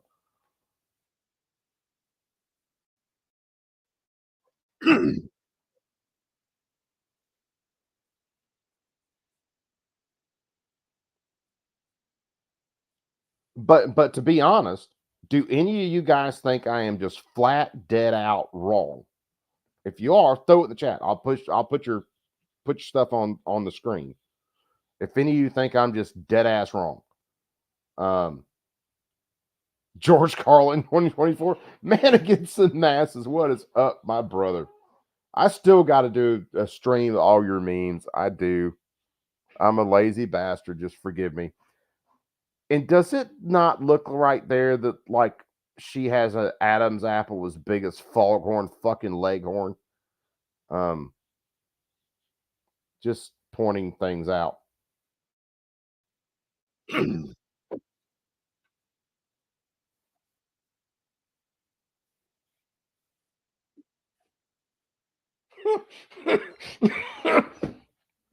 Oh shit, I almost spit beer all over my desk. Because she literally just said, if he's not going to jump, no one's going to push him. You bet your ass they're going to push him right off that cliff. All right, wife's calling me, so we're going to have to listen to this for a minute.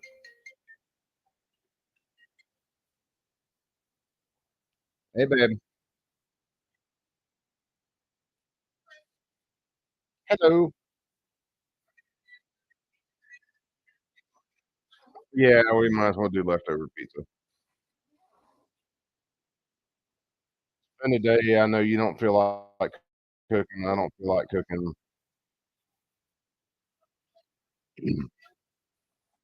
I didn't say you weren't. I didn't say you weren't doing okay. I just said you more than likely don't feel like cooking.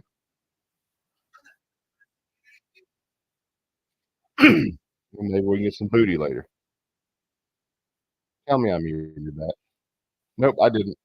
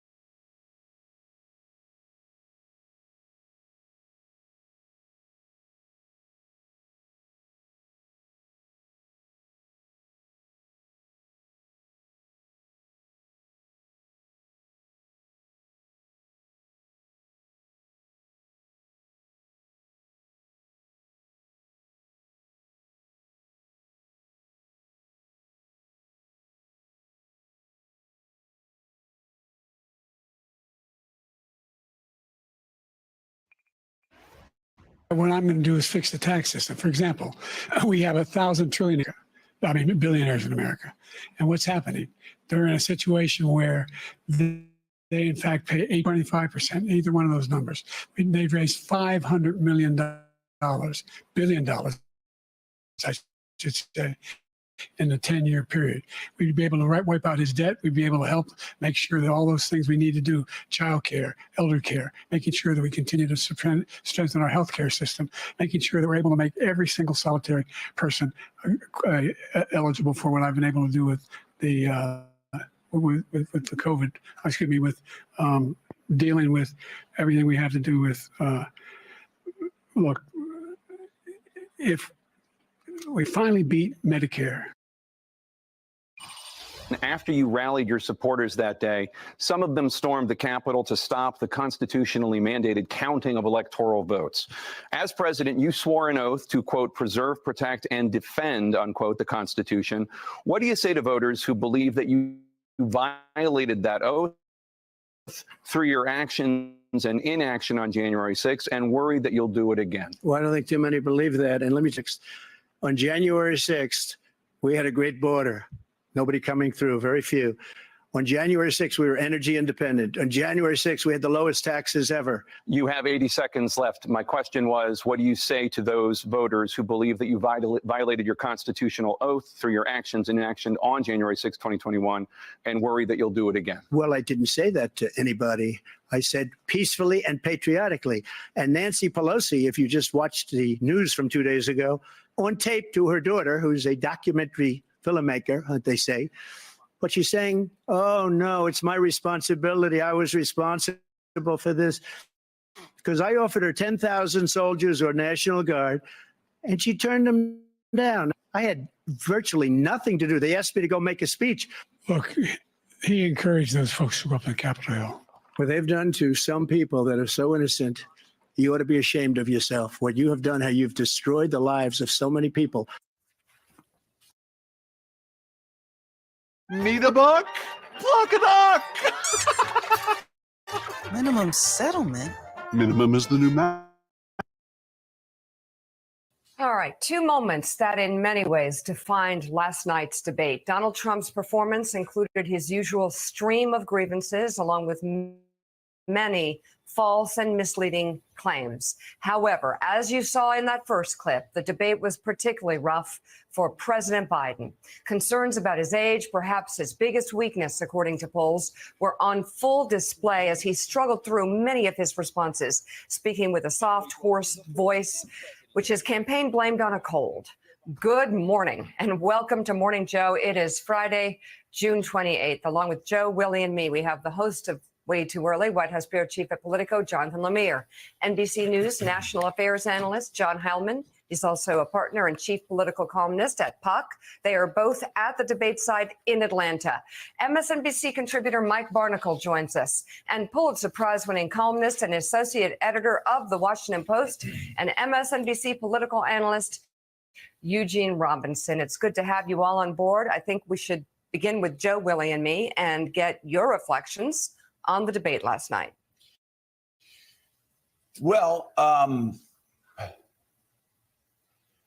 I think I should start by saying, without any apologies, that I love Joe Biden and Jill, and I will gladly debate anybody, anytime, any place, anywhere over the issue of whether Joe Biden has been the most effective president in passing bipartisan legislation, in expanding NATO, and responding to the rising threat coming from China by flexing America's strength around China, by having the strongest economy in the world, bar none, the strongest economy actually relative to the rest of the world in 50, 60, 70 years, the strongest dollar in half a century.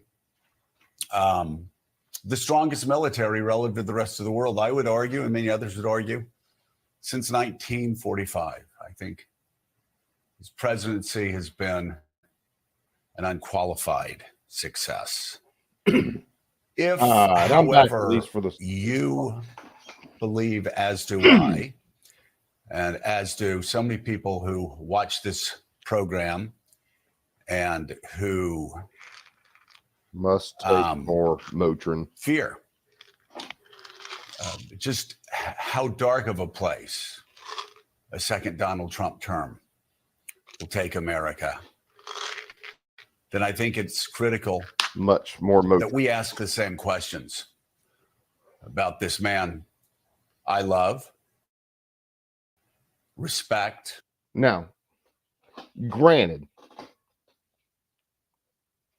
Joe Scarborough has been one of the biggest water boys for Joe Biden that has ever existed. And now it sounds like he's fixing to fall on his own double-ended dildo. And whose public service and saving this country from Donald Trump over the last 3.5 years, I honor and always will. I think we have to ask the same questions of him that we have asked of Donald Trump since 2016. And that is, if he were CEO and he turned in a performance like that, would any corporation in America, any Fortune 500 corporation in America, keep him on as CEO? If this were Donald Trump, time and time again, we talked about the Goldwater. Where? Okay, so let's say this: is it just me, or does old girl who started with Joe Scarborough when he was married? I think he was married to someone else, or she was. Now these two are married. Does she have extra special resting bitch face in this, or is it just me?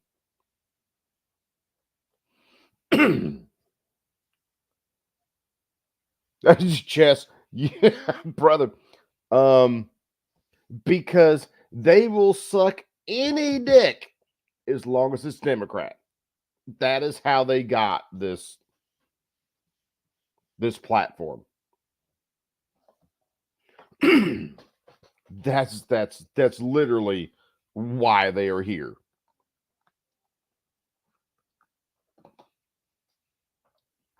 They have never met one they wouldn't suck. And I know that. I'm sorry, guys. I'll apologize for that one. No, fuck no, I won't. It's my sense of humor. I own it. There's the Barry Goldwater to walk over and tell Richard Nixon it was over, to tell Donald Trump it was over. And now the question is, the Democrats need to do the same thing of Joe Biden.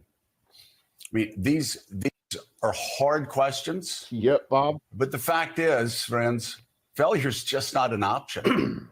In 2024, failure is not an option. So who I love, who I respect, who I revere for their work and their duty to service over their lifetime really is not relevant. Oh, dude, this has to be one of the best clips I've watched yet. But again, this is all a setup. This is all political theater. They know what's been happening forever. This is the time for the hammer to drop. They're going to let the shoe drop and scoot freaking Biden off into the pasture and then choose somebody else. It's not relevant for any of us. It's not relevant for Democratic leaders. It's not relevant for anyone. The question is, we know Joe Biden can govern. Mm-hmm. And again, I'll debate that issue with anyone and I will win. I will destroy anybody that wants to debate Joe Biden's record over the past 3.5 years.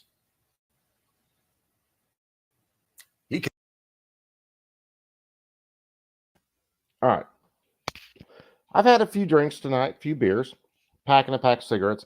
I would debate you on Joe Biden's record at the drop of a hat and destroy you on it. And again, I am not some absolute all-knowing, all-seeing intellectual person. I could put you in touch with plenty of people that would destroy you within 3 minutes of defending Joe Biden's record, who are way more intelligent than me, Joe. Do you have a callus on your chin where those are bouncing off of it? Well, yeah, I caught that one before it ran out the door completely. And the answer is yes, he does have a callus on his chin. And it ain't from her. Run the White House. He can run the country effectively, despite the barrage of lies that constantly come at him, like Donald Trump's lies last night. But can he run for president in 2024? Donald Trump lied over and over and over and over again. And Joe Biden couldn't respond to any of those lies. If he lied, and you're right, Joe Biden couldn't respond to any of it. If he lied so much, why could Joe Biden, who got the topics beforehand, who had been practicing for a week, not respond to the lies? Why are you guys not explaining the lies as you go through this? Donald Trump said this. This is false. Here is the actual clip of what happened, proving Donald Trump's a liar. Why not? Oh, let me see, because you guys are pieces of shit. And you're liars. In fact, as the New York Times said, he spent much of the night with his mouth agape and his eyes darting back and forth.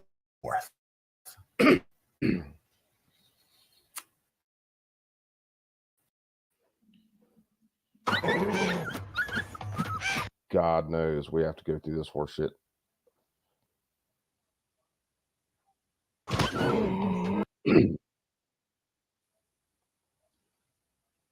He couldn't fact check anything Donald Trump said. And not only that, he missed one layup after another after another. I'm sorry, Chess. He couldn't respond effectively to Donald Trump trying to overthrow American democracy tell me on to rein it January in. 6th. He couldn't respond effectively to Donald Trump's continued stream of lies about his own record. And he couldn't even respond effectively on the issue of abortion, where for some I gotta hit reason, this point. So chessboard, another brother in the chat, love him to death.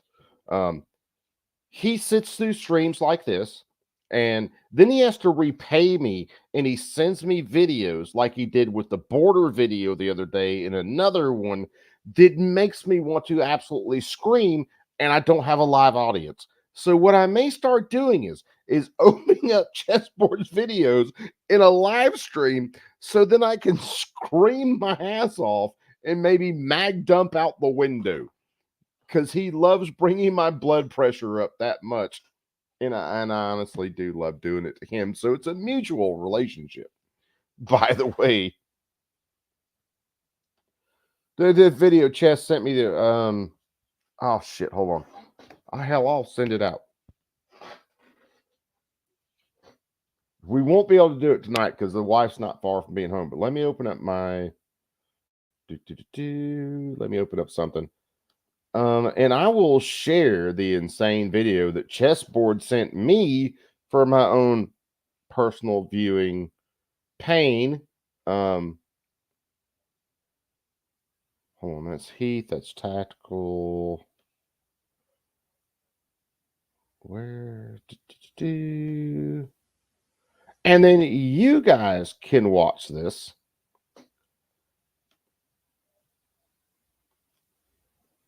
And I'm sorry, and I wouldn't do this with something that he like privately sent me, but this is a video on YouTube already.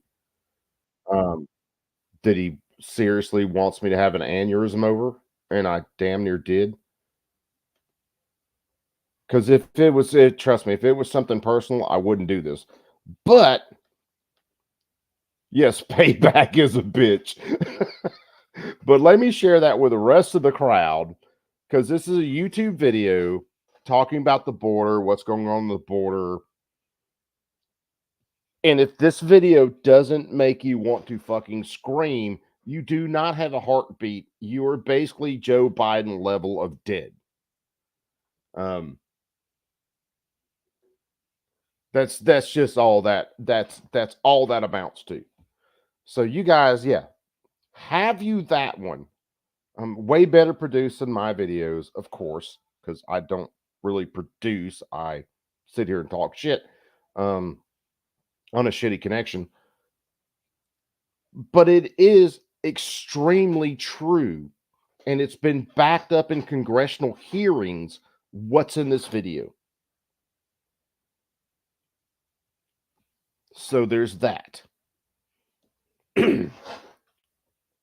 And like I said, Chess loves to run my blood pressure up as much as I like to do his. He darted wildly to the issue of Depending on immigration. who's And in on the immigration, which, as I said yesterday morning, masochist and sadist. Any Democrat that can't turn to their Republican opponent and blast them for killing the strongest, toughest border bill in the history of America, drafted by a right-wing senator from Oklahoma. Okay, there's no way I cannot pause that. This is going to take forever. Fuck you, Joe Scarborough. That bill was so weak on the border, it would have allowed thousands of people to cross our border every week and come claim asylum, be released into the country. It didn't lock down shit. And just because a weak-ass Republican wrote it doesn't make it good. HB 2 was the best they could come up with, and that was weak as fuck. This bill was HB 2 weakness times fucking 10 to the whatever power. But oh no, people will believe this horse shit. And that's probably what pisses me off the most. May not be up to the job. And so that's the question. I know people are waiting and say, oh, and David Plouffe, I have such great respect for David Plouffe. He said we need to wait 3 or 4 days because Donald Trump really turned off swing voters in a lot of focus groups once they saw him again. And that makes a lot of sense. But the door was opened so many times. This race should not be close. We've been asking, why is this race close? We have no idea why this race is close. We saw last night why this race has been close. Oh, fuck, man. I got to let this play, but Jesus Christ, this is killing me. We saw last night why this race is close. We have known for years why this race is close. Joe Biden is an absolute fucking tool. And even when he had every question tailor-made for his position, he couldn't defend them. A Democrat, the leader basically of the Democrat Party could not defend their position on abortion last night, even though that's a slam dunk issue for leftists. And then he opened the door to immigration, which wasn't going to be touched on, and then fucking Trump just stomped all over his shit. Actually, Joe Biden basically kicked himself in the dick, and Trump just helped a little bit. It's what that amounted to.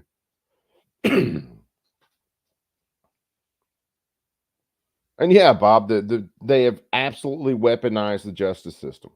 And not just again, here's one of my arguments these days. It's not just Trump. It's the fact that they've done it to Trump. He is kind of the high profile case, but they've done it to thousands of other people who don't have the voice Trump has. That's the one thing Trump has is the platform. Well, two things, the platform and the money. The other people they've weaponized the justice system against, CRS, they don't have that voice and they don't have that platform. So they just get run the fuck over. Dexter Taylor in New York, just There's so many out there. But Joe Scarborough or Scarborough, whatever fucking Scarborough, he's still trying to sit down on that right now, waiting for himself to stretch out so he can fit it in.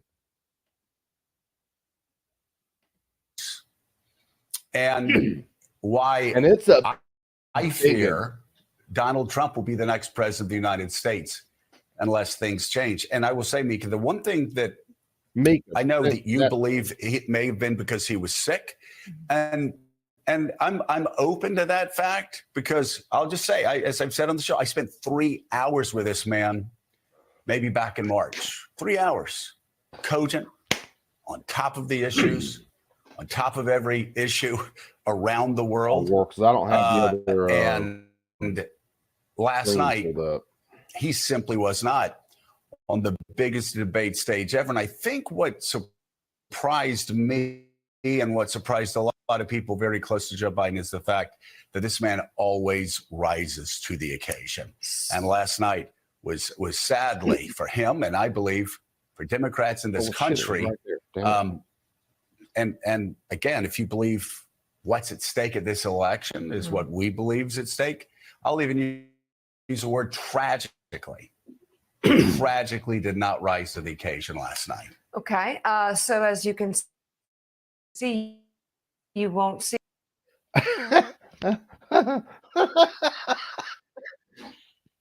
She just, hold on. She just said, we won't see them spinning.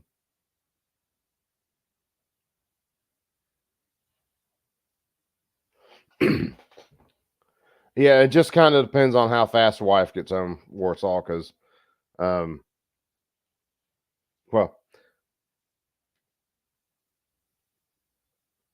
I've got to at least try to balance out some of the crazy shit that I do on here with family. But yeah, her talking about, no, we're not spinning this. This is a 55-minute clip. We're 10 minutes. We can't make it through 40 seconds of this without calling out their bullshit. I believe, and then we'll go to Willie. Biden had a terrible night. He could not land a thought, not even in the closing statement, which is something that's the easiest part. Write down a few words. Hold on. I got to say this. I got to. Flying Rich, if you are somehow watching, you land an airplane better than Donald Trump or Joe Biden lands a thought. At least when your plane crashed, you brought it in and survived. Joe Biden, on a perfect day with a perfect airport with a perfect plane, crashed and burned. Go through the thoughts. And while I validate the chaos and hysteria Democrats might be feeling, anybody who cares about democracy might be feeling, anybody who cares about women's rights and our safety and our lives. And at the same time, as the night was over, and I was hearing you on the phone, and all our phones were exploding, I just had this gut feeling that I'm not ready to give up on Joe Biden, not even close. Joe Biden has lost more in his life than he has won in every way, especially politically. This man has lost and lost, and the only time that he wins is when it matters, and that is, we have proof of that. What he proof? has lost in What personal proof? ways. He has lost and hit rock bottom in every way possible, and every time he comes back fighting.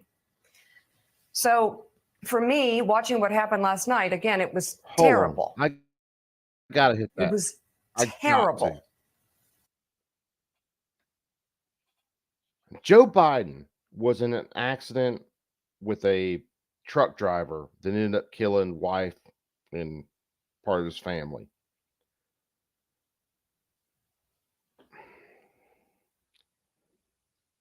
I won't go so far to say that Joe Biden was the cause of said accident, but he tried to make this truck driver out to be a drunk and all these other things and ruin that guy's life.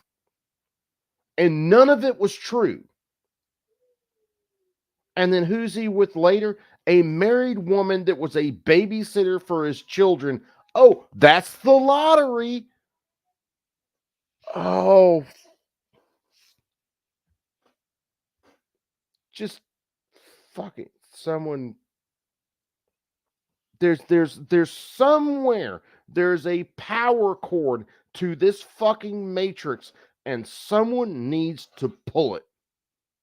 Shut the server down.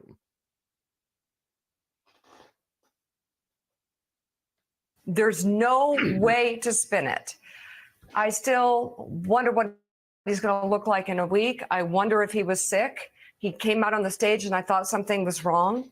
I still believe he's the best choice for this country, even with that performance last night, because he was standing next to a man who represents fascism, who doesn't believe in this country, and would not even agree to the results of this election if they were free and fair to him.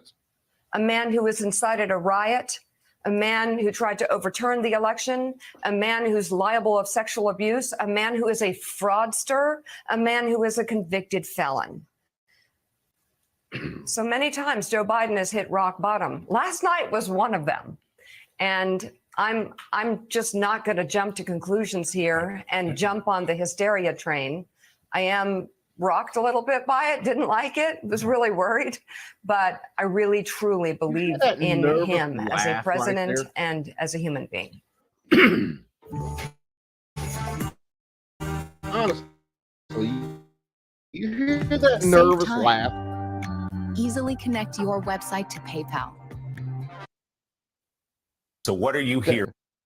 That is the nervous laugh of a person that goes, no one's going to believe this shit. You were there last night talking to officials, talking to people down in the room after the debate. What are you hearing about last night and about what may happen from here? Well, let's start here. The stakes of this election couldn't be higher. And the loudest voice saying that has been the Biden campaign, saying democracy itself is on the ballot. And they looked at this race. They saw a frozen race, very static race. And to your point, Willie, they're the ones who wanted this early debate. They felt like they needed to grab Americans' attention, tell them this is your choice. It's Biden and it's Trump. You might not be happy about it, but here's where we are. Listen to Donald Trump. Let's remind. Dude.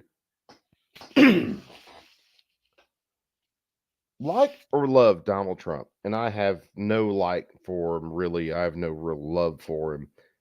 Donald Trump would have freaking debated Joe Biden months ago in the middle of a golf course with a couple of microphones and a live cam done by a fucking half-ass drunk bum.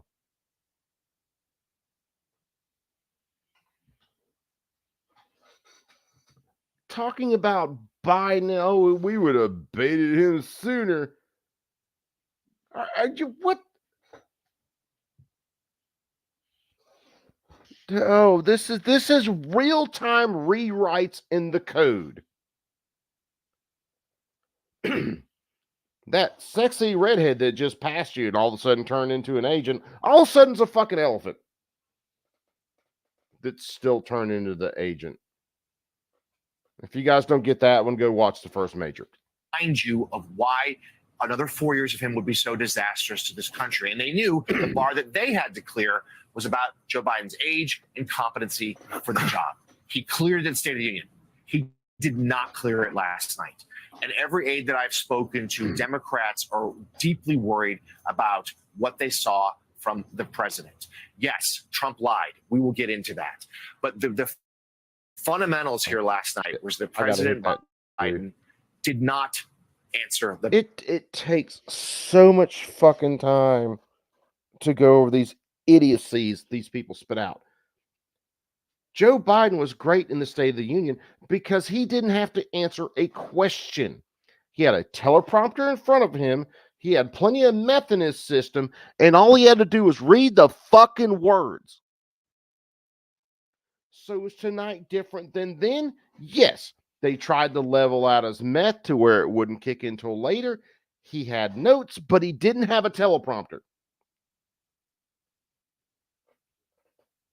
Just, oh, God damn it. Just. Bell. So I was here last night in Atlanta. Democrats scrambling. We had Vice President Harris not scheduled to do any interviews last night, suddenly scrambled to do them on the cable networks, including MSNBC. We had aides about 45 minutes in the debate. They had suddenly aides, blasting all right. reporters' text messages telling us for the first time that President Biden had a cold, and that was explaining why he wasn't doing well. They pointed to his rally in North Carolina later today, saying that'll be a moment where he does do better. We had, at the moments after the debate, here in the spin room, on the campus of Georgia Tech University, Republicans, the Trump surrogates, were out instantly, wanting to talk to anybody they could about how well their guy did last night. We had to wait 15, 20 minutes for. Fuck me running. I can't do it tonight. I wish to God my wife wouldn't murder me if I went in and found video of his rally today and we could watch that shit all night and just point out the fact that he's a fucking Muppet. However, you guys would find me dead or divorced in the morning, neither of which are outcomes that I want, because I love my wife and I don't mind breathing most days. There's some days it's fucking up in the air on whether I like breathing or not. Still love being married, though. For anybody from the Biden campaign to show up. And when they did, they were subdued. Gavin Newsom, the California governor, was flat out asked if he would perhaps be the Democratic nominee instead of Joe Biden. Why you got to say course, shit like that? said Now I no. gotta He go said find he the stood Muppet. with President Biden. But John Hammond, that moment sort of are right now. This was not just the 2012 debate. President Obama, yes, he was bad that night, but he went into that debate ahead. Joe Biden was not ahead last night. He wasn't down by much. It was a close race, margin of error race, but he had to answer some questions, and he didn't. He didn't show up last night. Here. So now, where do we go Sorry, from here? So we it's a gotta do two-part question. How does the Biden campaign try to right the ship to say, look, he's our guy? Or how do Democrats go for make the push to him to say, no, you're not? We need to go another I have to watch it direction. in the background for a second. I think about this. As a matter of fact, having He just really said opinionizing. Oh, fuck me running, man. I'm a dumbass fucking redneck who's worked blue collar jobs my entire life, and I know what opining is. And unless I'm doing certain things, my vocabulary tends to shrink down and I speak very plainly.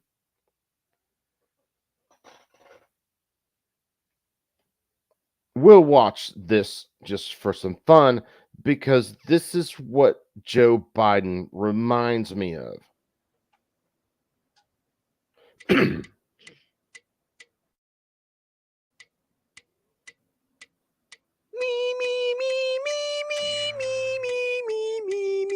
Except Biden stutters a lot more and couldn't get the rhythm.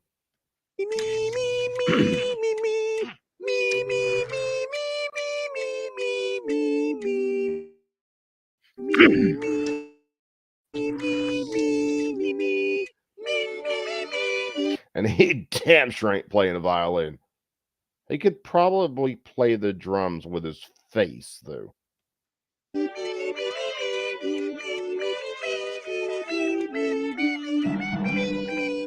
Or is this a better representation of how the media is acting right now?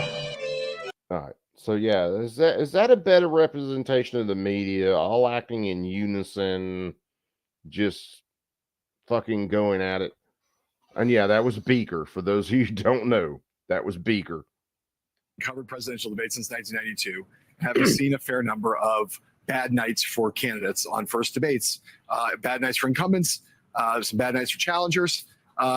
In terms of measuring the degree of alarm of a presidential candidate's party about their performance, I have never seen anything like this by an order of magnitude. Remember, and God, I got to let this play more. But remember, these are the people with an entire city on fire behind them that we're talking about. Oh, it's a mostly peaceful protest. So when they say everything is this bad, multiply it by 100 and then apply it. Because that's what this is. Yes, that is just this is a reporting matter. Sitting congressmen, sitting senators, sitting governors, millionaires, billionaires,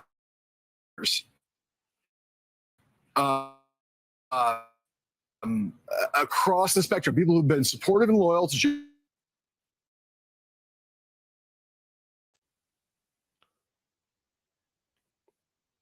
And then pausing for a second, I might be sounding like a robot. I'm trying to let some shit catch up. Overstate the degree of freakout about what they were seeing. I don't know what is going to happen now, but I will tell you that by the time you got to the first commercial break, at the highest levels of the Democratic Party, senators, governors, congresspeople, biggest bundlers, biggest donors, there were conversations about what do we do now? We need to figure out how that works. And there's a story the other day in the totally non-credible, in many respects. I swear to God, I'm going to let this play. But all of these donors, all of these big Democrats, they already know 100% that Biden will be replaced. This is all part of the fucking play. Abigail, what's up, my sister? How you doing tonight?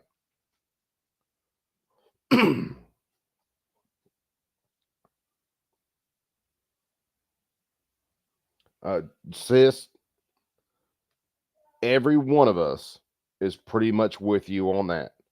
Just leave us alone, federal government. Go away, eat a bag of them, leave us alone. Getting back to one of my lines, and it's not a line, it's really a serious point. As long as I don't deprive someone else of life, liberty, or property wrongfully, then the government shouldn't be involved in my business. Period. End of story. That's the way this should work in a free society.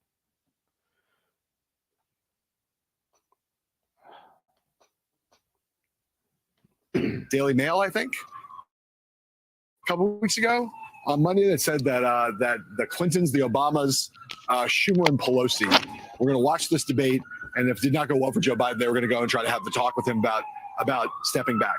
Many people laughed at that. It was not a credible report. You look at the Daily Mail, British tabloid, whatever. I had about 6 good sources after that who said that's not totally false. And the interesting part of that was the Schumer and Pelosi piece, because no one thinks Joe Biden would listen to the Obamas, the Clintons on this subject. But because he cares so much about Democrats in the House and Senate, there was some discussion about whether Nancy Pelosi and Chuck Schumer privately were at least taking soundings on this question. I don't know what will happen now going forward. But I will say, these are the kinds of conversations that people are having now in the Democratic Party as we speak. What to do, because the level of panic is, for me, in my time covering politics, I've never seen a level of panic about this on this scale. So Joe and Mika, to be clear, the Biden campaign defended their candidate's performance last night. They say he did draw that contrast he needed to with former President Trump, saying what a danger Trump would be to our democracy. But to illustrate John's point, Congresswoman Debbie Dingell, who knows Michigan as well as anyone, who's a dear friend of President Biden's, she was my guest on Way Too Early a short time ago. I put it to her whether President Biden should remain the top ticket. She didn't want to answer. She didn't say. And that shows you where the party is right now. On the signature issue that Democrats have, which is abortion, the president's response was garbled and undirected at best. Do you feel like he did what? Here's an Ab posted that, and we can agree, disagree, whatever. I still love her. The life growing inside the mother is not part of her body. Part of the job of the placenta, which surrounds that new life, is to protect that new life from the mother identifying that as alien tissue and attacking it.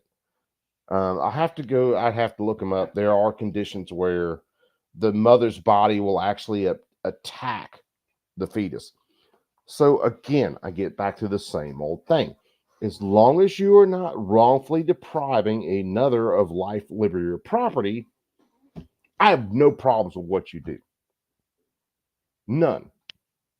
You do you, boo-boo. It's not going to hurt my feelings.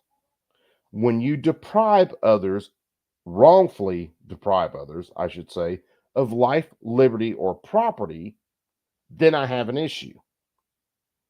The vast majority of abortions in this world would not be necessary if you didn't have shitty men who knock up women who are shitty women. You shut all that down. Here's an idea. How about we make sure rapists, when they actually rape a woman, can't do it again because they aren't producing CO2. And the same goes for those who, the same to children. And we get back to personal responsibility on things.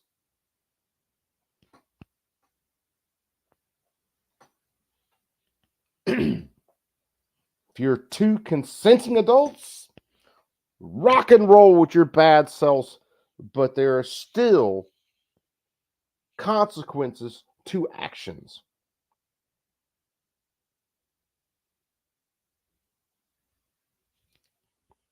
Yeah, I was thinking snowplow, wood chipper, freaking horse-drawn carriage with a whole lot of rope and a tree. Plenty of things.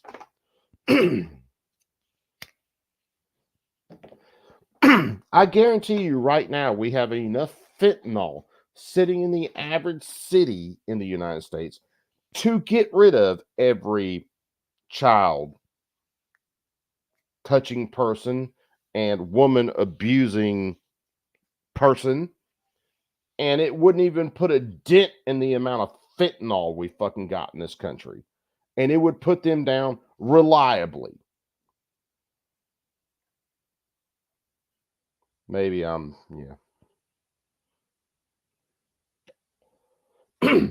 Oh, they wouldn't get a chance to enjoy it, brother. They wouldn't. It shuts the system down so fast.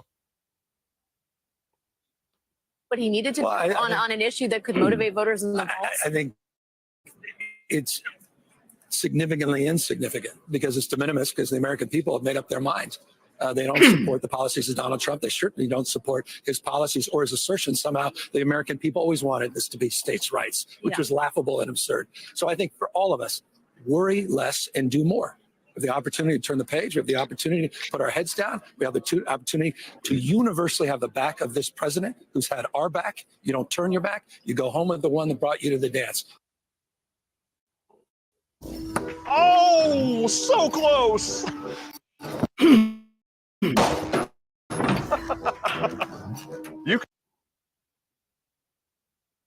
There is panic that has set in. There is panic that has set in among people who have watched this debate, who are. Oh, man. Gavin Newsom is trying so hard to be the savior. This is, we watched this earlier, but this is played on Scarborough. That's the reason I'm not fast forwarding it, because I want to see what Scarborough and them have to say about it. For Democrats, people who are strategists, and some even inside Democratic campaigns. Yeah. Do you think it's unfounded? Well, I think it's unhelpful. And I think it's unnecessary. We've got to go in and got to keep our heads high. And as I say, we've got to have the back of this president. You don't turn your back because of one performance. What kind of party does that? It's been a masterclass. And let me hit that real fast, because Abby's right. Both of these people, or types of people, hold issues to our heads, and they should never have the power to do so in the first place. yet again, one of my biggest issues with how far this country has come. This country, made up of states that were supposed to operate off of their own constitutions. The federal government had their own constitution and were basically supposed to play referee in between states. If everything was the way it should be, the person in the White House shouldn't matter. They would be restrained by a certain set of rules. The ones on the Supreme Court wouldn't matter. They would be restrained by a certain set of rules.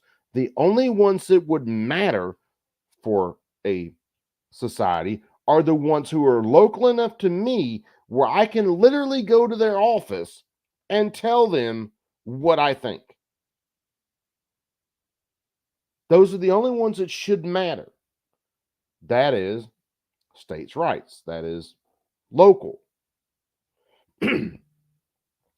But even local politics have got so far out that they're funded by these huge people from outside of states, and it completely flips things on its ass.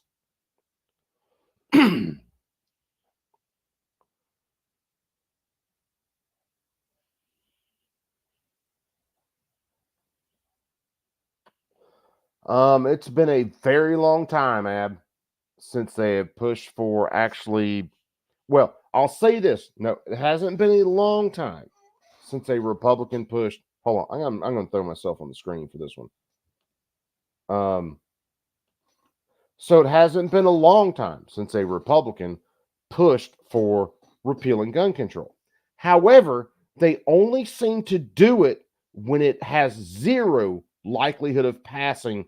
Like you're a Republican, you have maybe a Republican House, a Democrat Senate, and a Democrat president, and then you push for it. Because like one not too long back, they pushed for taking suppressors off the NFA or repealing the NFA tax, stuff like that. Knowing good and damn well it has no chance of passing with a Democrat Senate and a Democrat president. And they will push it then. But where are they at when they have a Republican House, a Republican Senate, and a Republican president? They're nowhere to be found. They are quiet as fucking church mice. So, now let me take myself back off screen, then we'll play this. Hey, Babesy.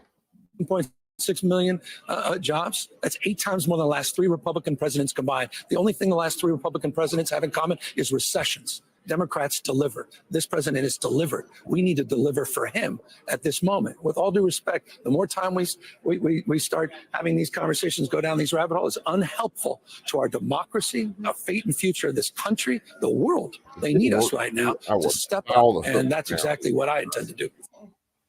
California Governor Gavin Newsom speaking with MSNBC after last night's debate. Welcome back to Morning Joe.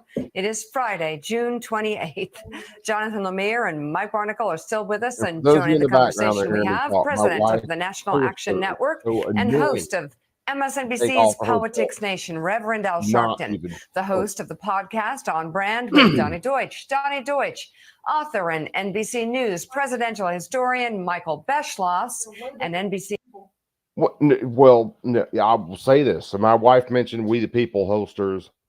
Their plastic clips absolutely suck. I've never had one that didn't break within a couple of months of owning it.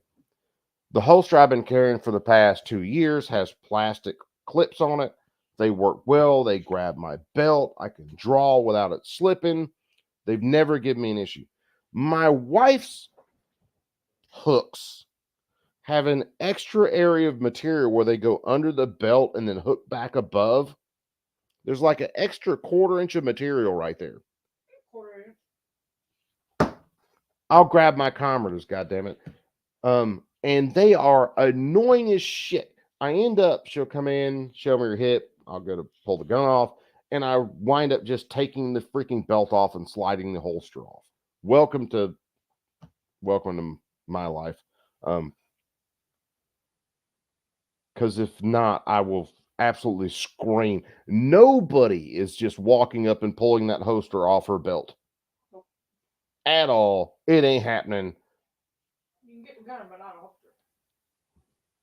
Yeah, you'll get the gun. News and MSNBC political analyst, former U.S. Senator Claire McCaskill. Can't wait to hear from all of you in this second hour of Morning Joe. And we won't go into it as much as we did in the first hour, but if you're just tuning in, I've got to say, Mika, I agree with Gavin Newsom on many things.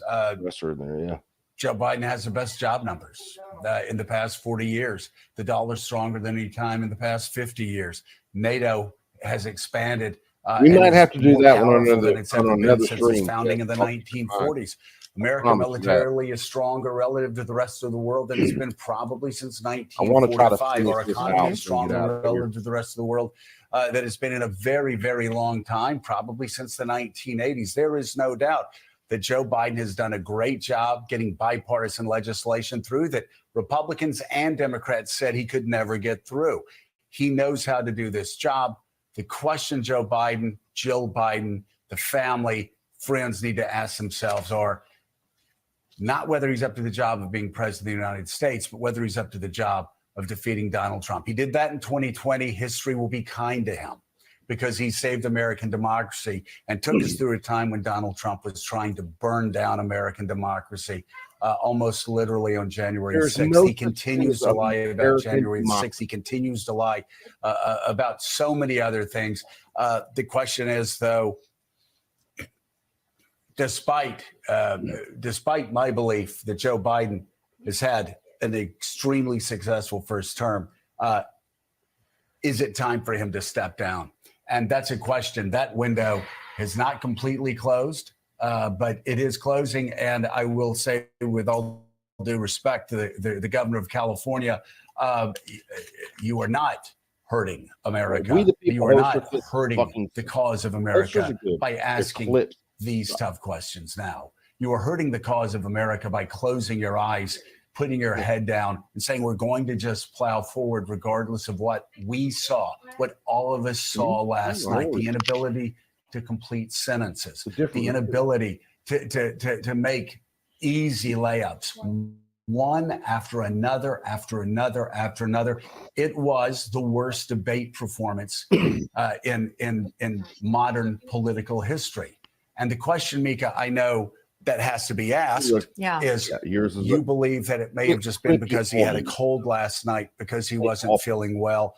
And that's why I say, let's see what happens 2, 3, 4 days from now. Let's see if that's the case. But I will tell you, there's so many opportunities that were missed last night that I don't think a cold is what caused that. And also last night, Trump lied for the whole night. So the same question could be asked from his family, why they aren't sitting him down and saying, are you fit for this office? That's not going to be asked. Do you care about the Constitution? I know that. I'm just saying for balance, that should be the question that is asked of Donald Trump. You said this is the question that needs to be asked of Joe Biden. Just saying, for balance. Because Donald Trump lied all night long. All night long. America has become inured to his lies. They are not shocking anymore. So that's not a defense of Joe Biden. If Trump lied all night, why is there a show not based on the lies that Trump told and then nothing but fact checking him and then basically showing all the truth that Biden told? Why? The answer is they can't defend Biden on his record or the fucking lies that he told, because the horseshit he talked about has already been disproven. Let's pull back here and let me talk about the topic on hand. I'm just saying, same kinds of questions can be asked of Donald Trump. Well, I agree with that. But if he's lying and he makes obvious lies that a 10-year-old would have known he was lying about, Joe Biden has to answer those questions. Got it. I totally agree with you. I actually thought the moderators could have as well, but the job was on Joe Biden. And he failed at the job last night. There's no sugarcoating what happened last night. It was terrible. He was off. He couldn't rebut an endless stream of lies. He couldn't land an easy thought. It was not good. At the end of the night, way past midnight, Joe was on the phone with people calling him pretty hysterical, pretty upset. I could feel the despondence emanating from the room he was in. And yet, I kind of felt resolute. This is what I believe. I still believe in Joe Biden. Joe Biden has hit rock bottom in his life many times.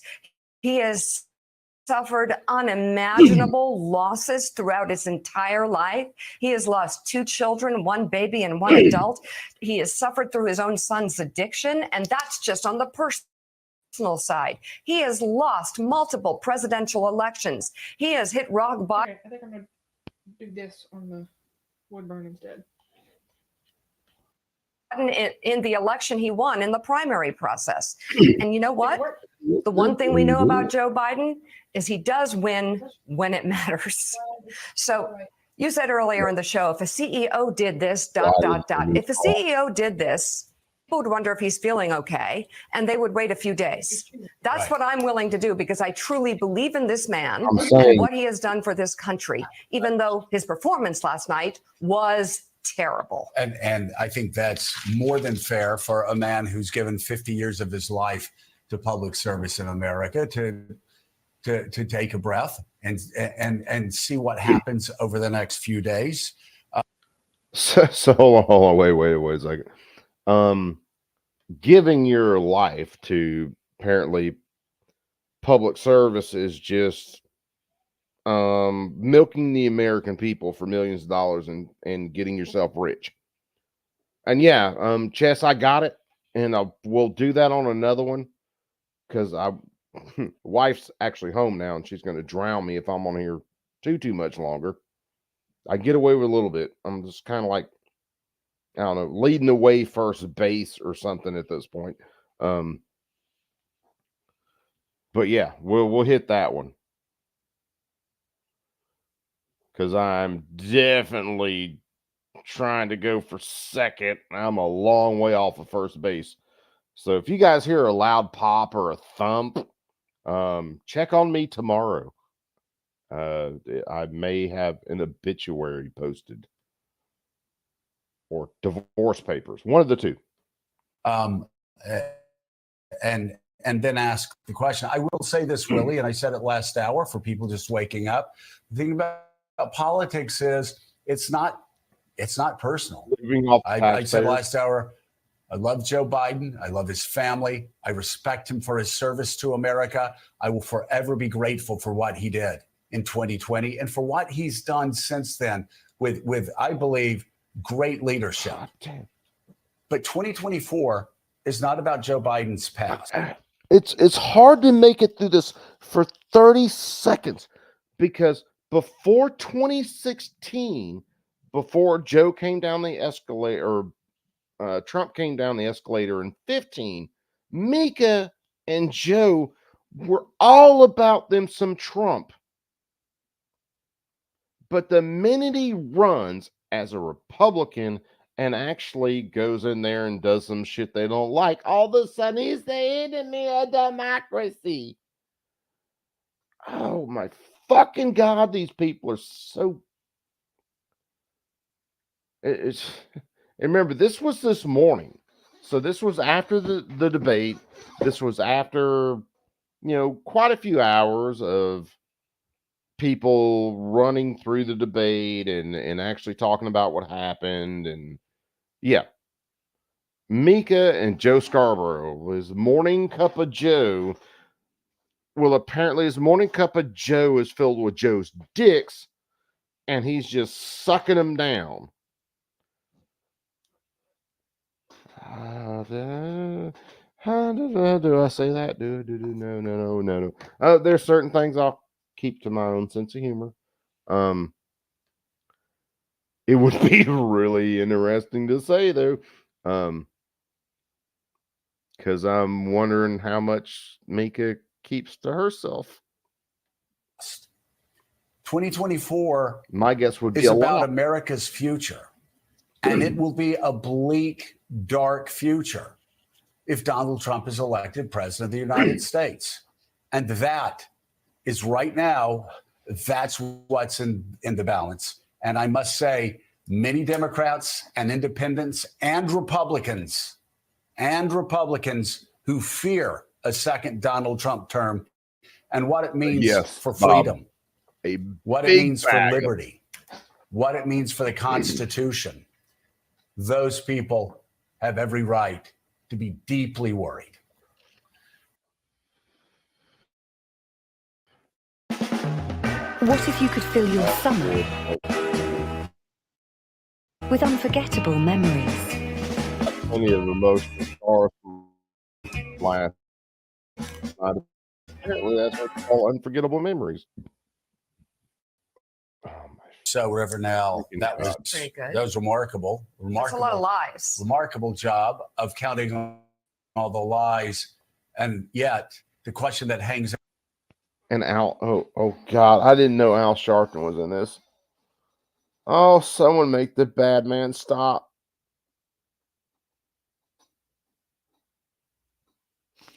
All right, well, you fuckers signed up for this. I do this to myself. Out there is, why didn't Joe Biden do that? Why didn't Joe Biden respond to the lies in real time? Why wasn't Joe Biden able to take the incoming and respond back and push him back? Because I can tell you, yes, Barack Obama could have done it. Mitt Romney could have done it. John McCain could have done it. George W. Bush could have done it. I can go back. Bill Clinton, my God, they all could have done it. A few of those people could have done it, not all of those people. Well, no. It is not that easy to respond to a fire hose of falsehoods coming at you. All right. So I'm not defending it. They're definitely the lies. I can't. Oh man, this is gonna take all night.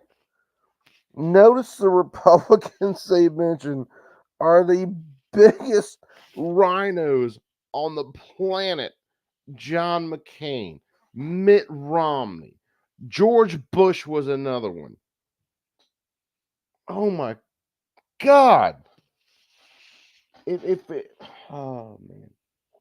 Republicans would grow some actual balls and shrink the size of government and get government off people's backs and actually return to a true basis of freedom, I might vote again.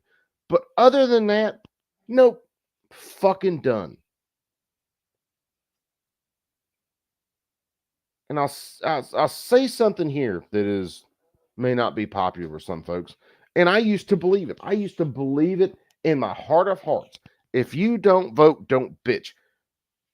Used to believe that. Jared from Guns and Gadgets is saying it now. He's a true believer. I'm sorry, Jared. We ain't voting our way out of this shit. The system is so fucking fucked that no. And the fix is already in for 2024. So you want to make me a believer again? Show me some change in 2024. I'll get my little short fat ass back out there and I'll vote in 2022 and 2026. But until then, fuck all of you. I'm done with this shit. Sorry guys. Little bit of a rant, but government has proved to me in my entire 47 years that all they are going to do is stomp on the people. And I'm just to that point. And don't get what I'm saying is like, no, you can't vote. No, if you vote, vote. Please, by all means, vote. There's one thing I am that's honest, and I am probably honest too much. I'm just telling you guys where I am at. With the political system that we have, with the mainstream media that we have, with the media that we have in general, that's just where I'm sitting. Because I used to be that if you don't vote, don't bitch and all that. I used to be there. Fluffy. Fluffy, we've been doing this for a couple hours right now. Is there any doubt I'm a little ill? And is there any doubt who pissed me off? Jeez. should have been called out, many of them. Rev. And he, by the way, he didn't even bring up that Donald Trump said he spoke to Vladimir Putin about Vladimir Putin's dream of invading Ukraine, and Joe Biden just let it pass. All right, Rev, your thoughts. I think that as much as I was disappointed to devastated by Joe Biden's performance last night, the real issue this morning is not what is going to happen to Joe Biden. The question is what's going to happen to us as a country. This is going to take forever to get through this one thing. Is it just me, or does he look like a real life bobblehead doll? There's a spring in his neck, big ass head, big ass body, and his head just. Okay. This man, Donald Trump, unrepentant for what he did in terms of trying to overthrow the government. Bob, if I totally advocating last night to continuing to take away women's right to choice and openly advocating for states' rights, which had my mother where she couldn't use a bathroom in her native Dothan, Alabama, because the state of Alabama uphold segregation rights. And once you go down the road of states' rights, it's going to not only affect women's right to choice, which is disastrous, it's going to affect blacks, Latinos. Hold on. I can't make it through 5 minutes of this. Who upheld segregation in the South? It was Democrats, the very party that you push right now. The very party that you're pushing right now that wants black-only dorms. Now, they want restrooms with men and women in them, but they want black-only dorms.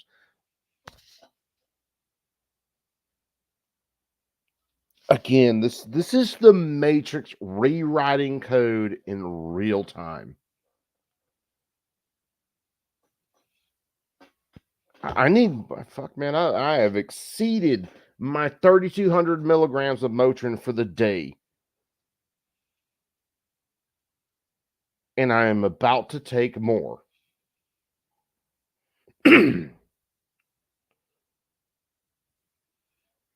Oh man, if I could get a good freaking like NSAID company or something to sponsor my streams. And everything, a man that blamed everything about people coming across the border, and certainly we need to deal with the border, but a lot of what is going on, including his mismanagement of COVID, had nothing to do with somebody coming over the border. It is a real decision we're going to have to make on who is going to stop this man. If Donald Trump becomes president, all of that becomes in effect. And let me remind people, this whole news cycle is not over. The Supreme Court could drop some decisions today. I gotta find it. That further robs us of certain things. So we've got a rough road ahead between the Supreme Court and then the sentencing of the first former president of the United States. I think we need to not just talk about Joe Biden's future. He's earned that consideration. It ought to be his decision, but the priority must be what is the future direction of this country. And if Joe Biden is the man I think he is, he will make his mind up based on what. So here's an honest question. And I seriously have to let this play. I have to. Yeah, I saw you sent me another one, Warsaw. Like I said, I'm gonna stick to this one, and we're gonna finish this out, and then I gotta bounce. Wife's home, all that. How many people do you think didn't watch the debate last night and then woke up to this and turned on their Morning Joe, and this is what they heard versus what actually happened in the debate? Because that is terrifying.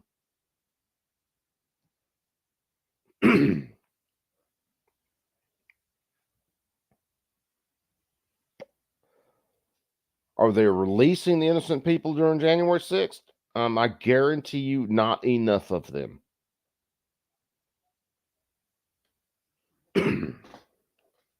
What happened to the future of the country? He should not go down in history as one that saved it and then put it in jeopardy. If he's up to it, then go for it. And I think people should go with him. But if he's not, he's earned the right to say, I've done the best I can. Either way, many of us will respect him. But this is what's at stake, not Joe Biden's future, our future.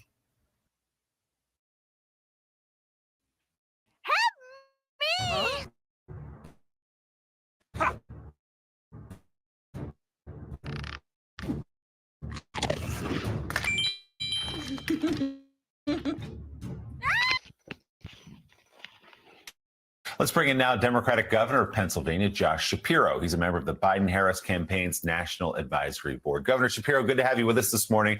As we've been discussing over the last couple of hours, even some of President Biden's strongest support. So Josh Shapiro, I'm going to make myself smaller here, is another one of the guys. Hold on. No, we'll do it opposite.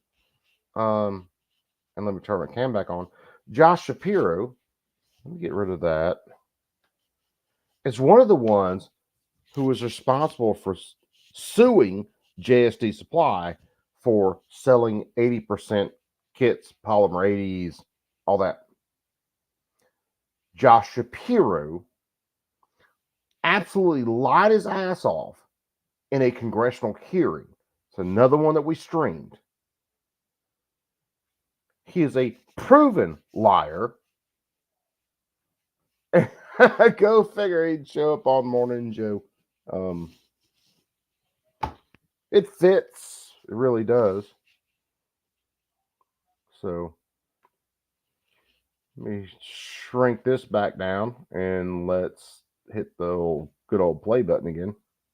Supporters, people who've stood with him throughout his career, have been critical of his debate performance last night. What's your assessment of what you saw? And yeah, I think PA is, brother. Look, I think Joe Biden had a bad debate night, but it doesn't change the fact that Donald Trump was a bad president who ripped away our freedoms, a bad president who drove our economy into the ditch, a bad president who exacerbated the problems of climate change, and a guy who stood on the stage last night and not only lied about his past, but lied about the kinds of things he's proposing for the future. So that is what I took away from this debate. That's what I saw. And I think we still have a clear contrast in this race. Nothing about the debate changed that last night. Nothing about the debate changed the fact that women in this country have to worry if they give the keys to the White House to Donald Trump again. Nothing about the debate last night changed the fact that the middle class is screwed if Donald Trump is put in charge again. And so I think the clear contrast continues in this race. And I think what we need to do now is continue to go out and prosecute that case against Donald Trump. Yeah, as we cataloged all morning, he lied from start to finish, Donald Trump, about his record on COVID, about his record on the economy, about his role in January 6th. But what the concern comes from Democrats is exactly that, of how high the stakes are, and that Democrats must win this election to prevent Donald Trump, they say, from becoming president again and implementing perhaps an even harsher regime, an even harsher list of policy goals than he had in his first time around. So are you more concerned than you were 24 hours ago that Joe Biden is up to that job? Well, I would just say to Democrats, stop worrying and start working. We all have a responsibility here to do our part. And I've said on the... How much does that mirror Gavin Newsom? What he just said. He'll stop worrying, do more. How much does that mirror him? These people get their fucking talking points, and that's all they can spew out. It's fucking Jesus Christ. Once you start to pay attention to this stuff, and maybe it does become a little all too consuming for me, and it really does. I admit that.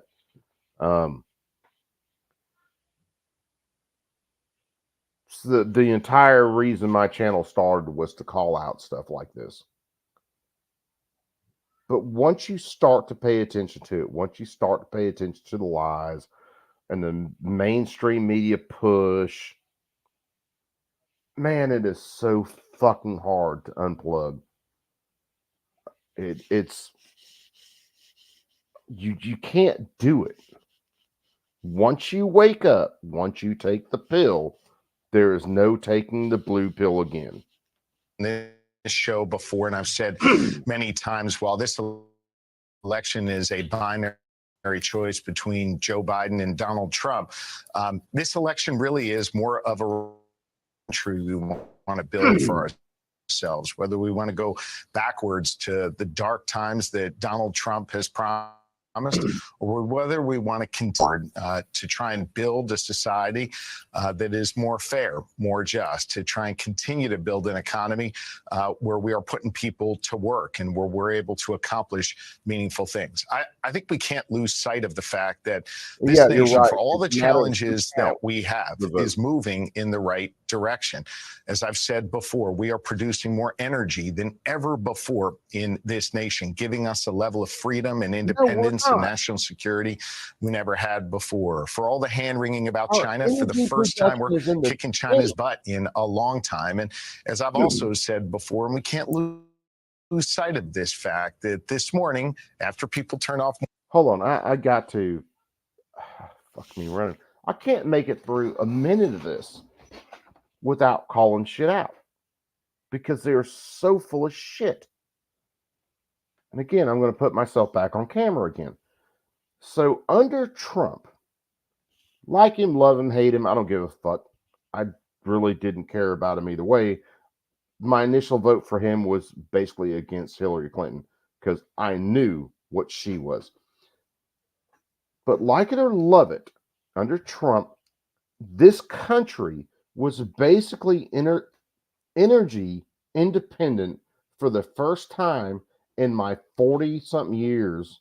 Yeah, 7 years. So my 40-something years, we were energy independent.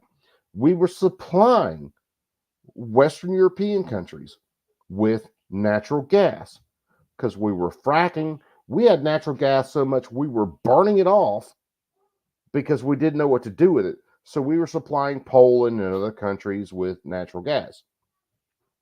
Biden comes in, kills fracking, basically destroys it. All of those countries that were getting natural gas from us, there's only one source they go to for natural gas right now, which is, ding, ding, ding, Russia. Anywhere Russia controls the energy source, in this case, it's natural gas, they control the country. So Putin will control Germany, Putin will control Poland, and a lot of other countries over there without firing a single shot because he has their nuts in a vice over energy. And it took me a little bit, it's been a couple years ago, to kind of fill in the blanks. And there was a guy I was talking to who was very sharp. And he talked about the way Putin operates, and anywhere Putin is putting a pipeline in or anywhere he's transferring energy, his troops go with it. His private troops outside of the Russian army, his private troops go with it. And that's how they go in and completely take countries over without firing a shot. I explained this in a lot more kind of in-depth to a guy earlier today, as a matter of fact. One of my younger guys that works with us asked me this morning whether I watched the debates, and we bounced through a couple of things, and I explained kind of the energy deal to him. And he was like, holy shit, I never knew that. Yeah, simple. And it's easy to just fucking Google. We were exporting metric tons of natural gas or propane to other countries so that they could fire their power plants with it. And now that's done.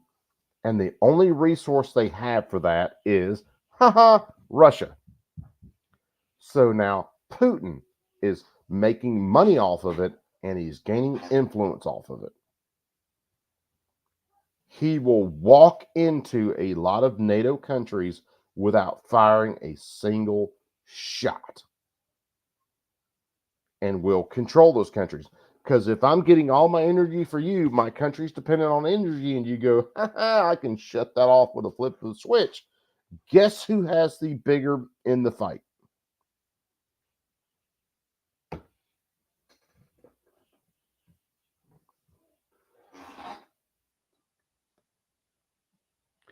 Yes, Warsaw. There, I have to read the opinions that have come out yesterday and today, I have to buckle down, sit down, read them, and then we're gonna do some stuff on Chevron. We're gonna do some stuff on a couple of different cases. So that's in the plan, definitely. I didn't know Trump was going live earlier tonight. I was getting this ready and doing other things, and I went live, and then Trump went live, and I didn't go over and catch a stream because I was already starting to do this, and I didn't see a stream go live because YouTube's asshole, and YouTube does not alert me anymore that Trump is going live. Otherwise, I would have waited longer to do my stream and would have watched Trump's first.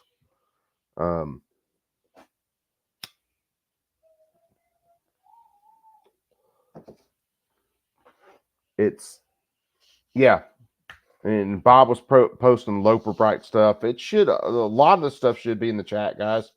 So if you want to look at what's going on, Bob's been posting a lot of it as far as the Supreme Court, Chevron deference, all that stuff going on.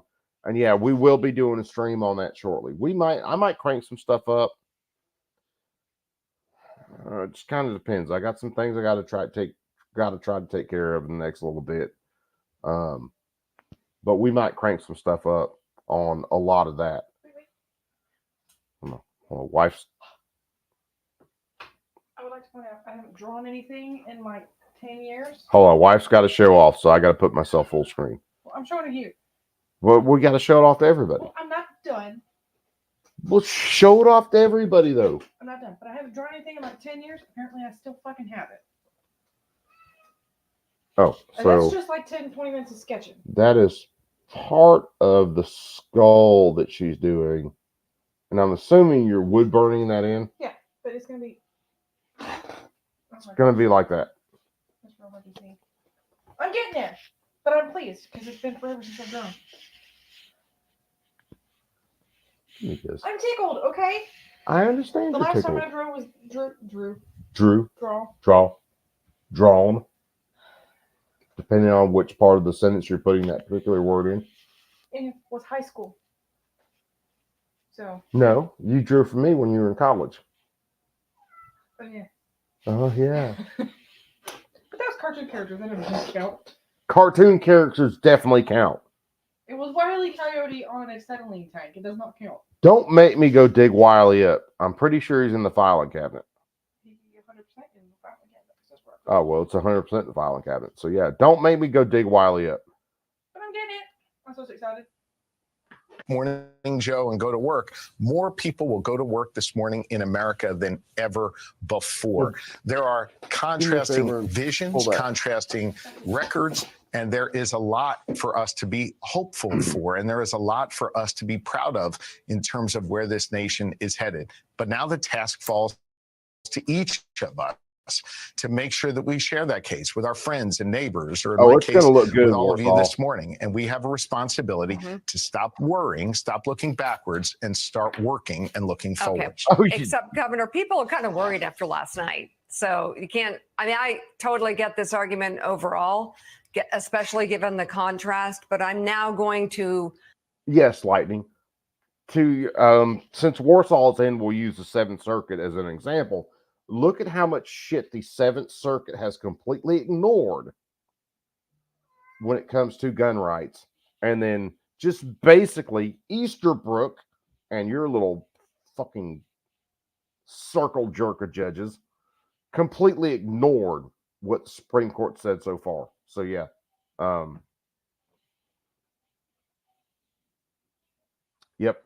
That's about all I can say is, yep, they're going to completely ignore it.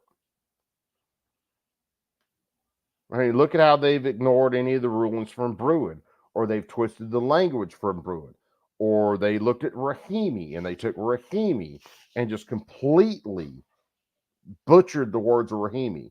And they've done that since Heller and McDonald.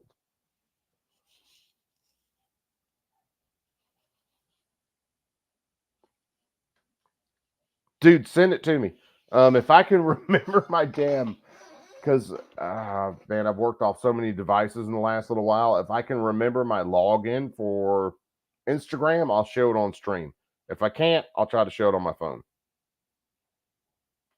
ask you a question given what I've been For hearing those for of the you who don't past know, 2 man hours. against the Because you're masses talking is a the lot about his meme accomplishments, and there are many. And I personally agree there would be many more if he won the presidency again, and he would continue lord. to And I try still and have get to do a stream one of the most important of things, nothing but his memes of me. women's rights back, women's health care back. So Right. I understand the stakes, but people are talking right now about Joe Biden and whether or not he's okay.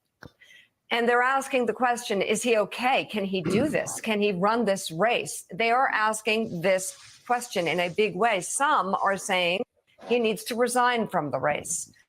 Does he need to prove that he's okay? And if he's not, should he resign and someone else take over?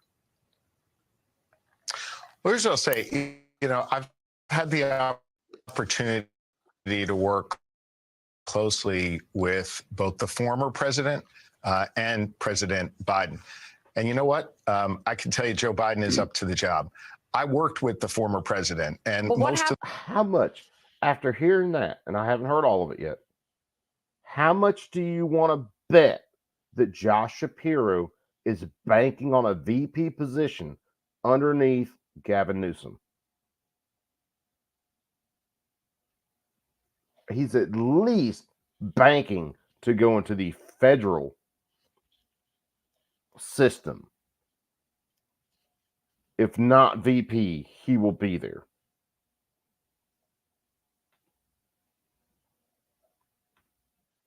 to the work. And it's fuck me. I need to clip a lot of which I'm lazy as fuck about sitting around here video editing. But yeah, this sounds like a dude angling for the VP position. I had with him was when I was in court suing him because he was trying to rip away our fundamental freedoms. The good news is we won and we defeated him. And when it comes to Joe Biden, I've acknowledged at the top he had a bad debate night, but it doesn't change the accomplishments, and it doesn't change the fact that there is a clear contrast between where these two people want to take us in the future of this country. I'm scared of what will happen if he mentions Joe Biden going for a second debate like Newsom did. It's a lock. He is trying like hell to get the VP pick.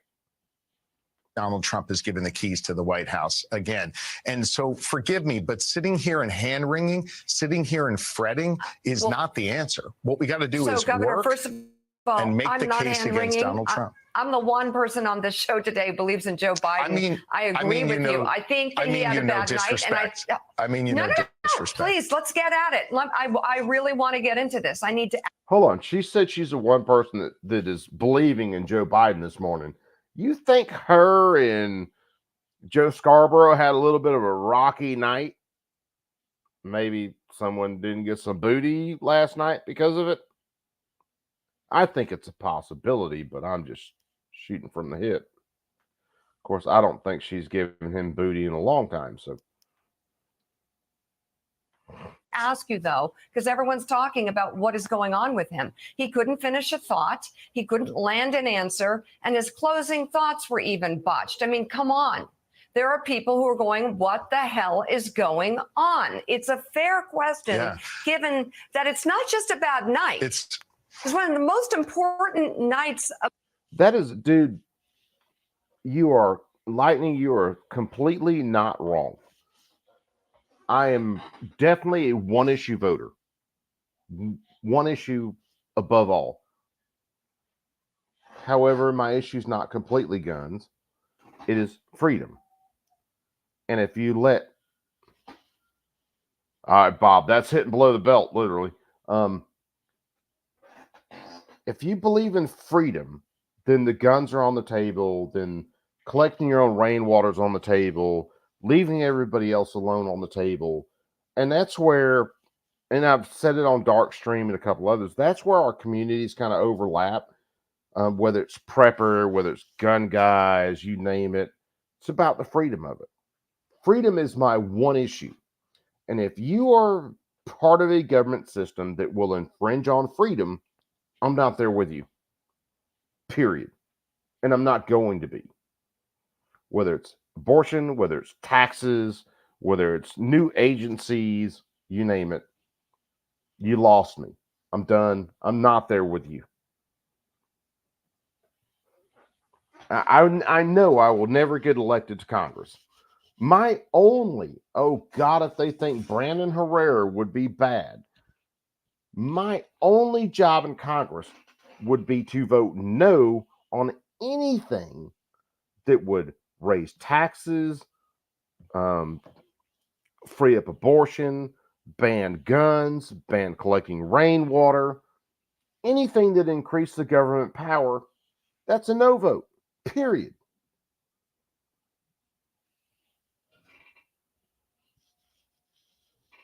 And yeah, you're right, Chamber. Most people don't pay attention. They don't. And they definitely won't take the time to do streams like we do, where we go through and we listen to exactly what everybody says in context. No, they're not doing that. And there's 100,000 other things I'm missing tonight because I'm dealing with this dumb shit. Of this election cycle. And he was terrible. So how do people move forward and get a sense to be okay that it was just a bad night? What needs to happen? I don't. It's hard for me to know if you're talking about Joe Biden or Donald Trump. I mean, Donald Trump had a terrible, pathological, that he overturned Roe v. Wade and then making up some nonsense about killing babies after they were born. I mean, I think anybody who looked at that, anybody who looked. Oh, fuck me, Ryan. How many times we got to do this? If Democrats are saying that there are no babies killed after an abortion, after they have been delivered during abortion, why are you all against the Born Alive Act, which says that any baby that is delivered deserves medical treatment? Why? I'm trying to log in Instagram now. I have to look up the group. But I've watched them testify in front of Congress. There are groups of people, a lot of young women actually, that were products of botched abortions where nurses smuggled them out of the building and all kinds of stuff happened that kept them alive. And they've testified for the Born Alive Acts and stuff like that. And Democrats continue to vote against them. Why? If there's no abortion after birth, are you guys against a baby being born, no matter how, and then getting medical treatment? You fucking sleazy piece of shit.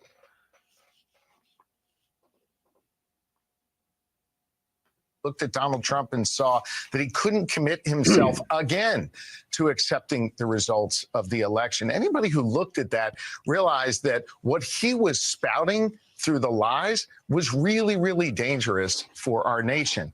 I acknowledge now multiple times Joe Biden had a bad debate night, and he's got a burden on him to show people that he is still able to move forward in these debates and in prosecuting the case against Donald Trump. I believe he can do that. I also believe that we all have a responsibility to help him do that. That's why I'm here talking to you this morning, and why I'm going to continue to talk to the good people of Pennsylvania and this nation about the things that we've been able to accomplish with Joe Biden together, the historic investments in infrastructure, the historic ways we've been able to address the challenges that people are facing all across this nation. We got a lot of work to do, and that's what I intend to do. Man, I ain't not. Democratic governor of Pennsylvania, Josh Shapiro, thank you. I really appreciate your engaging in this conversation. I know it's a tough one. I really appreciate it. Thank you. Thank you. Good morning, everybody. Thanks. Yeah. Look, I'll cut the malarkey. We're facing a critical fundraising deadline. With the election just around the corner, I'm humbly asking you, can you give what you can now while there's still time? Democracy's on the line. Donald Trump, his billionaire buddies, and extreme groups are doing everything they can to outraise us. And if they do, they'll be that much closer to retaking the White House. We can't allow that to happen. There's too much at stake in this election. That's why my team is working so hard to get our message out and connect with voters across the country. But I need you on board. Oh, fuck off with you need me on board. Folks, what's going to happen? What's this doing? You said kind of stupid, yada yada. And then the next thing I've got is Man Against the Masses. Next thing I've got is review profiles carefully. Unusual behavior or request. And then I can't. Okay, hold on. No, there it is.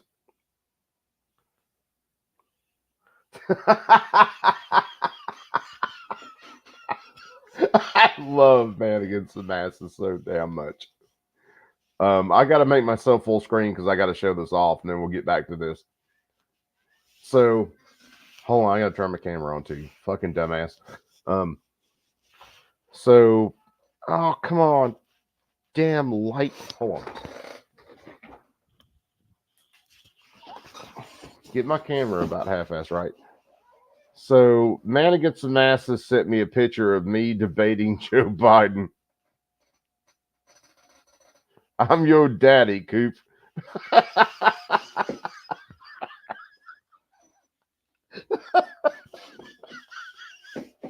Man Against the Masses, brother. I love you so fucking much. It ain't even funny. Have I showed the tramp stamp one off in a while? I don't think I have. So, brother Man Against the Masses gave me a tramp stamp. And yes, I mean an actual tramp stamp. No, that's not what I'm looking for.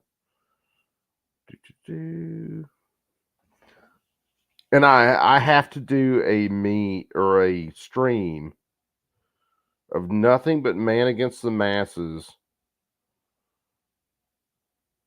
memes about me. I won't add the other ones in because he sent me a bunch of others. Look at this. This dude put me in next to Dylan Mulvaney with a Bud Light and sit me. I love him. Well, hold on. I'm looking for the tramp stamp. I'm trying not to pay anything other than the tramp stamp. Oh no, there's a couple actually. This is the tramp stamp that he gave me one night.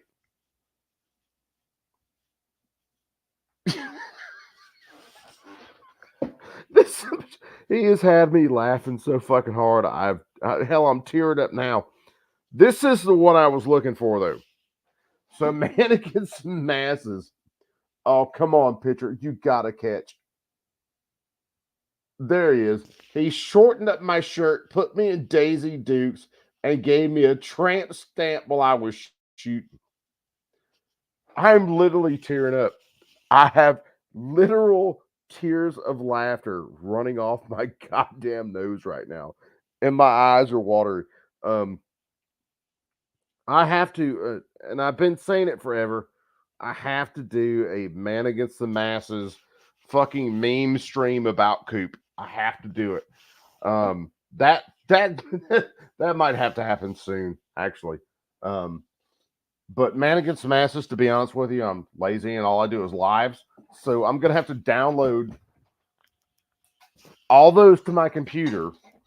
And I suck at editing video in case you've never watched my channel.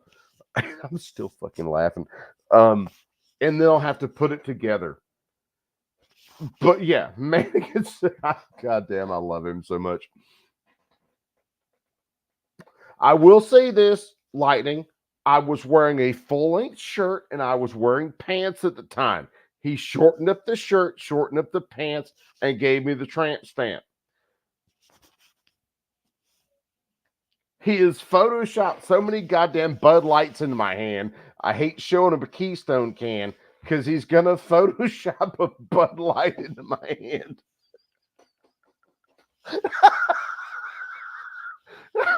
I swear to God, he's the only reason I'm not snapped out on a bell tower right now. Because he makes me laugh so fucking hard, I can't go nowhere. So, most of you guys in the chat should know Man Against the Masses. Man Against the Masses is fucking outstanding, and I love him to death. I might have to try to get his ass on stream. He can use an avatar. Might have to get him on stream, and he can just go through all the memes of me with tramp stamps and a fucking coyote head and everything else. And I'll just sit here and laugh the entire time and have him do the whole fucking stream. 911 might be involved because I might need oxygen.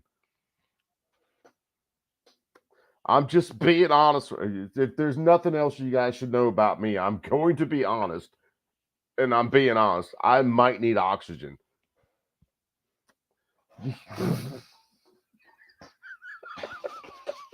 I can't stop fucking laughing. Oh shit. How long do we have to go in this fucking Joe Scarborough video? Oh, fuck me running, man. We got at least another 20 minutes. Oh, God, fuck me running. Oh, man, against the masses, save me. And save everybody else, by the way. Yeah, let's play this because over the next couple of days, they're going to be. Damn it, man. They're going to be out there fact checking all the things he said. I can't think of one thing he said that was true. Switch to the right screen. Oh, That's not the right screen, computer. But look, there we're going to beat this guy. We need to beat this guy. And I need you in order to beat him. You're the people I'm running for. You are the reason why America's as good as we are. We're the finest nation in the whole damn world. And nobody's close. So let's keep going. See you at the next one. Mr. President, how did you perform tonight? I think we did well. Did you have any concerns about your performance?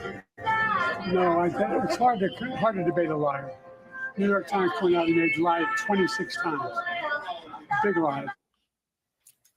Welcome to the fourth hour of Morning Joe. That was President Biden first speaking to reporters after the debate. And Joe Biden couldn't deal with 5 fucking seconds of Man Against the Masses and a couple memes. Oh, Trump lied 27 times. What are the lies? Tell me the lies. Well, he lied about this, and here's the facts. He lied about this. Here's the facts. He lied about this. Here's the facts. I've been lied about plenty of times. I can give people the receipts. Not just, oh, hey, fucking Christ, man. And people vote for this. Man Against the Masses, I need more memes. then with that answer to reporters about his performance.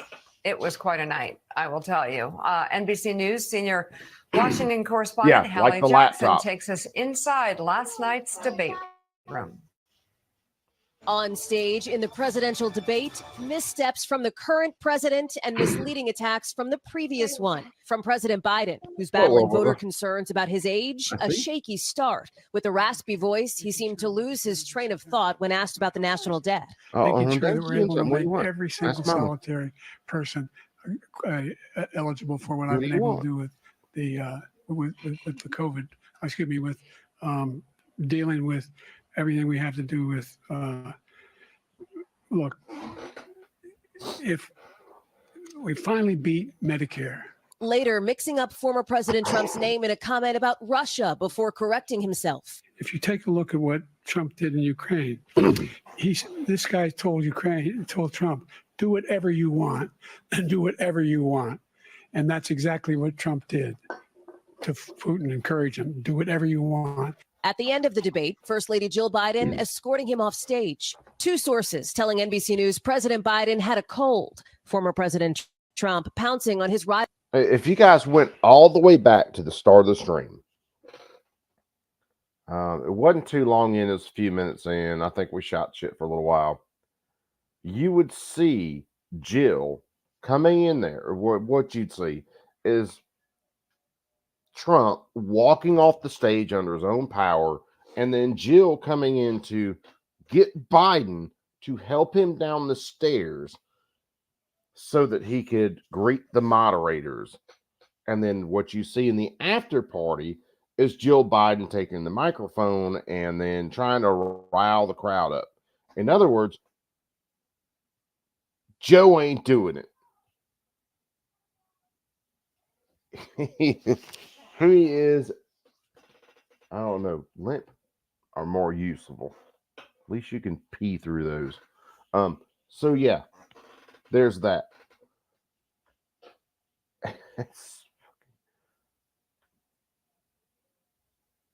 Rivals slip-ups.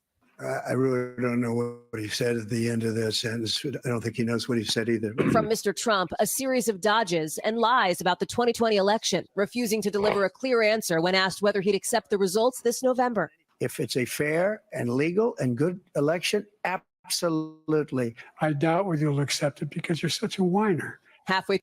I yet to see how that is not a truthful and direct answer. Yes, if it is fair, if it is legal, I'll accept it. How is that not? Especially when you match it against all the Democrats that every time the Republicans won, contested the elections. I'm 47, kids. I've been around for a little while. I've seen Democrats contest elections. Every time they have lost, they have contested them. So this 2020 Jan 6 shit,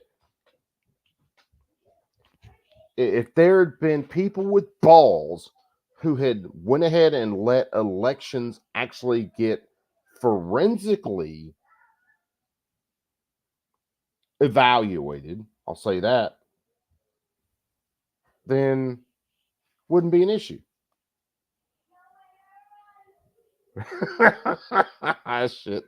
Hold on. Man against masses, send me something else, and I need the help. Hold on. I don't have the next one yet. I've got the old one. I don't have the next one.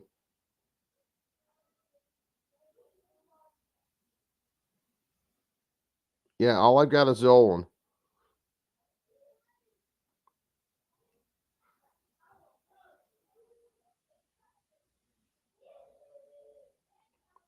All right, I'll check in a second because I can damn sure use a laugh.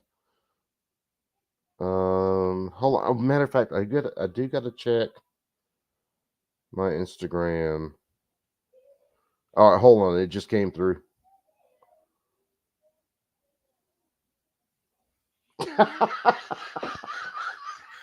All right, I'm going back to full screen. Because again, Man Against the Masses is making me laugh, and I desperately need a laugh. So, all right, crap, fucking stupid camera. Focus on what I want you to focus on.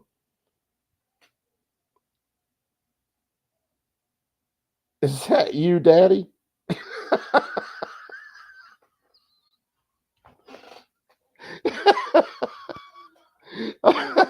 it's the fucking water boy. Hold on, while I'm thinking about it, let me check a couple things real fast. So that was Rich sending me something. Jason, I'm gonna have to get in touch with. I'm gonna have to send Rich or hold on, this might be it.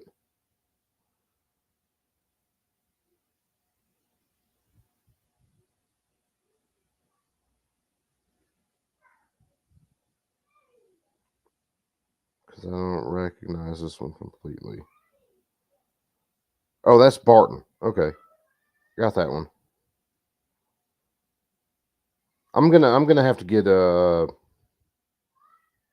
address from Richard Dark because I have no idea where CRS's wife sent her address, and then I got to send her that CRS cut because it's not showing up on my Instagram. And I'm pretty sure she sent it to my IG, and I don't see it. And it could be a case of damn just social media fuckery. So I'll hit Darker Rich up or somebody, and even if I send it to Darker Rich and they send it on to her, that's what I'll do.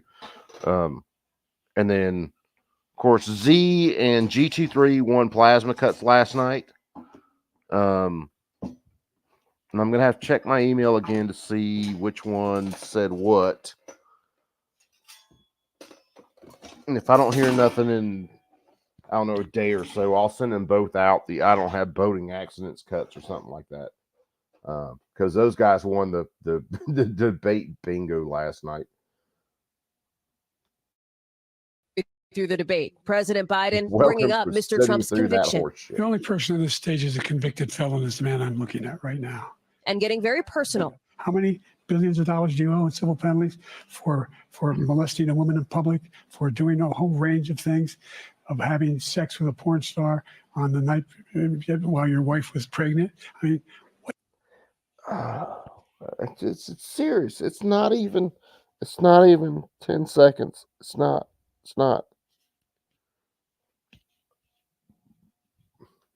One, I would have, again, this is where I would have went at Biden.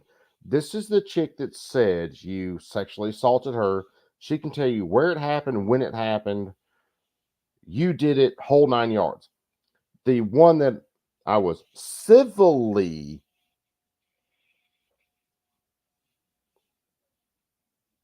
done for couldn't tell you when it happened, how it happened. All she could tell you is it was Trump. And they had to go back in and redo the whole statute of limitations on the whole deal to convict me. Joe Biden, your present wife you were sleeping with when she was your fucking babysitter and she was still married. So don't come at me with your horse shit. Again, probably another reason I am not a politician, because I tend to be honest. So there it is. That's a big issue. What are you talking about? You have the morals of an alley cat. Give you a minute, sir. I didn't have sex with a porn star. The president also slamming Mr. Trump for reportedly calling veterans suckers and Now, hold on for a second. For those of you who know about the whole Stormy Daniels thing, and you go, what does he say? He didn't have sex with a porn star. This is the game of wording that is played. Democrats will do plenty of horse shit, and they will go, well, it wasn't this because this thing wasn't happening at the time. So all Trump did was turn them on their head and went, I didn't have sex with a porn star. I had sex with a ex-porn star. He just didn't state that right then, but that's where it's going. I had sex with a woman that I didn't have any idea was doing porn. And then I found out she was doing porn, and then I tried to pay money to keep her out of the whole debates and all that. And then she wanted to drain me for money. That's where that goes. And I know that sounds like something super fucking shady. And to a point it is. But how many people in Congress, in government in general, have used taxpayer money to solve sexual harassment claims, sexual assault claims? It's through the roof. It's millions of dollars. Look at fucking Eric Swallowswell. He's banging Fang Fang, the Chinese spy, while he's with this other woman, that's supposed to be married. But nope, he's banging Fang Fang. So anything that shits his pants on live TV prick says, the same one who says he had all this information about Russia and Trump and has never produced a single fact. Well, I'm sorry at this point. Fuck off.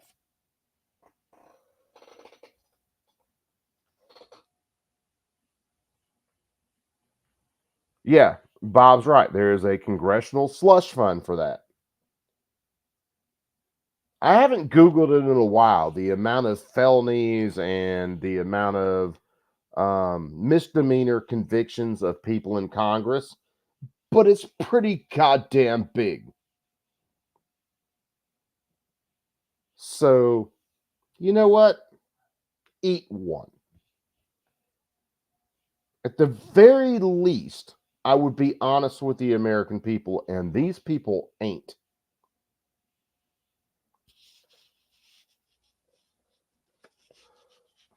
Yes, they did, Zanty. They did get in trouble for doing kiddie stuff in Costa Rica. It was either CIA or FBI. I think that was CIA.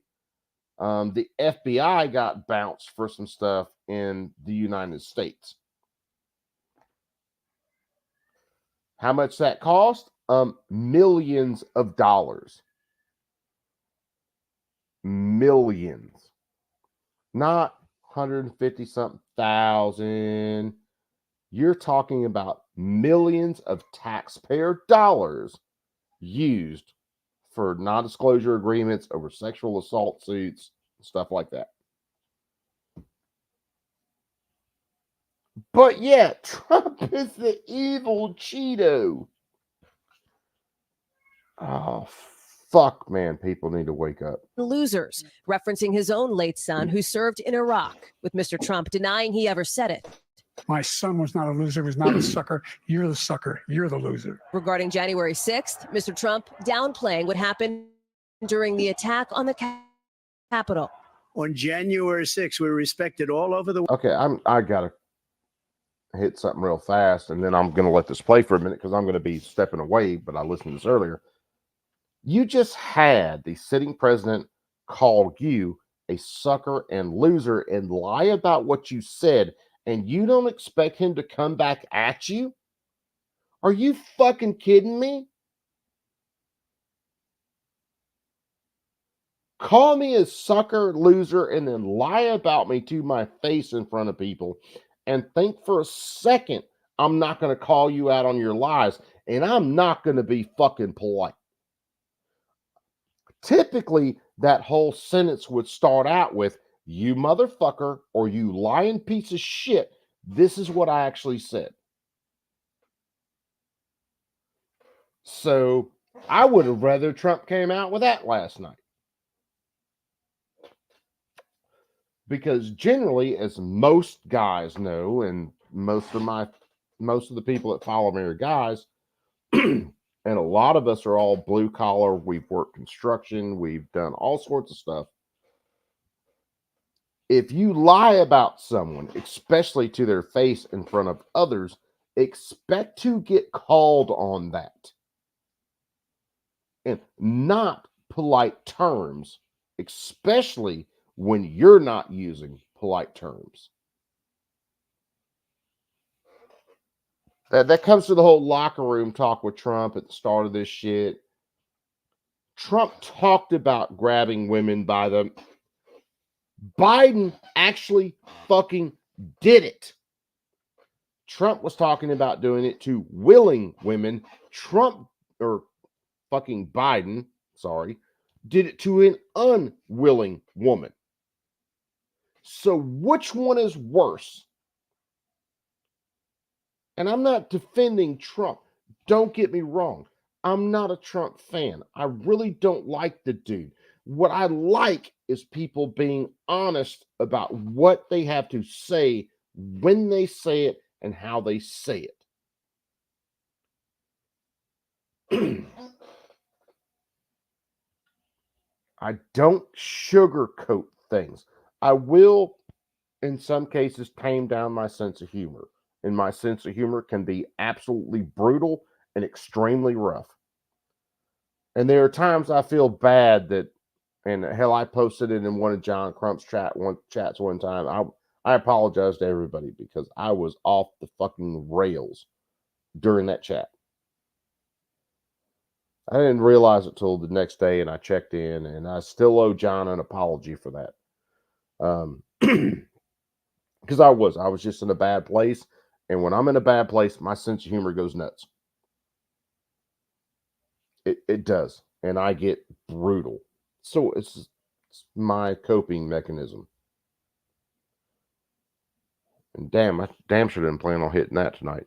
But yeah, you freaking run out there like this, accuse me of all this stuff, which is provably, factually wrong. and then you think I'm not going to be an asshole or come at you forcefully? I would have loved to seen Trump walk across stage and punch that motherfucker in the face. So maybe that's just me being a Gen X kind of dude. Because God knows I have absolutely had people do the same shit to me. Have there been some that I've walked across and challenged? You fucking right, nose to nose. I will say there are people I've let shit slide because they throw shade at other people because they're doing the things that they're accusing other people of doing. Plain and simple. That is the way it works. If you're doing a whole lot of shady shit, accuse that other person of doing it while you are actually doing it and put the heat on them and not on you. And that is where Biden is at in this debate. I seriously need to get better about clipping stuff and clip shit like that and then throw it on there. But what can I say? Chris from the 740, he came up just as a blink of a thought. Me and another guy were talking the other night, and I won't say who, but they were talking about Chris from the 740 and his following and how much his channel has developed. And they said something about taking notes from Chris. And I said, it's really simple. Chris puts all the work in the world into his channel, whether it's money for drones, whether it's just time and video editing and all these things. And I admitted to the dude, I am not about that life. I've got other stuff that I like to do. I can't get myself buckled down to be able to work as hard as Chris. Chris works his ass off. And if you're not following Chris from the 740, you should be following Chris from the 740 because he is producing hella great content. To be honest with you guys, I know I've said that a couple times. After watching debates like this or watching hearings that we've watched, I get burnt out and I'm ready to leave shit alone for a little while. And then I'll get back to it the next day. I hit my limit sometimes at night, and all I want to do is listen to audiobooks and forget about this shit. And then I take it up the next day. So besides wife and kids, that's what keeps me sane. But I still share this shit out because I want to spread the word behind it. I want people to realize what's going on, not just hear a snippet from CNN, MSNBC, some stupid channel. Here it is in the full context. And now let me shut my smoker up and let this play. World, all over the world, we're respected. And then he comes in and we're now laughed at. We're like a bunch of stupid people. Both candidates trying to make their cases on issues key to voters, from the economy. He decimated the economy. To abortion access. The Supreme Court just approved the abortion bill, and I agree with their decision to have done that, and I will not block it. President Biden pivoting to immigration in his answer on abortion, one of his strongest issues, according to polls. The idea that states are able to do this is a little like saying we're going to turn civil rights back to the states. Look, there's so many young women who have been, including a young woman who just was murdered, and he went to the funeral. The idea that she was murdered by an immigrant coming in, they talk about that. Afterwards, Trump surrogates flooding the spin room to tout what they saw as a decisive win. I thought President Trump was calm, strong, thoughtful tonight. Vice President Kamala Harris hitting the airwaves to defend the president. There was a slow we gotta hit another one. This is why my streams go completely off the rails, and I love it.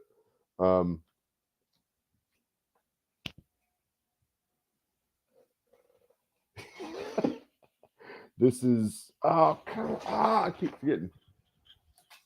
Freaking computer will not pick up on this unless I turn the light on. It's Maury Povich. I think that's was his name. Yes, you are Coop's daddy, and it's Joe Biden.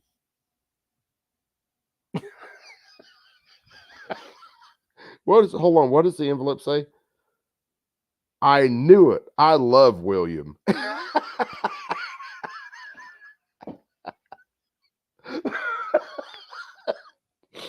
Oh, fucking Christ. Man against the masses, you're going to have to... I'll be calling an ambulance one night, and they'll be like, what's happening? I'll be like, you keep sending me memes, and I can't take it. I need oxygen. Should probably help my fat ass hit the treadmill every once in a while, but... Oh, fucking it's hysterical.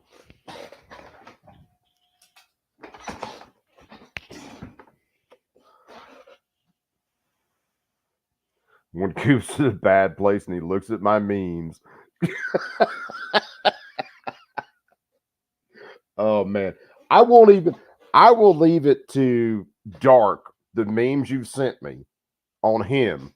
I need to do a stream of strictly just your memes. I'm gonna have to save them to my phone, kick them over the computer. And then we're gonna have to do a Man Against the Masses meme stream about Coop. And I'm serious. I know I've been promising it for a while. I have. But I'm lazy and don't want to do the work. So again, we'll do it live. But I got to kick him over to the computer now that I've got another computer I can use. And we got to do that. Because just damn. When you have before I get this rolling again, when you have cool people, and Man Against the Masses is absolutely on point. When you have cool people who you're dealing with serious subjects and they will do anything just to make you laugh your ass off to kind of take the pressure off, keep those people around you. They are absolutely precious people. And that's very serious. And it's hell, it's I don't know. I deal with stuff through a lot of humor, sometimes bad humor, but those are the kind of guys you want in your corner. Uvalde police chief changed today. Oh, hell. Did the old one actually get prosecuted? That's what I want to know. Oh, shit. Bob said he was arrested last night. Ooh, this is going to be fun to look at later. Fire Otter, what's up, my brother? Charged? What were the charges? Or do you know offhand? Or did it just say he was charged?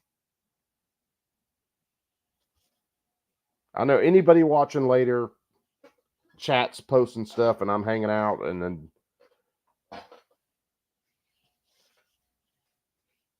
and if you don't have everything offhand, I'll have to do a little bit of looking to see what in the world's going on with it. Looks like 11 counts of child endangerment. Dude, if we could only get more people running these gun-free zones charged like that, that would be beautiful. What have I missed, Bernie? Bernie, you ain't missed much. A whole lot of lies. You have missed the Man Against the Masses memes of Coop. So unless you've been in chats, you've seen me with the tramp stamp and a couple other things. Man Against the Masses made a couple more memes of me that are absolutely hysterical. So that's what you've missed. Hold on, Gabber's sending me something. Well, let me crank this up and I'll look at what Gabber sent me. Start, but it was a strong finish. But multiple Democratic lawmakers telling NBC News they're concerned about the president's performance, with some wondering anonymously whether he should remain on the ticket. To the Dem panic that's bubbling up tonight, say? Do more, worry less.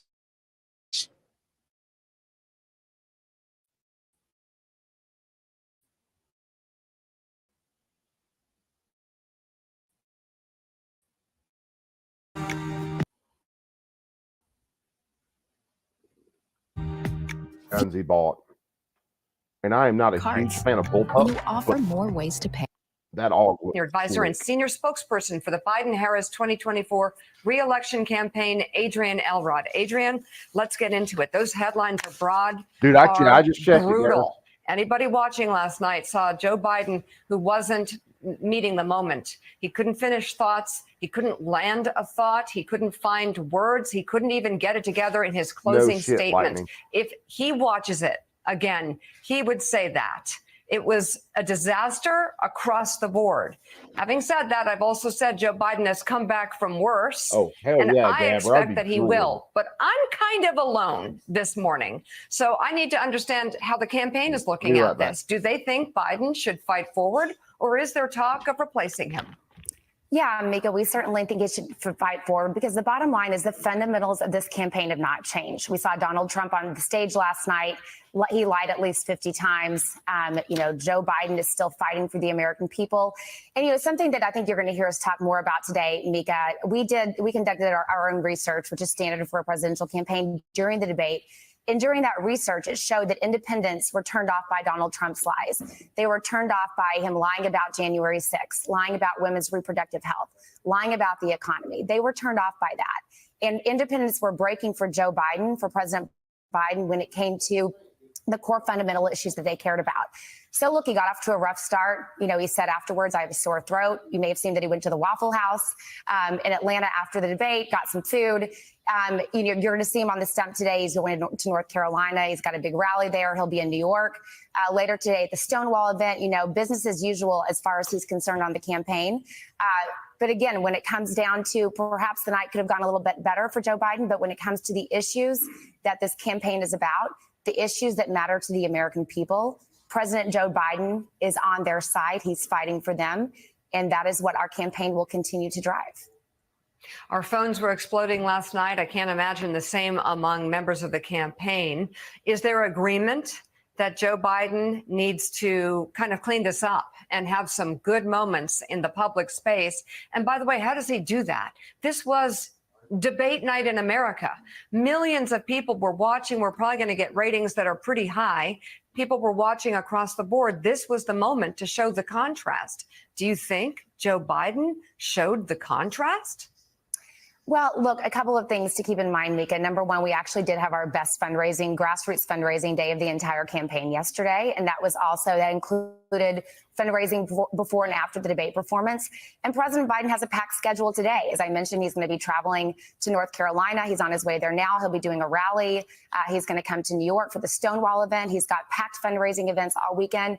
He is operating business as usual, taking his message out to voters, hitting the stump, doing what he has to do on this campaign to raise money, to bring money in the door, and to get his message out to voters. Again, got off to kind of a rough start, but he certainly picked up as the debate wore on. And I want to keep going back to some of the independent voters that we saw where they broke during this debate from our own research. And we put out a memo last night, in which, we'll make sure that everyone, watching the show can see, but the independent voters did break for President Biden when it came to the core issues that matter to their everyday lives: women's reproductive health, the economy, who's fighting for them, protecting democracy. They were turned off by Donald Trump's lies.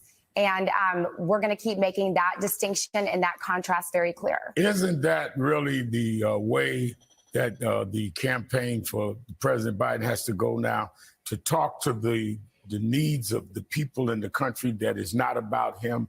It's about what he represents, as opposed to what Donald Trump represents, which in the areas you name, women's rights, LGBTQ, blacks, and others, he represents going back to pre-1950 America.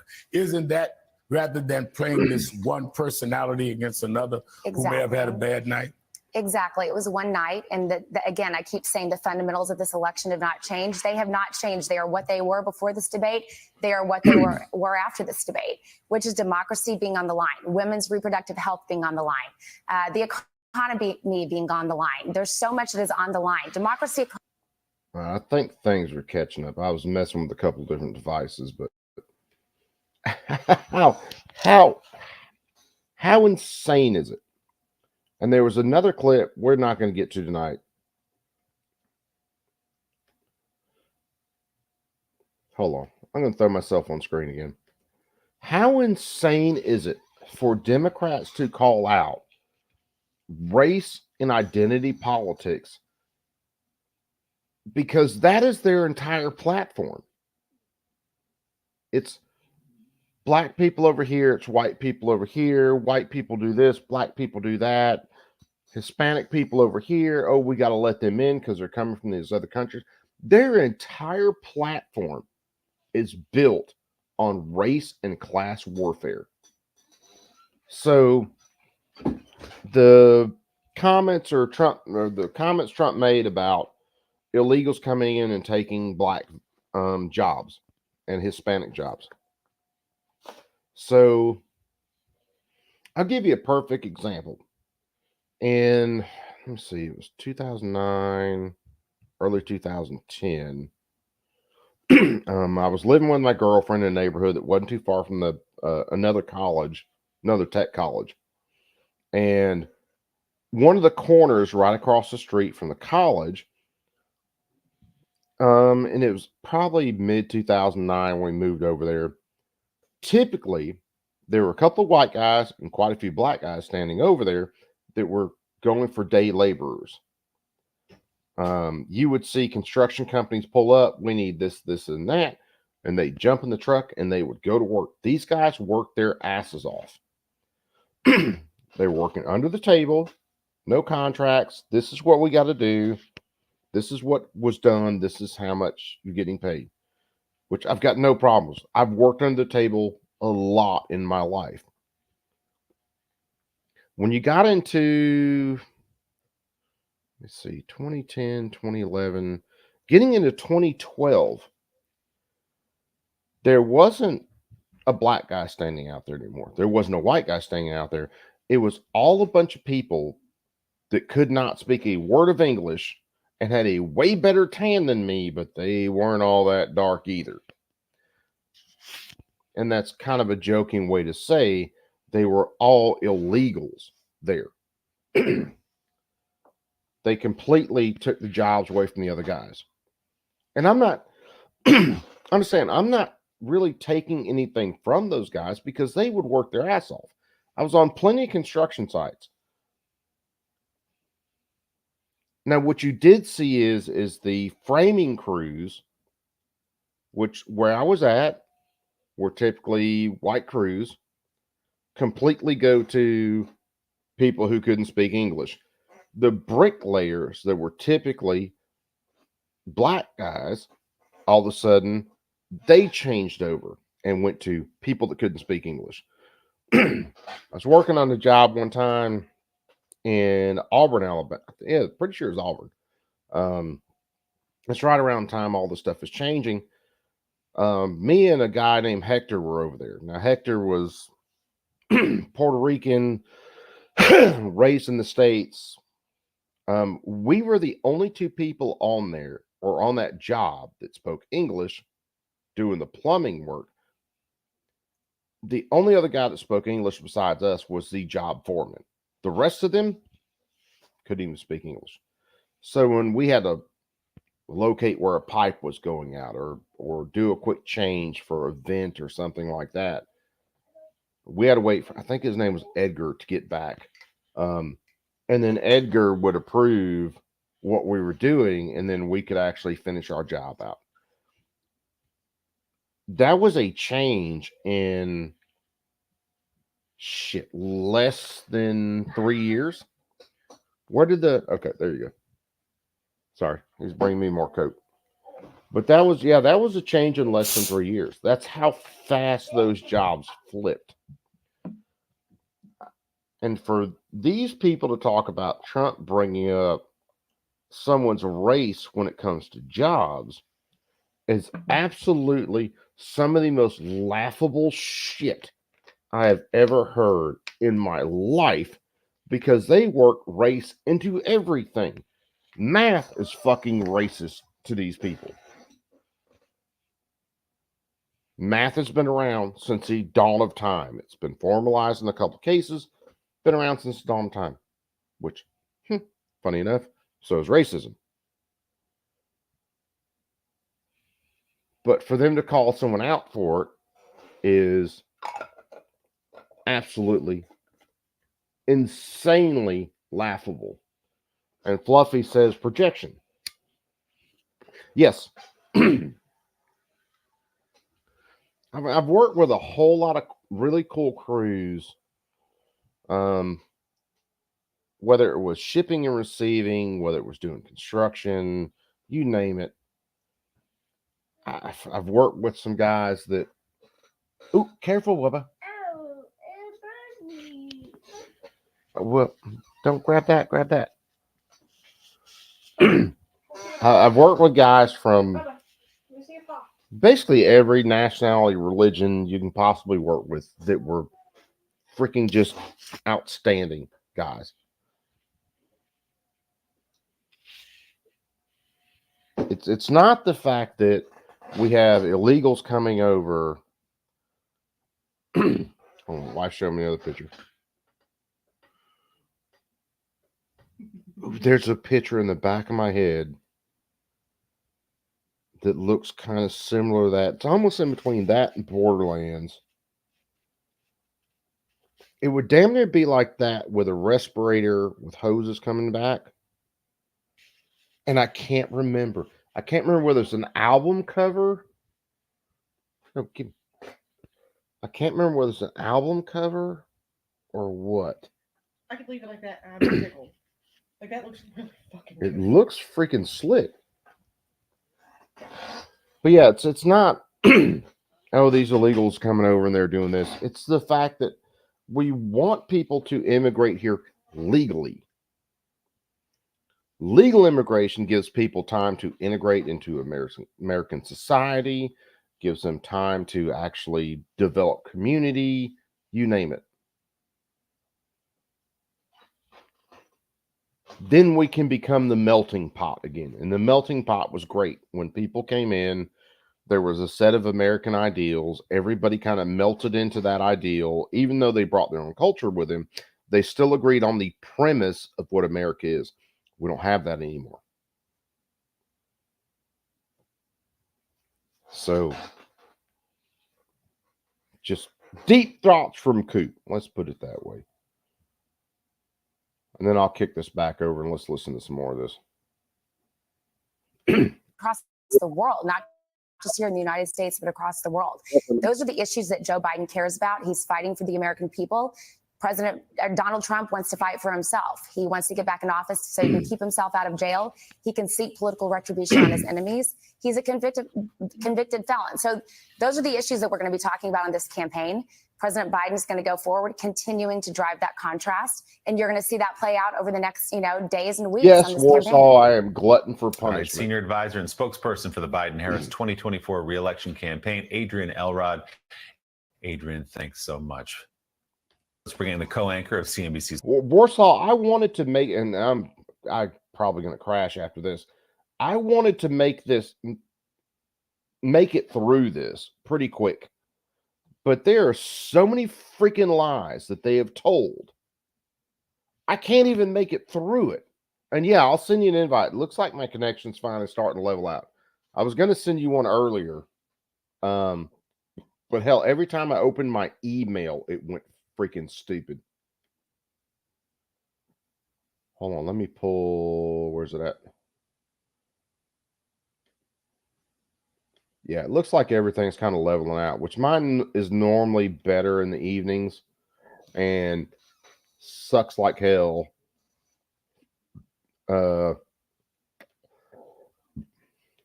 When everybody's basically using the internet, which last night was pretty much all night long. It's like Lionel Richie all night long. I sent you a link, War. And we're gonna try to make it to the end of this damn video before I get out of here. It's oh god, it's amazing the amount of time they can spend lying right to your face.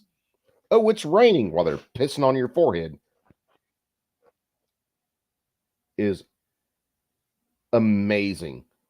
I think what's more amazing is there are people that out in the United States, a large amount of people that won't ask a question about it. They're like, "Hey, the rain's yellow today." That's not rain, buddy. And you try to tell them, and they go into full NPC mode, and then all they do is just freaking fight you tooth and nail to defend the very person pissing on them. Oh, gee, I can't see why my channel is not growing.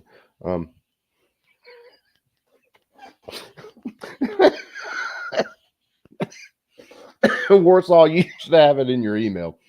And it's just a cigarette, kids. And hopefully this won't take too much longer to go through. But yeah, I was pretty sure it was Lionel Richie. Oh, fuck me running, man.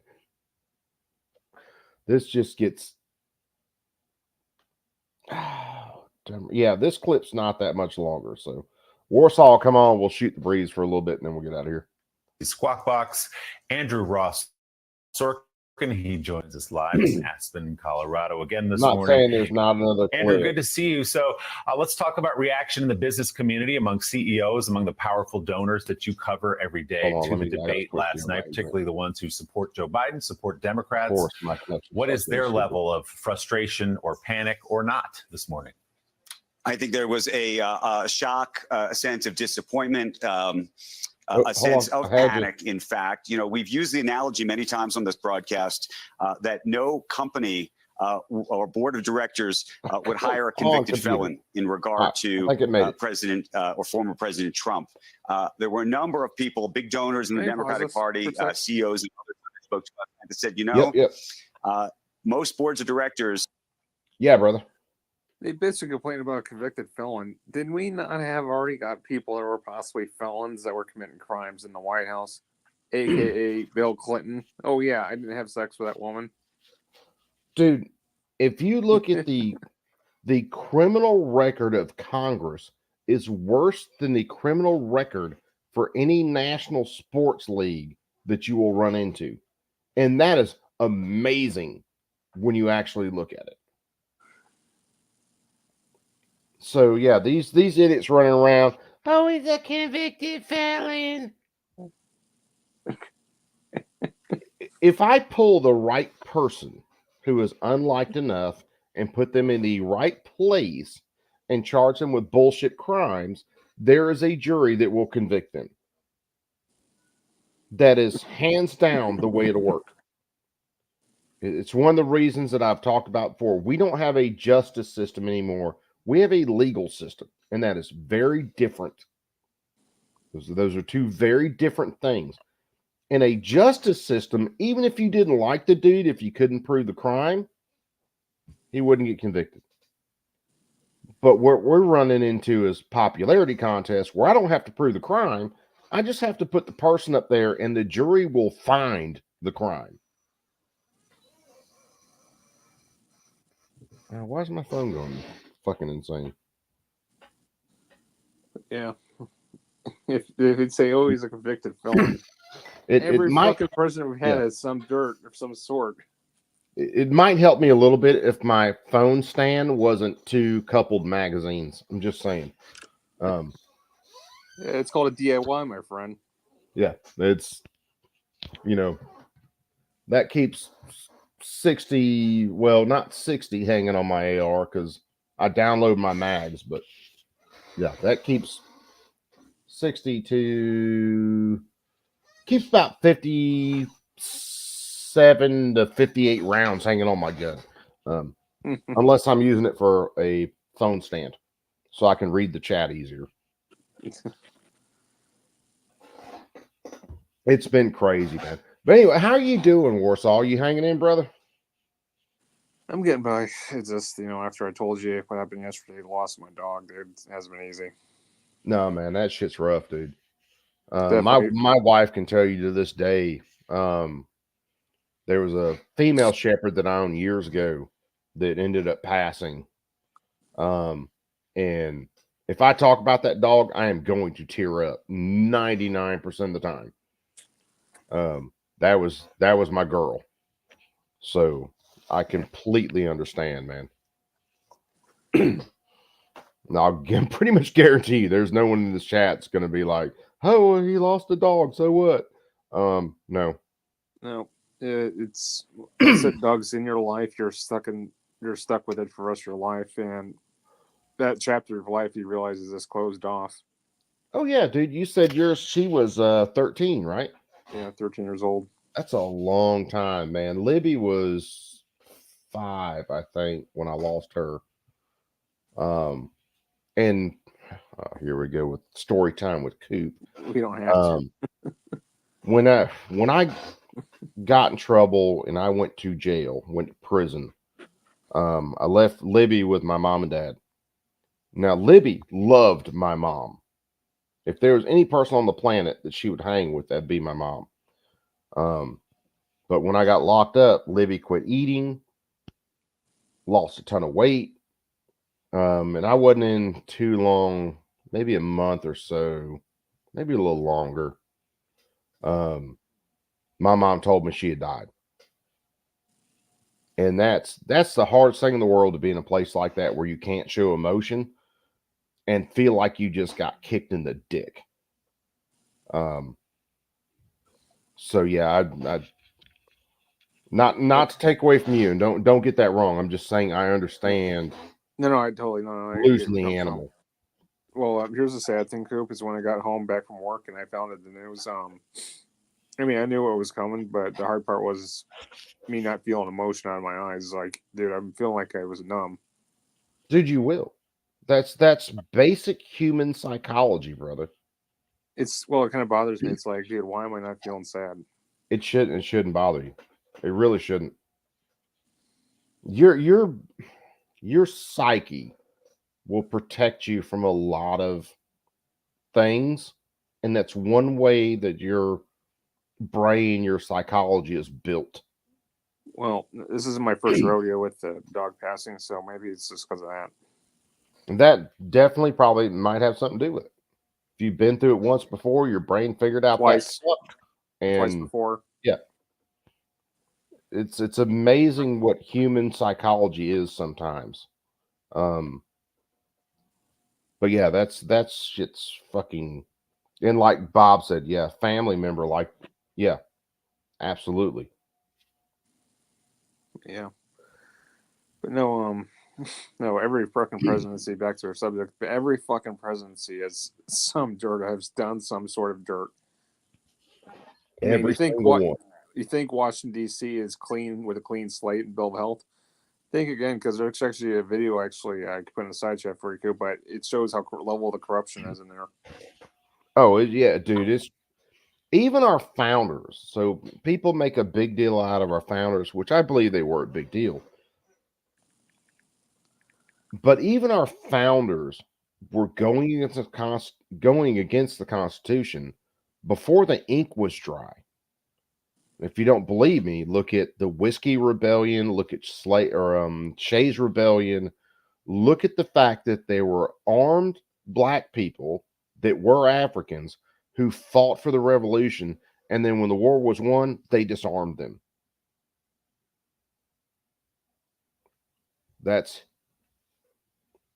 So even our founders went against this shit. So these abuses coming up through the courts and these abuses coming from our government, after actually learning about some of these things, they don't surprise me. They do, however, piss me off, because it shouldn't be this way. Anyway, let's get back to this, dude. Let's listen to the end of this. We might find one more thing to listen to since you just joined. If they saw that kind of performance from someone like a President Biden, given his age, that either they wouldn't hire him or they would come to him if he was in that role and say, you know what, we're going to have to talk about a transition. And I think that is the conversation that's happening in the business community among the Democratic donor class, which is, when Democrats talk about transitions, they're typically talking about sex change.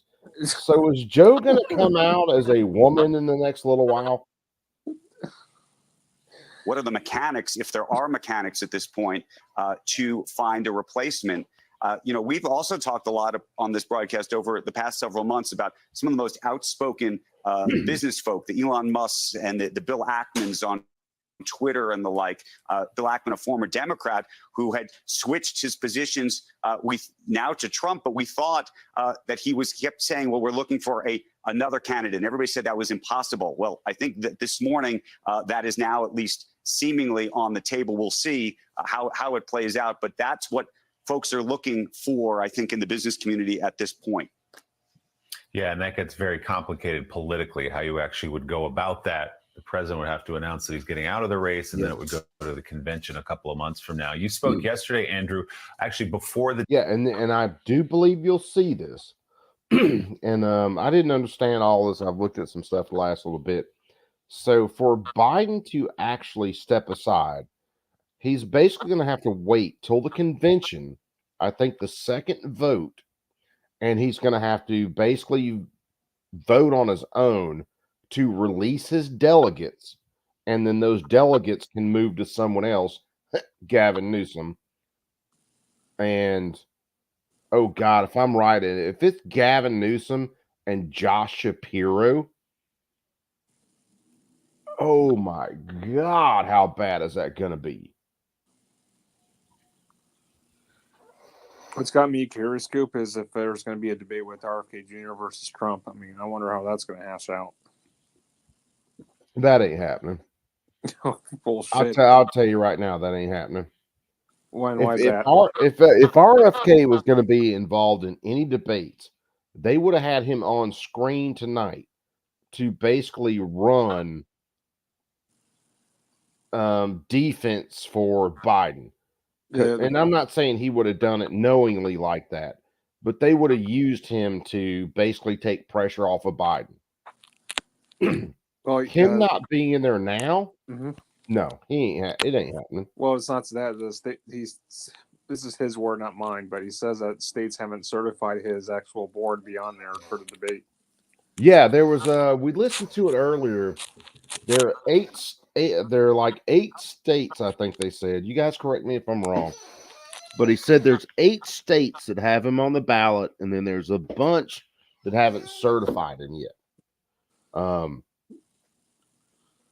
But still, I still don't trust RFK beyond measure, dude. That guy comes off like a slimy snake, dude. Yeah, I hate to throw shade at snakes because I love snakes. But yeah, the dude is. He's been part of the swamp his entire life. And if you put his father beside him, he's not like his father, dude. His father. I mean, his father would be more of a conservative than a fucking left-wing moderate. If he said half the shit he said today, he would definitely be considered a MAGA Republican, basically. But even then, he was still huge on the state or federal powers, I should say. So I don't trust that worth of shit. Now, if I was, of course, I pretty much said it tonight. I am, unless something seriously changes, I'm done with voting. And I'm not trying to talk anybody else out of it. If you're gonna vote, man. Rock and roll. I just think there's so much that's been done that I've watched in the last couple of years after 2020. Nothing was fixed, and they have basically locked in mail-in voting. They've locked in more drop boxes. I think Democrats already know it's wrapped. And yeah, Bob, if you're still voting, brother, rock on, man. I'm not trying to talk anybody out of it. I have advocated heavily for voting, even just since I started my channel, which is what, I don't know, it's a couple of years old now. So I won't talk anybody out of it. And I won't say that, oh, you're this or that because you're voting. No, man, vote by all means. Do not take my black pill because I got one the size of a giant black whatever. Don't take that as me advocating for not voting, because that's not what I'm doing. I'm just simply being honest with you guys, and you can break my balls later if stuff happens and it changes. And I completely hope you do. If it changes and you guys, I mean, completely man against the mass me to the fucking 100th power for not voting. But I don't know. I followed and watched too many states. Pennsylvania would be one of them, where they have basically made sure that there were more drop boxes, there was more mail-in voting, even though it's against our Constitution. Michigan, and a couple others that have pretty well guaranteed more stuff like that. And that's probably one of the couple of biggest things that have absolutely jaded me against it. So, and again, if I'm wrong, you guys fucking please bust my balls, please. And then maybe I'll vote in the next one. So I'm not saying I'm completely done, but right now, yeah, I'm pretty well done. The debate with billionaire Peter Thiel, one of the co-founders of PayPal, about who he will support in November. Here's some of what he told you.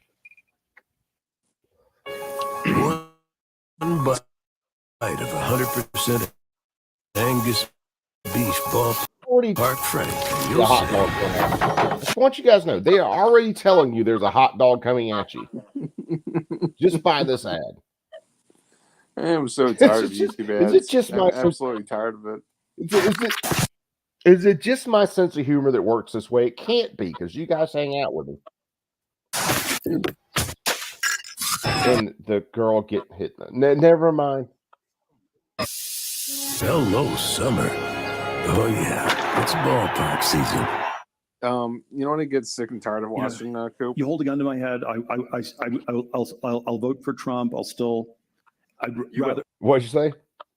Well, I was going to say what YouTube ad I'm sick and tired of listening is the Jimmy Dean Angus beef ads.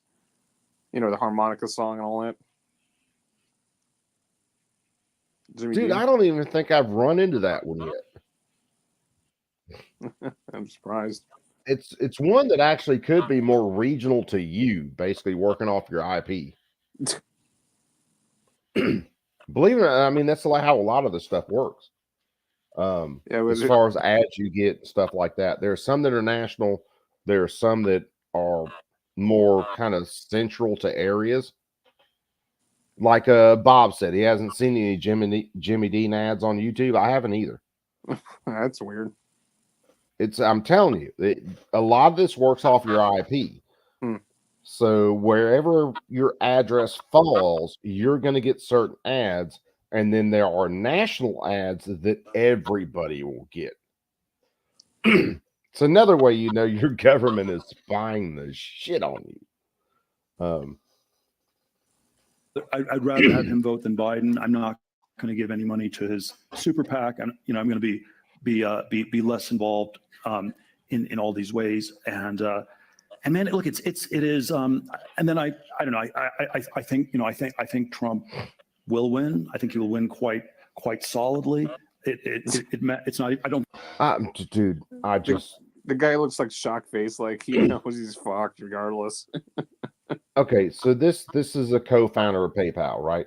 Yes, I guess. Have all you guys paid attention to, like CRS's wife getting shut down on PayPal, or certain protesters getting shut down on PayPal, or basically anything right-wing, gun-related getting shut down on PayPal? Now this dude's wanting to vote for Trump because basically Biden has completely fucked his bottom line.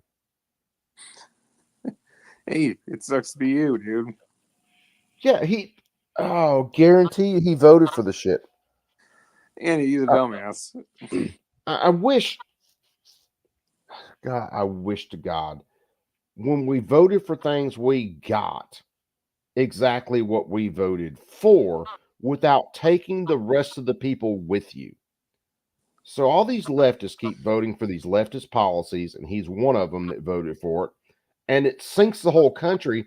And then he comes on and pleads poverty and says, I'm voting Trump next time because it's dude, fuck off. You are part of the goddamn problem. You're one of the reasons Biden's in office now.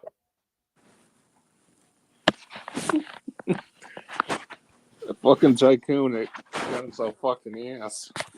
Yeah. Everybody try to warn you. You might as well grab your ankles and don't expect lubricant when you voted for him in the first place, but you did it. Now it's all of a sudden, oh, it's affecting my bottom line. All this damn woke shit, all this other stuff. I'm going to vote Trump next time. Welcome to the real world. Now you're complaining? Yeah. It's like California going, God damn, our crime's through the roof. We need to change something. We're going to vote Gavin. What? Well, where was that a decade ago when you voted for fucking Gavin Newsom after fucking 10 long years? I think it's going to even be close. And then what's I'll tell you this. What's even worse about California? So Larry Elder tried to run. Larry Elder would have been the hands down best choice, and they still put Gavin Newsom in office. So not only did you just vote for the dumbass, but you told the guy that could save the state to eat a bag of dicks and put the dumbass in office. You know what the problem is with California? It's California. Sacramento. It's that big fucking city. Any big fucking city is always going to make you steal the populace vote. Oh, no doubt, man. And we've hit it some on our channels and talked about stuff. People of the same mind tend to group together. And when you have a bunch of people that want to be dependent on the government, they tend to group together in cities. And those cities, well, they tend to vote Democrat. I just can't see myself living in a city, dude. It's fucking annoying. Oh, dude, it's fucking amazingly annoying. That's the reason me and my wife, I've got shitty internet. And I live out in the country, but I can go shoot whenever I want. And you're surrounded by beautiful luxurious trees, I bet. Oh, yeah, until they land on the house. Then they're not so fucking beautiful, trust me. But who wants to be surrounded by fucking buildings? You're smelling smog, and you're dealing with fucking assholes that are driving in a city. By the way, you have to get up at like what 3 or 4 a.m. to go to work. Oh, dude, these poor bastards that say live in Columbus or live in Phoenix City, and they actually drive to Atlanta every day for work. And I know a lot of them that do that. Is insane to me. I told one of the guys I talked to the other day at work, he said something about going somewhere. I can't remember where it was, whether it was Atlanta or Birmingham. I was like, dude, I do not want to be anywhere where the buildings are taller than the trees. I don't. If your buildings are taller than trees, I don't want to be there. Period. I'm done with the shit. And I've been in a skyscraper, dude. 10 years back, like a decade ago, I was in Chicago. Just visiting some friends. And I'm in this skyscraper, and I'm feeling something in the middle of the night. And I'm feeling like, wait, are we having an earthquake or something? And I look outside, and guess what? The building is fucking swaying, and I'm fucking scared as shitless. I'm saying, please do not tip over. They will. You can actually feel. I've been in some really tall buildings and stuff in Atlanta. Couple of hotels and some other buildings. And you can actually, when the wind kicks up, actually feel that building start to shift. It stops the shock from the ground, but still, just feeling it is another animal. Either way, I don't want to be there. No. I've had to be there for business and a couple other things. Nope. If your buildings are taller than the trees in my yard, I don't want to be there. I go there reluctantly at best.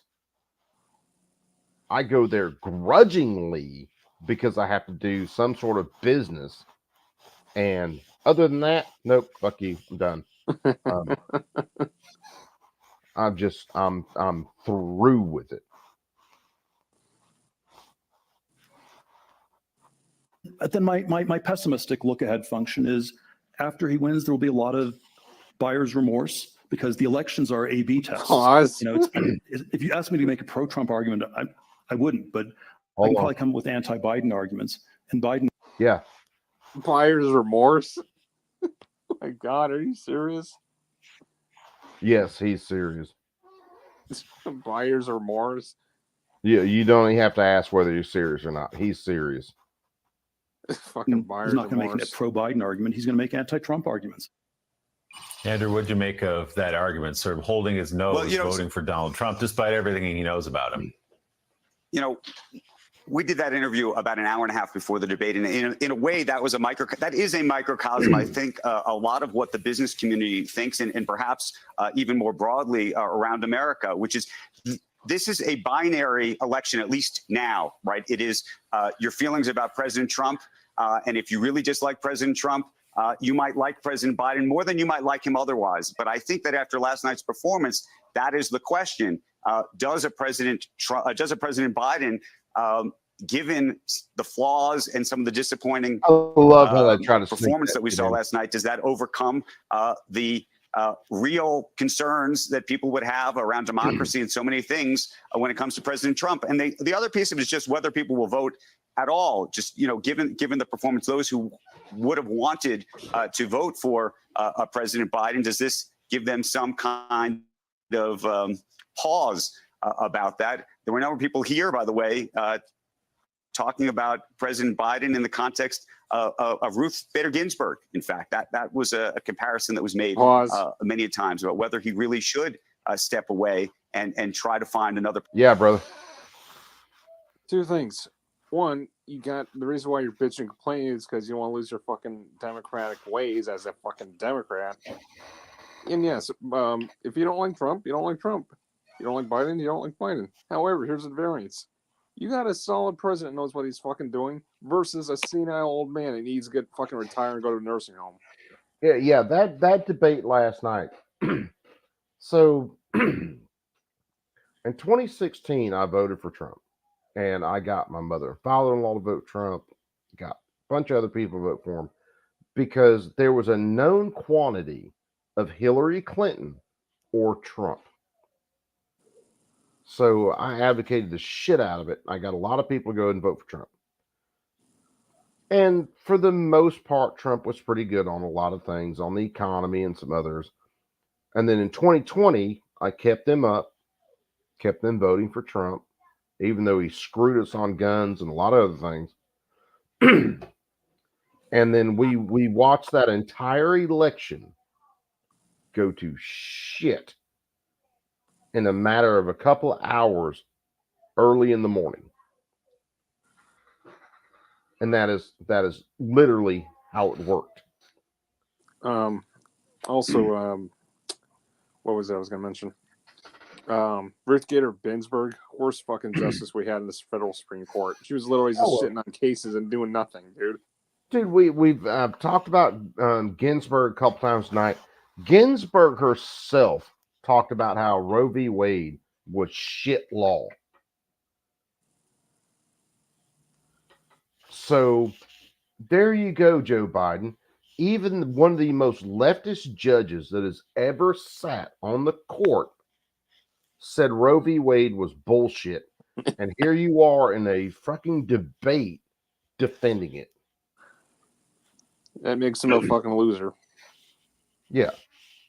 No, but Ginsburg, I mean, how long was she just sitting on cases doing jack shit for fucking years?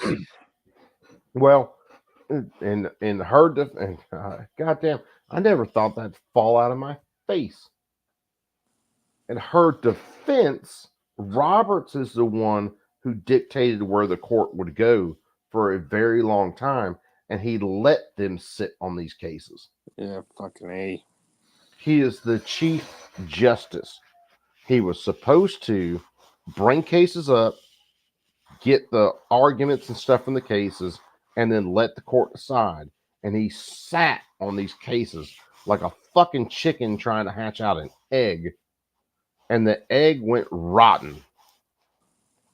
Person By the way, one last piece. We talk a lot about uncertainty. Business hates uncertainty.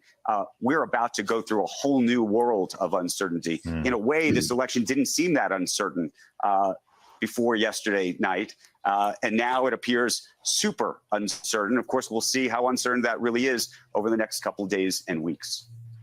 Yeah, given the strength of the economy, we just saw it up there, the Dow that has crossed 40,000 in recent weeks. Still, these CEOs, these people who...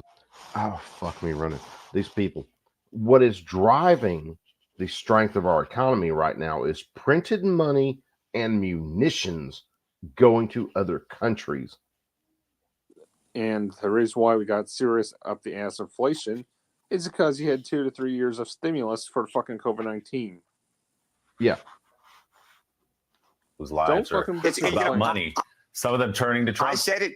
Oh, go ahead. I was just going to say, I said to Peter Thiel, I said, look, last 4 years, tech stocks, your investments, they've only gone one way, up.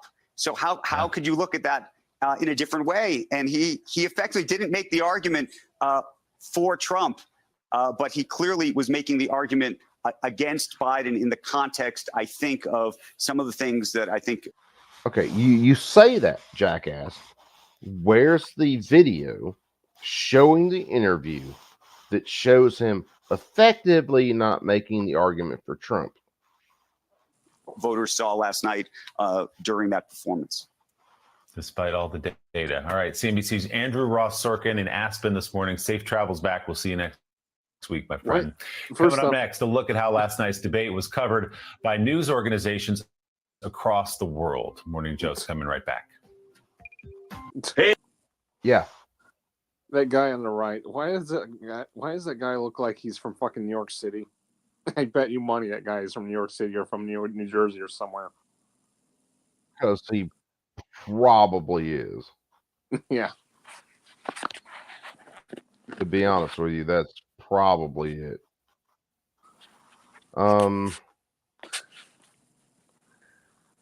Right now, New York City is going to shit right now. Else.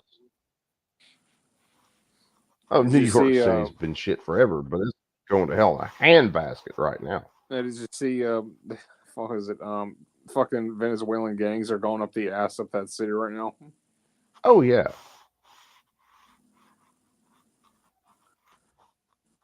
There was one other. You guys fix to see my history. If it'll freaking work. Come on, baby, you can do it. Trying to pull up the history page. Nah, my YouTube history. There was another video I wanted to show a little bit of tonight before I got out of here.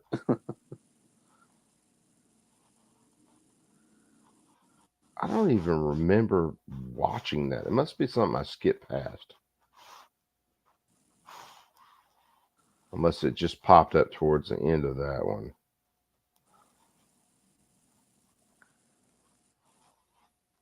Oh my god, the fucking Young Turks. Oh, dude, yeah, we hit that earlier. I fucking hate those guys. Oh, yeah, Chank and his crew are absolute horseshit. Let me see whether it's this one. Then if It's not, everything I'll you wish for. Your site traffic is skyrocketing until this happened.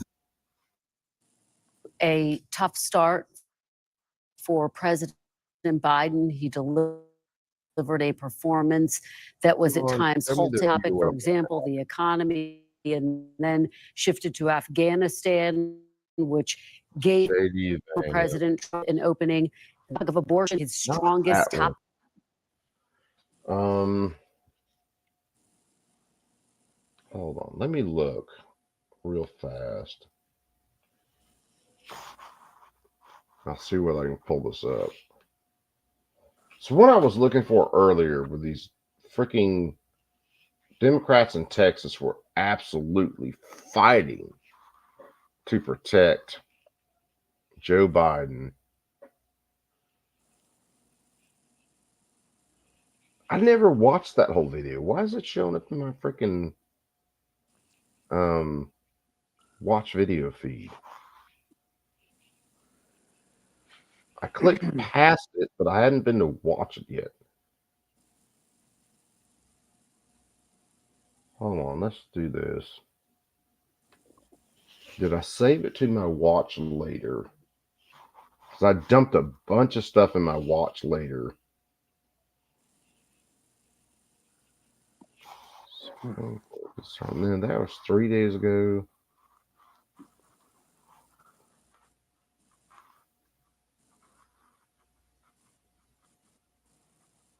I swear to God, this video has disappeared. Most of the time, every once in a while, YouTube will already cleanse off fucking videos or even the channel itself.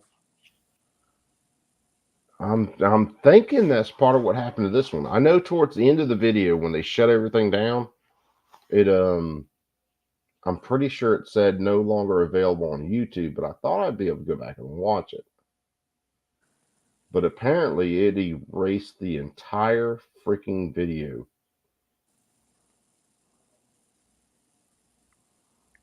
So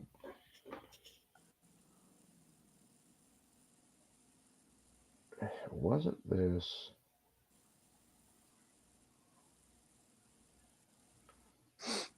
And that's when me, freaking Dark and Rich were on.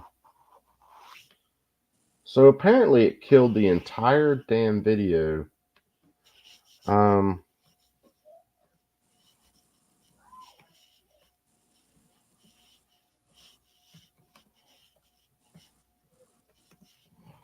Apparently they didn't want to be responsible for that particular bunch of horse shit they just spewed out.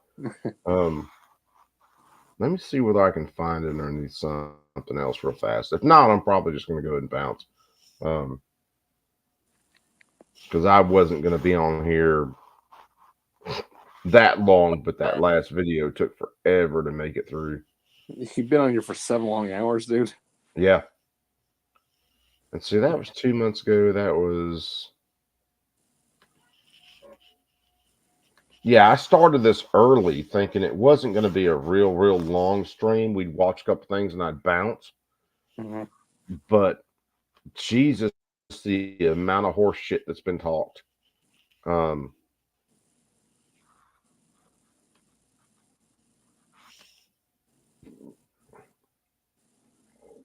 It has been absolutely amazing.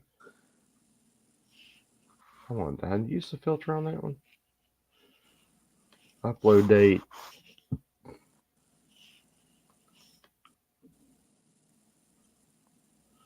Let's do this. Hold on. Upload date, and it was over 20 minutes.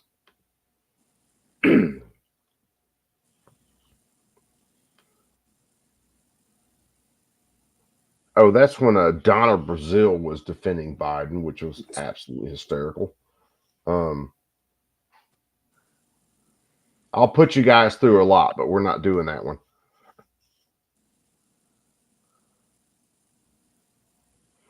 It was a local show on the news out of like Houston or Dallas, attached with like NBC, I think. And that's 3 weeks ago.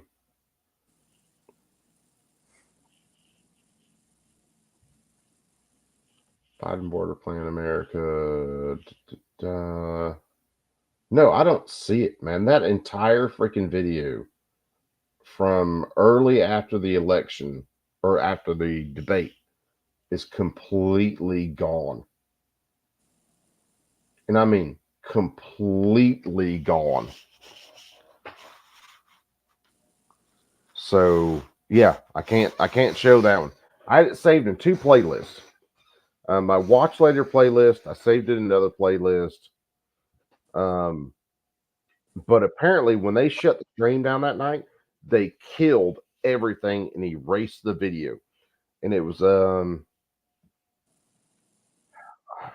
still thinking it was out of Texas.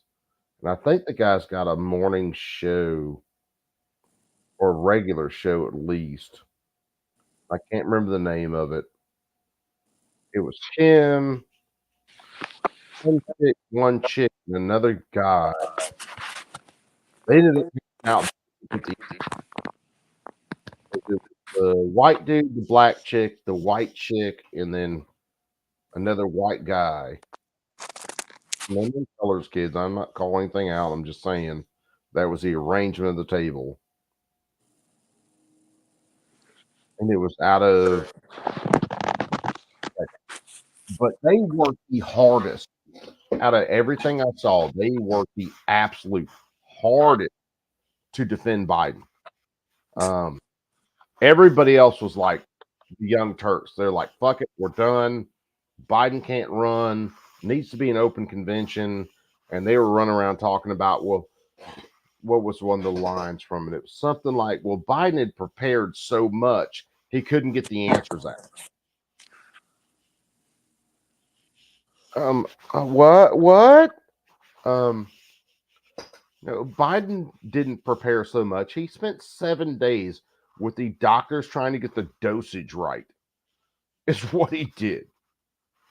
And apparently that dosage wasn't right. Dude, I don't know if you've noticed, but you see him bulge out his eyes like they're dilated blue, and I'm like, what the fuck is with you, Biden? Oh man. When we did the stream, Flying Rich and Dark did the stream last night, and it ended up working out a little better. Because hold on, maybe I can do this and we can show something. Because the feed was really choppy at the start, and it was pissing me off, to be honest with you. But what it actually ended up doing is showing Biden's face kind of in slow motion a couple times, and you could really get the look on his face. God damn, we went for 3 hours, like almost 3 hours last night, for this debate. And I'm going to kill the sound on this. Or hell no, I'll leave it on. And we'll watch the second of this. I'm going to smoke another cigarette or two. This is the funny part.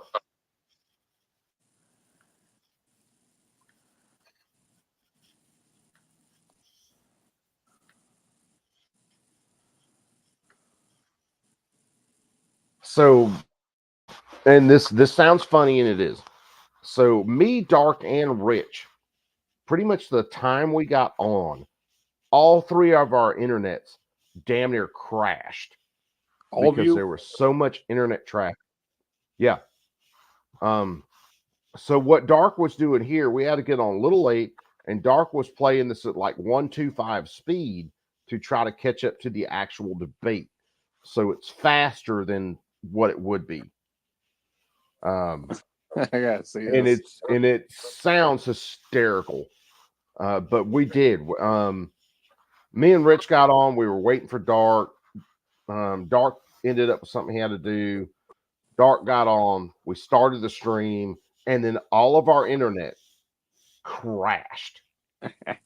My signal went from, which mine will do that sometimes, especially earlier in the evening. Mine will go from full on signal, I could freaking do whatever, to, oh shit, you can't even play a Nintendo game. But Dark is normally good and Rich is normally good. And even theirs dropped out when we started this. So this was Dark trying to catch up to the live stream. Like China and many others, in all fairness to China, it's going to just force them to pay us a lot of money, reduce our deficit tremendously, and give us a lot of power for other things. But he made a statement. The only thing he was right about is I gave you the largest tax cut in history. I also gave you. And he saw you come in. MC, what is happening? Rich, what is going on, my brother? We've been at this for a while. And then Z come in. So Z and G23 are the two guys that won bingo last night. And hopefully in the next couple days, I'll get you guys plasma cut sent out. Now, out of the three, and I gotta ask this, hell, I got you guys here. There is the CRS cut, the I don't have boating accidents cut. Now, I do have two of the I don't have boating accidents cuts. And then I got the enemy of the people cut. And I haven't, if you sent it to me, I haven't seen it yet on who was going for what. So out of those three plasma cuts, Remember, I got 2 of the I don't have voting accidents. I got 1 of the we or enemy of the people, and I've got 1 of the small CRS cuts. But email me Z first, because you get first pick since you won first, and then G23 email me. Let me know which cut you want. That way I know who to send what. And if there's an alternative, I've got a couple hanging on the walls. I might send G23 a couple more pictures and see if he wants something else besides those 3.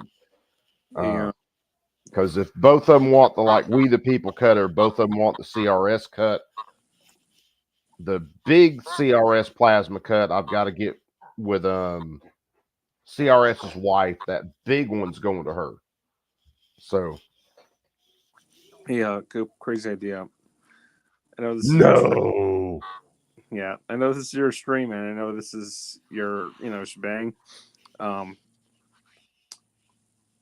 was thinking maybe you should do a Blue Wrench Mafia cut. A what? A Blue Wrench Mafia cut. What about that? Yeah, it's Code Blue. Dude, that might be possible. And also, remember what we did last time when we were on a stream? You just said, "Hey, let's click on the link, let's watch the video, and listen to the song." Yeah, dude. That's going to be when I do that, that's going to be a completely music only stream. No politics, no nothing. That's going to be a completely only we're sharing music all night stream. I'd tell you what, there's 2 videos that were for these 2 sons of bitches that we have here for this debate. You think we could do that? Just sneak 2 videos in here? If not, it's fine. Let's shoot for that another time. We're going to listen to a little bit of this, and I'm going to bounce. All right, sounds good. And I'm sure everybody wants to freaking get out there because 280U streaming, Red Dawn cranked up, Georgia Shooting Connection, of course, they're on tonight. So matter of fact, let's do this. If any of you guys aren't familiar with 2A, someone's got some sirens in the background. So, where's it at? Oh, here it is. Right tab. So here's 2AEDU because he's rolling right now.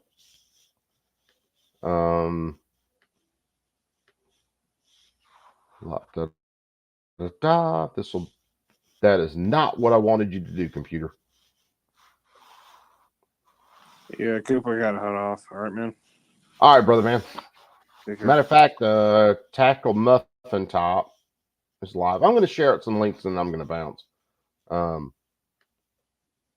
So Tackle Muffin Top, if you're not following him, he seems to be a pretty cool dude. He's kind of a new follow for me. Seems like he's all right. So Tactical Muffin Top is out there. And then was this hell, I guess it was this one. Trashcast stuff, if you like comic books, he seems like a pretty good drama mind. Liberty First Foundation. Where is Shooting? Here's Shooting Connection. I'll share this one out, and then I'm going to bounce.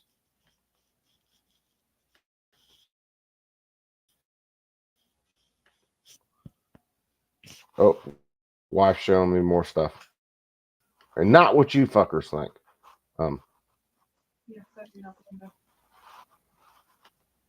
So there is that's what we'll be doing, and then Saturday Connection. night we got guns. Oh, that looks slick. And I'll show you guys this since a couple of you are still hanging around. It's getting I'm so fucking excited. It's While my internet goes completely freaking retarded again. I'm so damn excited, baby. if it'll shift over. So the wife's really good about doing stuff with wood burning. It's upside down. Oop, it's upside down. Oop. Everything's backwards. So she'll wood burn that into that round. I was excited. So yeah, another pretty cool thing. She did a one of the ones that I love. She did a smaller piece of that a raccoon with a tree, and that looked freaking slick. I need to redo it. That one, it's so old that the darkness. Poor Coop been waiting to bounce for an hour, dude. I was nowhere near expecting this to run on like it has, but there's so many different points that we've run through tonight. Right. And honestly and truly, what it comes down to is they are kicking Biden out the door, and I'm going to end here. So they're kicking Biden out the door. They're basically laying the road, the groundwork to force him off to go somewhere and then move someone else in. I think that moved in is going to be Newsom. And I don't know who his VP will be. Kind of leaning towards Josh Shapiro at this point, but definitely anything during the Democrat National Convention we stream or we can stream, we're going to stream it because I think that's going to be massive news. At least for us who are involved in freedom and really love actually living without the federal government stomping on our necks every day. That's one of the reasons I brought it up at the start of the stream.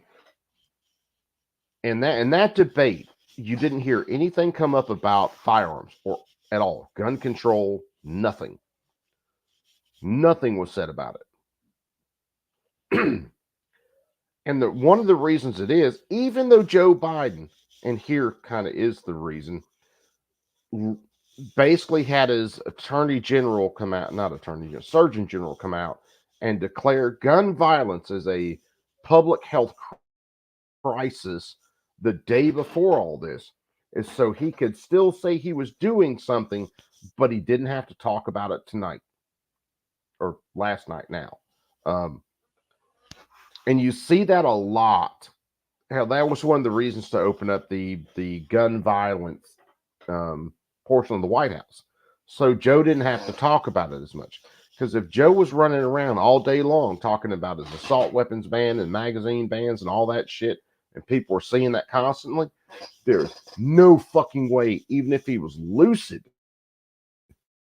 that they would vote for him. Because they know how many new gun owners there are. They know a lot of the new gun owners typically are minority people who are looking to stay safe. They don't want to touch it. The gun control stuff for Biden right now is like plutonium. He will walk over and poke it with a stick every now and then, but he doesn't want to be on a debate stage actually talking about it. Even old Davey Hogg was pissed last night that Joe Biden didn't say anything about gun control. He's not going to. That's the point.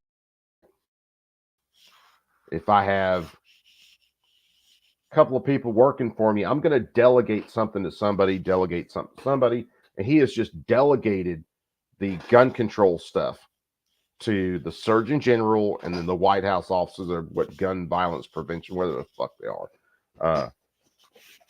He's completely pushed that off. So, matter of fact, there was a lot of stuff in the debate last night about immigration that Joe Biden didn't want to touch. Those questions weren't in the debate rules, and he stepped on his dick and then gave Trump the freaking inroad to it, and then Trump got to talk about it. High voltage wood burning. Dude, yeah, something very similar. So anyway, guys, and I'll probably step over towards 2ADU. I think Georgia shooting connection isn't far from actually shutting down, I don't think. But anyway, join one of the links that I put out in the chat, whether it's Tactical Muffin Top, whether it's Shooting Connection, whether it's 2ADU. Hell, open up, do like I do, open up multiple freaking tabs sometimes, and hang out. But I got to shut this down today. I've been sitting my fat ass in this chair too long today looking at this stuff. It's definitely not a healthy pastime. So